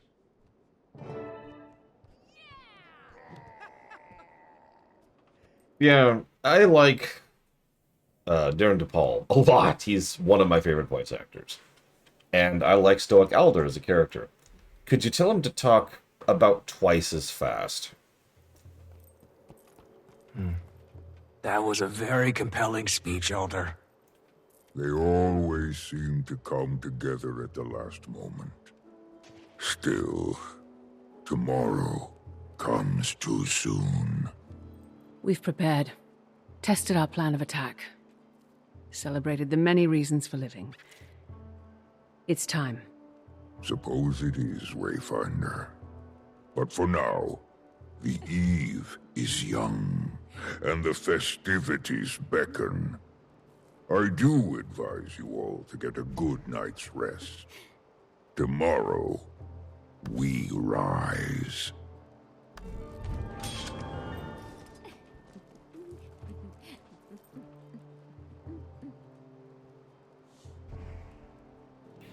Little side tidbit here. Tonight we dine in Pearl.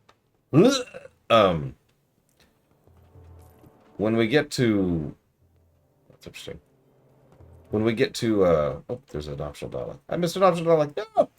When I get to finally review movies, yeah, right. That's never happening at this point in my life.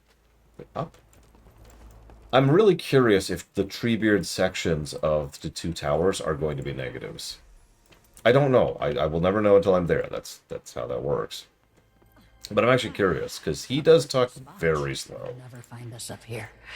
Now, tell me more about them. For starters, I'm thankful they still want anything to do with me. I've put them through enough for a lifetime. Well, good to get your baggage out of the way early. Aldiz doing the best he can, given the situation. He's opening up again. Slowly. Patience is the least I can give him. And I'm downright impressed with Boki. He's been through so much. But instead of running, he faces things head on. I could learn from him. My legacy is running from things I need to face. There's far more to your legacy than that. After his ascension, I became fast friends with Lear, a son of Deldrimor. He reminds me so much of you. His views on magic, the dualities of creation and destruction, and logic and emotion. I spoke of you often to him, shared your writings, and he eventually came to form the Bastion of Balance in your memory. It was then that I finally accepted that even though you were gone, your teachings would live on. Forgive me if I overshared with him. With you gone, I feared the worst. I guess it was a way to feel close to you again. I abandon you, and you honor me. I don't deserve you. But now you're here, and I am more whole for it, my dearest friend.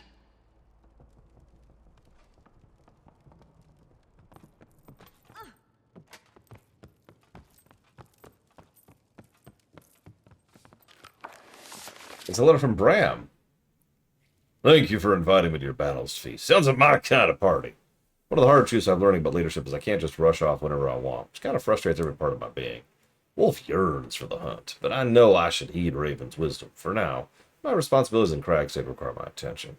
That said, make sure the commander enjoys several pints of honey wine in my place. If you plan on giving any pre-battle speeches, it wouldn't hurt to bend near their way for some pointers. I can't remember it. Particularly steering call to arms they gave before our burst bout with Krakatoa. Till our paths cross again, may your spears land true and the titans crack beneath your paws. Bram. P.S. I'm still the main character. Don't you forget it. Boki, a moment. Oh, Ma's arrow. Thought she took it with her. As did I. You know, one reason holding this feast was so important to me is that I couldn't give your Ma a proper send-off. I never even got the chance to tell her goodbye. And damned if I was going to let that happen again. Pa. Your Ma's intent was always to make you this arrow's keeper. She had wanted to wait till you were grown. And grown you have. From a cub adrift in daydreams to a warrior who's braved life's cruel realities. Far too soon. Wear this as a reminder that your Ma and I are forever at your heart. Soar, my arrow.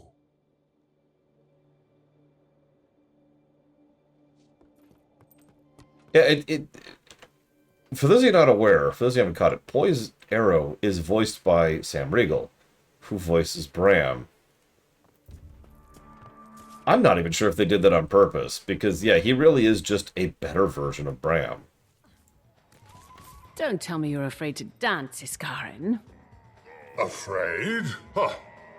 I just find no comfort in the senseless flailing of limbs. I know. You need a partner. I'll pass. I'm flattered. Truly. But I can partake from here while remaining still and dignified. Oh, how rude of me. The Seers didn't have dancing, did they? It's just, I always thought you were the graceful sort. Oh, of course we had dancing. It's not like it's chronomancy. You just set your feet, sway your hips in time to the rhythm. I know what you're trying to do, and it won't work. All right, all right. You win. Honestly, I wish Mabon was here. My niece tells me he was the life of the party. He was a patron of many festivities over the years. A shame you only knew him in his direst moments. One dance, then. For Mabon? Fine. I will humor your childish whims, and then you will leave me be. I have successfully convinced Isgarin to dance. I'm so sorry, everyone.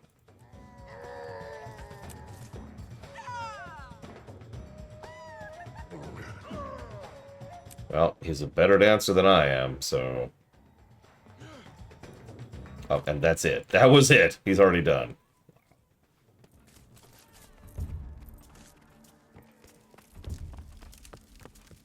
A letter. For Giga. Stoic Elder. Salutations. This is an auto-generated mail from the office of Counselor Ludo, the Dean of Statics, in Radisson. Faculty member you are attempting to reach is either away from the College of Statics, or is too busy to respond to whatever it is you've written about. If you're a student or a colleague of Counselor Ludo, please keep to their designated office hours for personal affairs. If you need it urgent, then leave word with one of their assistants. P.S. If you are Counselor Flunt, Counselor Ludo is only required to speak with you when the Arcane Council is in session and not a second more. Jesus.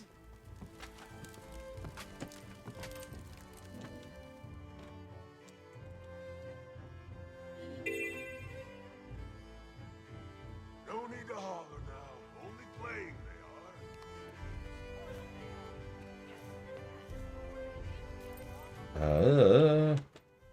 Yeah, 1 second. How'd you like to cuddle some sweet journeykins and help bring them home to their cozy pen?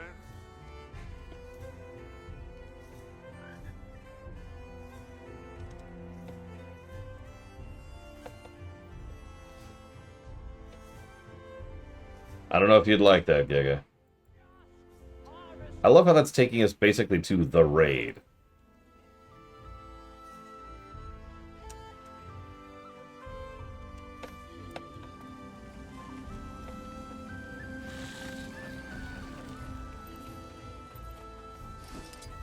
Oops.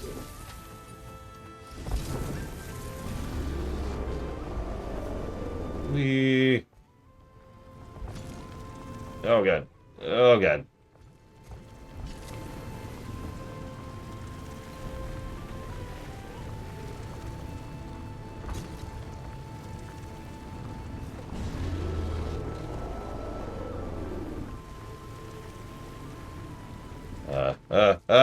No! Everything's fine. You saw nothing.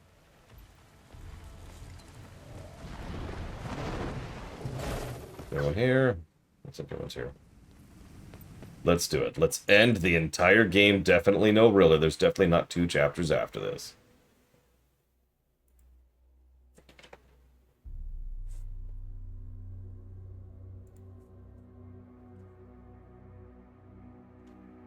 Totally the final battle.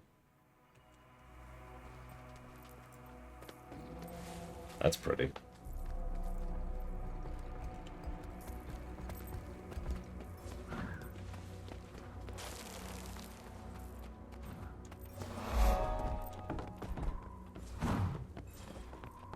Good, we're all here. Bad news first. A nasty storm is coming.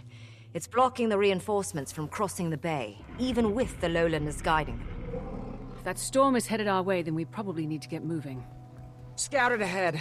There are some ruins just up the mountain. Might be a good foothold before we push on the Titans. Anything else? That's as far as I felt comfortable going alone. Spawn everywhere, from all 3 of them. Then we push to camp and take it from there. We just don't have a lot of time. Every move needs to be deliberate. Wait! Vale, what are you doing here?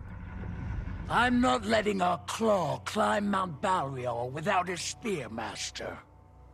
A good warrior and even better friend. May the wind carry us.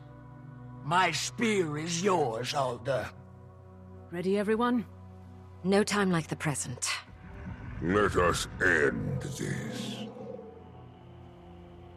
I mean, you realize that's actually possible, right, Giga? Remember, he's directly connected to the spirits. They could easily say, oh yeah, that elongated his life.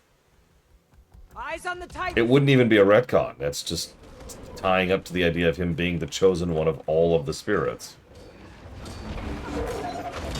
He was also briefly a champion of an Elder Dragon, and we still don't actually know what that does to you long term. They're gone. All clear. So...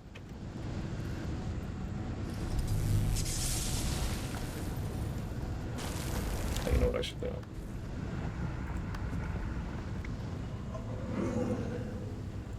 There we go. Bubblegum.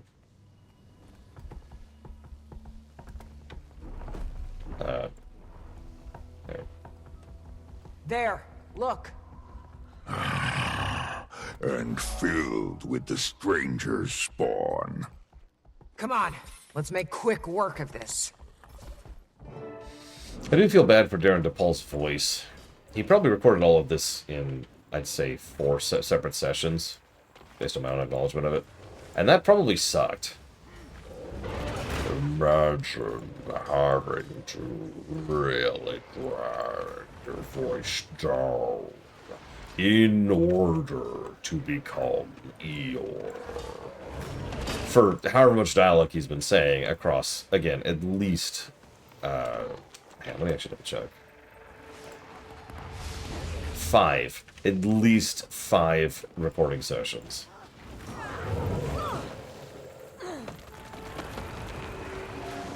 Secured. Clear sky. The mist's energy shouldn't be too severe. We'll have the upper hand. And no bloodstone in sight. Also good. Time is our main enemy then, especially if a storm is rolling in. Dagda, any idea where they are? Close, but their energies are separate? They're on opposite sides of the peak. Maybe they're expecting us. Probably a trap. Regardless, they'll learn of our presence quickly. And if they can sense when their spawn are killed, they're already preparing. It's a little while, but I have an idea. If they split up now, so should we. We know Greer's and Decima's song and dance. We all start picking them off, while Sorrow and Dagda keep the others busy. I like that. Work our way around the mountain. Keep them separated, kill them separated. Even alternate Bram gives us orders. Greer is to the east, Decima to the west. Harder to say, but north. Okay, you all head to Greer. Like Pokey said, we know his ways. Dagda, you hold Decima in place. When Greer is dead, be ready to move. I'll send a portal that'll bring you all straight to me and Decima. Ready to go? Let's move out. Good luck.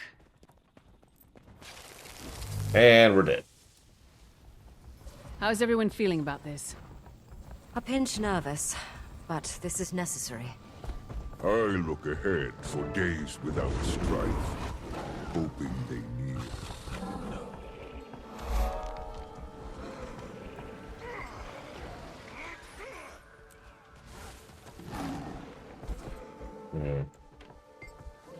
I've noticed Guild Wars 2 is more willing to mess with the voice acting and not just the voice.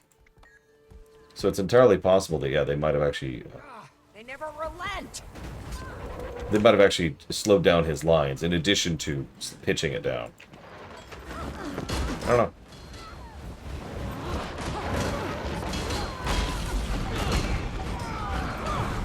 Done. One less to worry about. Let's keep moving. Oops. There, just ahead. Let's go.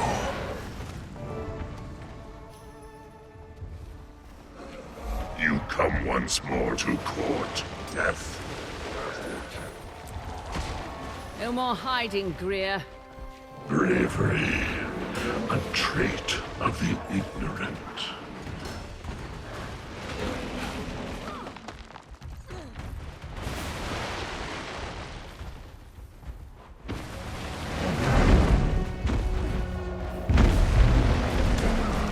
Alright. Those of you in chat who haven't done this fight, do you think he's going to have any new mechanics this time around? Or is this just going to be the third time we fight him? Worship us, Malice Sword Shadow. Nations will speed your decay.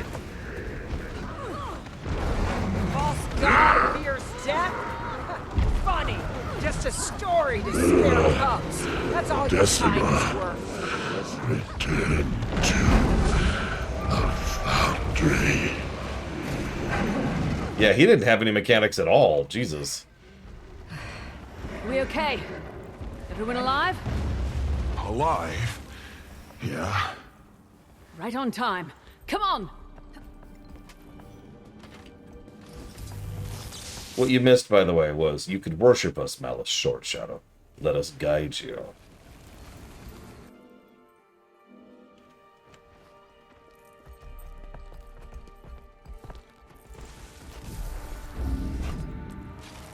I do like that he specifically calls out the Char for that. And totally ignores Pax. Quiet. She's just ahead. I'm certain she can smell me.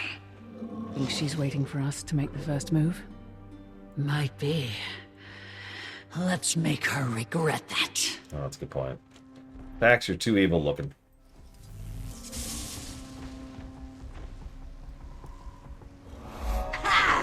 The ants return for a crumb of bread, unknowing what... I can smell him on you. You! Leave these rats! Watch for her lightning. We know how vicious she can be. Can she? Are next to enter the flame. You are next. We Nine deaths. Rumble, Decima! Meet you in the... Okay. Wow, we are just running over these. I know that we've got a group, but... Again, that's it?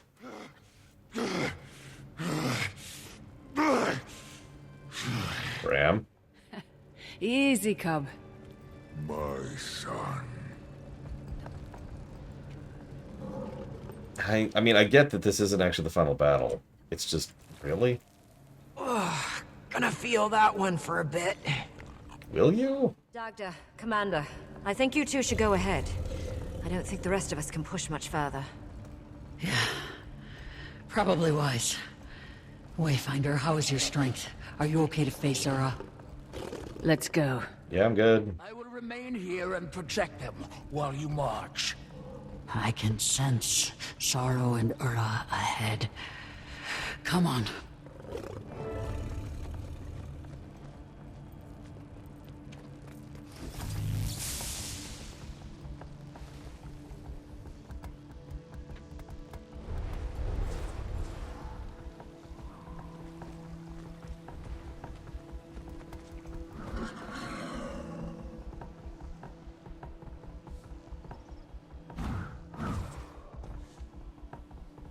Sorry, I was trying to figure out what I could use this gift of Janthir for. Sorrow probably cleared the way.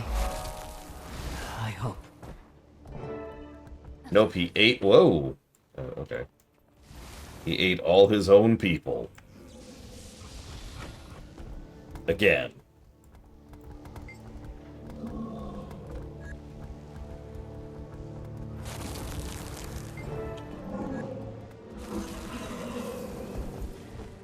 Where did this come from? Okay. I don't even care. I don't care.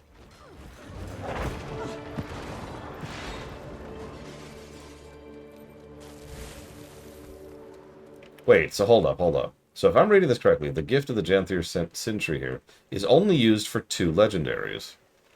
One is the spear that I have right here. The other is Orax. God damn it. Deprioritize that a bit. Where is Ura? Ahead, I think. She's managed to elude me thus far. Keeps sending spawn to block my path.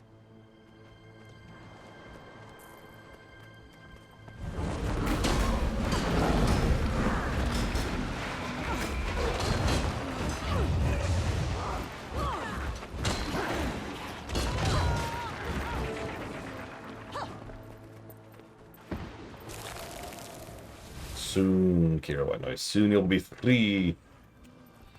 Yeah.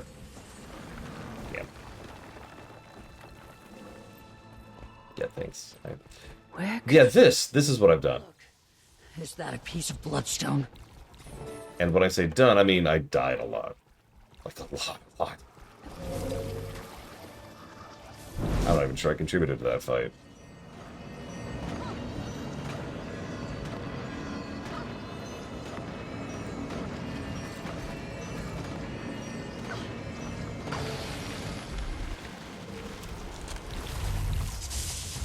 The bloodstone is about to surge!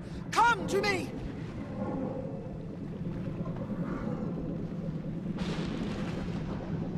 You killed the god spawn. Emerge, beast!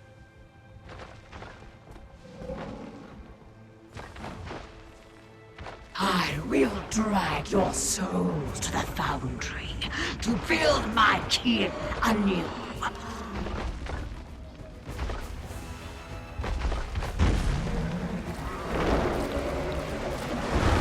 I mean, honestly, the foundry shouldn't even be active right now, but I'll talk about that later. Ah, there they are.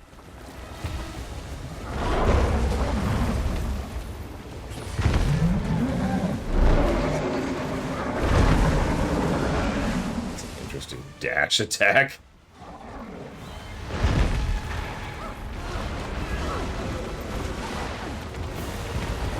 Ooh, she has some health, doesn't she?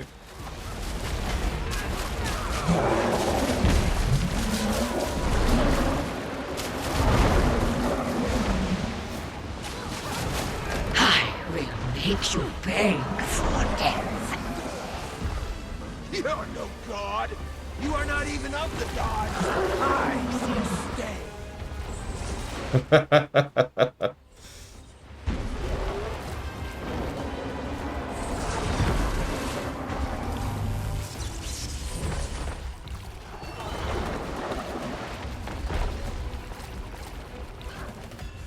What is this route? Jesus.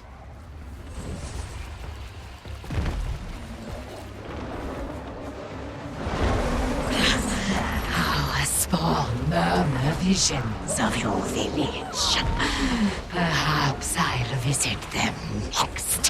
What's funny is I was just thinking how interesting it would be if the Titans wanted to, like, coexist with us, you know? Maybe coordinate with us. Like, they clearly talk. They're clearly sentient. So, like... Right? But no. Instead, Ooze is like, I'm evil and I like killing you. Will doom your fate! To my fate. Amusing.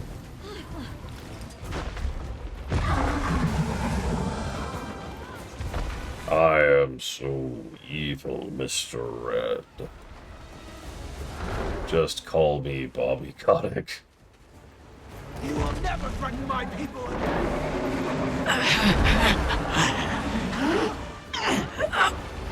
Slow down. Ah!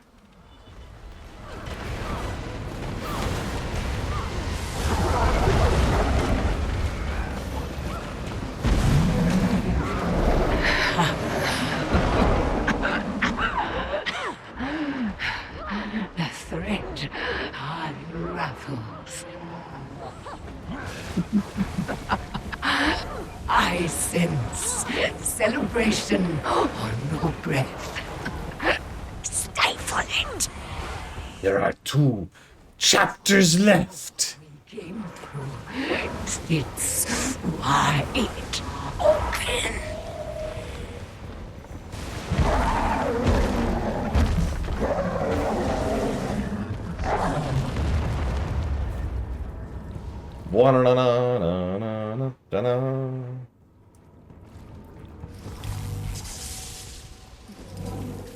I'm gonna push for it, Mr. Ed. I'm gonna take a short break. Now, I do need a nap, so I'm gonna lay down. But, like, that's it. I'm gonna lay down, get up, stream. The door we came through sits open. What does that mean? I knew there had to be a catch. We'll figure that out. But for now, she's dead. All 3 of them are. I'll collect the others and return them to the village. Their wounds need tending. I'll meet you there. I want to linger behind for a moment. Oh, man, I love geyser action. Hot geyser action.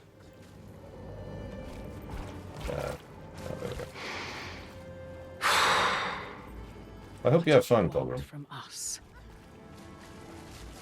From Tyria. Hey! That's what Mr. Red literally just said. They're listening to you, Mr. Red.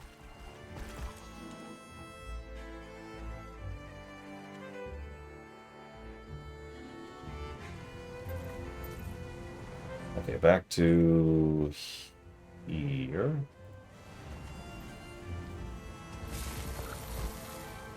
Oh, nice. Appropriate, Pilgrim.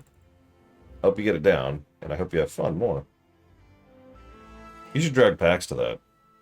You should go with. Giga, you should go with, too. You should all leave me alone. Well, it's a sign-up thing. You should tell them to just accept pugs. Whoop, whoop. Too fast, too fast. Sorry, hang on. Well, okay. The 3 of us actually on this quest are here, so boop. Pax is like, listen, could you get me in a raid guild? Okay, thanks. Now that I'm in this raid guild, I refuse to raid ever.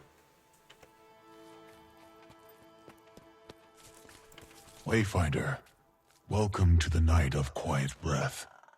Feast before the battle. Take a nap after. Ah, my kind of party. Come on. Everyone's resting. What does, Braven? Unless you mean the war clan, in which case, yeah. That was one heck of a fight. Glad it's done. Exhilarating, though. Not quite the same as fighting an Elder Dragon, but a battle worthy of some fable. Thank you both for all of this. Excellent backup you were. Yep, that's all it was. That was backup. all you, Cup. You're very welcome. Anytime, kid. Pausing side with Sorrow and the blue guy. Might want to make our way in before... Oh no. Malice and I will wait out here and keep guard. Mm-hmm. How caring you are. Come on, Pokey. Better get in there before they start hitting each other. After this, I'm starting torpor early. Oh no, the bears are not even present in the rest of the story, are they? Oh. Wayfinder, never has your arrival been so gladly received. Thank you for allowing us in your home, Claw of the Lowland Coden. The threat has passed. Now, we must heal. I agree. And on the topic of healing, Waiting Sorrow has more to tell you. More? Ah. Hey now, my cerulean guest. We already know she's a wizard, or whatever you want to call all that. Little Claw, there is more to say.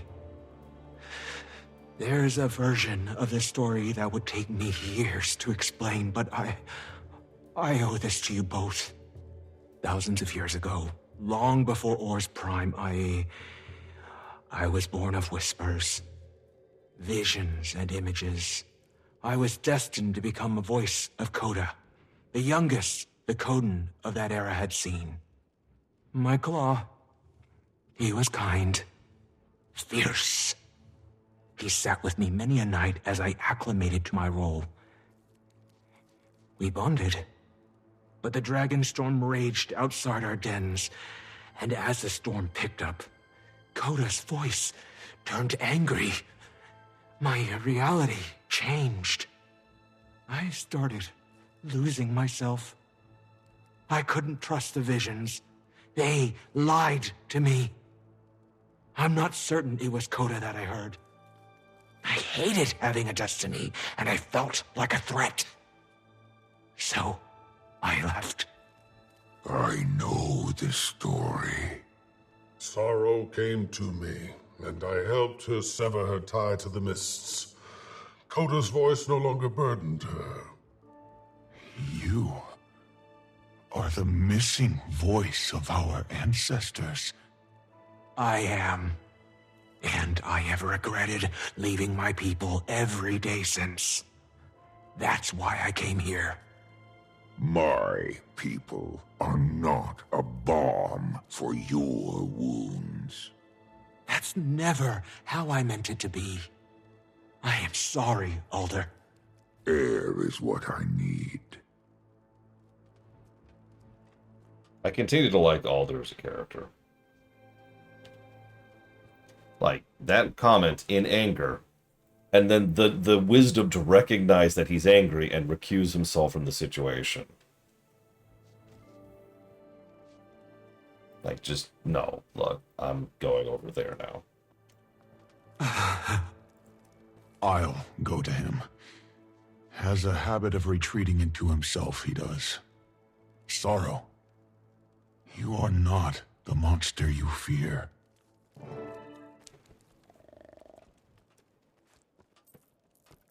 They needed to know you did what was necessary. Now they do. Wayfinder, back at the Wizard's Tower when you first returned Sorrow home, you may have noticed an air of tension and the mention of Mabon. Right. I was wondering about that. It seems that our friend kept a few secrets under lock and key.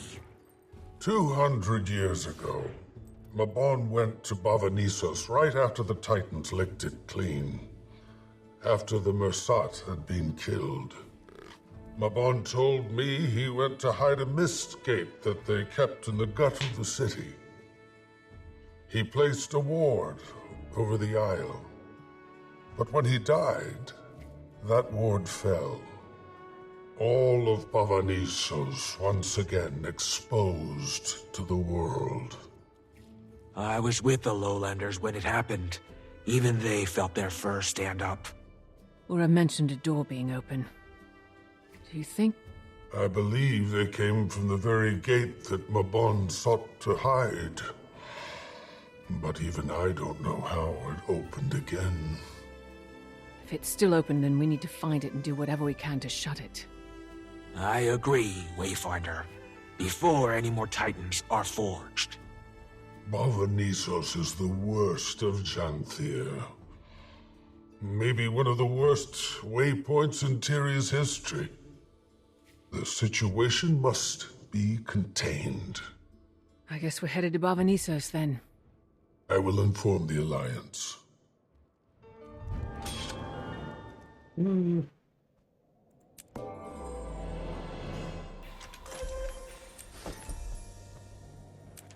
For a fleeting interaction between Mabon and I to become the focus of my thoughts, and one that happened 2 centuries past.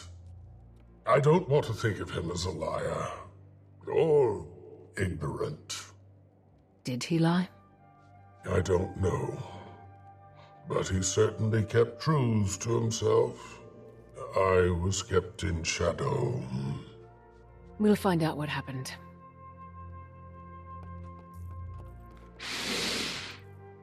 I know that was hard, but it's good that they know.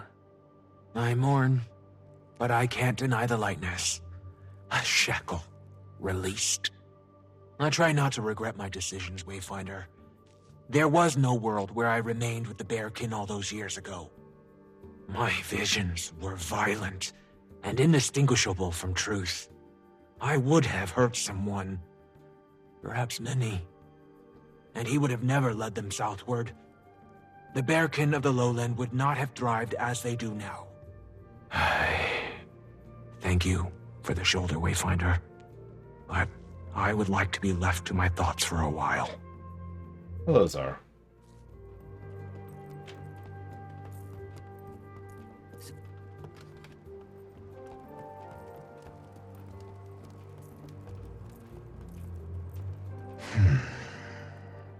You okay, Pokey? You know, I'm just fine. Is that okay? I feel like my core should be shaking. But if I'm being earnest with you, Wayfinder, I'm fine. Really, I've got a lot of questions, but fearful I am not. My own world is just very small all of a sudden. And in the best way. There's so much more world to see. I want to see Sorrow's world, your world. I want to hear stories. I want to know more about magic. I want to see Tyria. I just need to make sure Pa's okay, you know? I was born when the world started changing. He's always lived in the wilds. That is a common trend in a lot of modern stories, I've noticed. In fact, Dawn Trail, War Within, and Janthir have all hit that particular plot beat. I wonder why. I've heard that tale from Ashmakers my entire life. I'm sorry. I never meant to deceive you. I'm put into a lot of situations like that. Blame you I cannot. You are just another leaf caught in the runoff. However, I don't think I can join your alliance. Not right now. It's not for fear of you. Your alliance has been generous. Most of the Astral Ward as well. Our world expanded with such velocity. I fear what may happen if the tides spill past the shore. I understand. And regardless of your place in the Alliance, that won't stop us from helping you or the Bearkin. You are a considerate diplomat. Despite my rumblings, there are worse examples for my son to follow.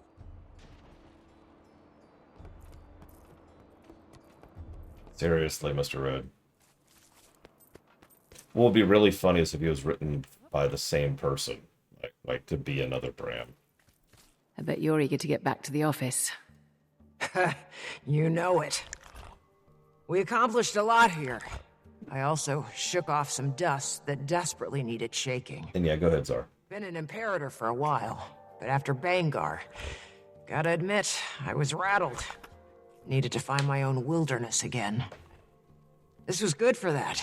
I got back out into the field, got my paws nice and muddy. Didn't see the whole Titan thing coming. Almost a little poetic, yeah? Did you find your wilderness then? The best thing about finding one's wilderness is that you're not really supposed to. Instead, you find comfort in not knowing. I don't want to be Connor. Too much wilderness. I'm ready to return to Ash, but I need to be in the field too. Are you heading back to the Grove then? As much as I'd like to stay here with the Bearkin, yes, I should. I need to be with Mother. Mind you, I certainly don't regret coming. The Bearkin are safer now, and that brings me joy. I'm sad to leave. But if Mother were to worsen, well, this is not where I'm most needed. Hopefully her cure is just over the horizon. I hope so. Time will tell. And then she dies.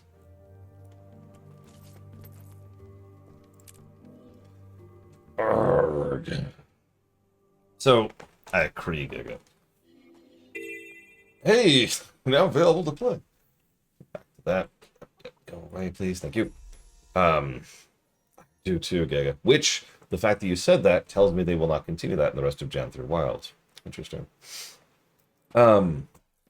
It's entirely possible that the writer for Bram did actually get better. It's also possible they left the company, or they moved on to something else.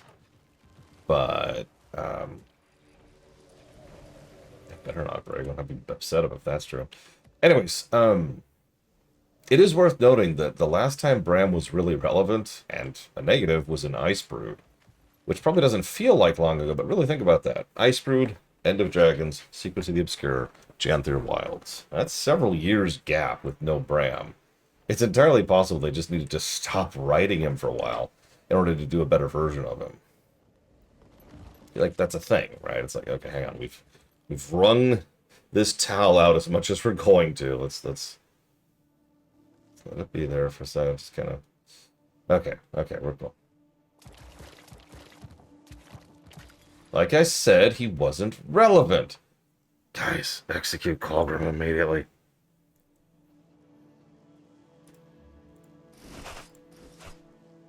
Sure, whatever that is. Boop. And then destruct that. We have completed the task at hand. Oh wow, I'm about at 500 ectos. I need to start doing something with those. I've also got 75 bags of trophies on me. I need to do something with those too. I'll get to that. I'll get to all this. I'm just kind of waiting for Zara's script. I'll go ahead and chop off the local recording. We're done.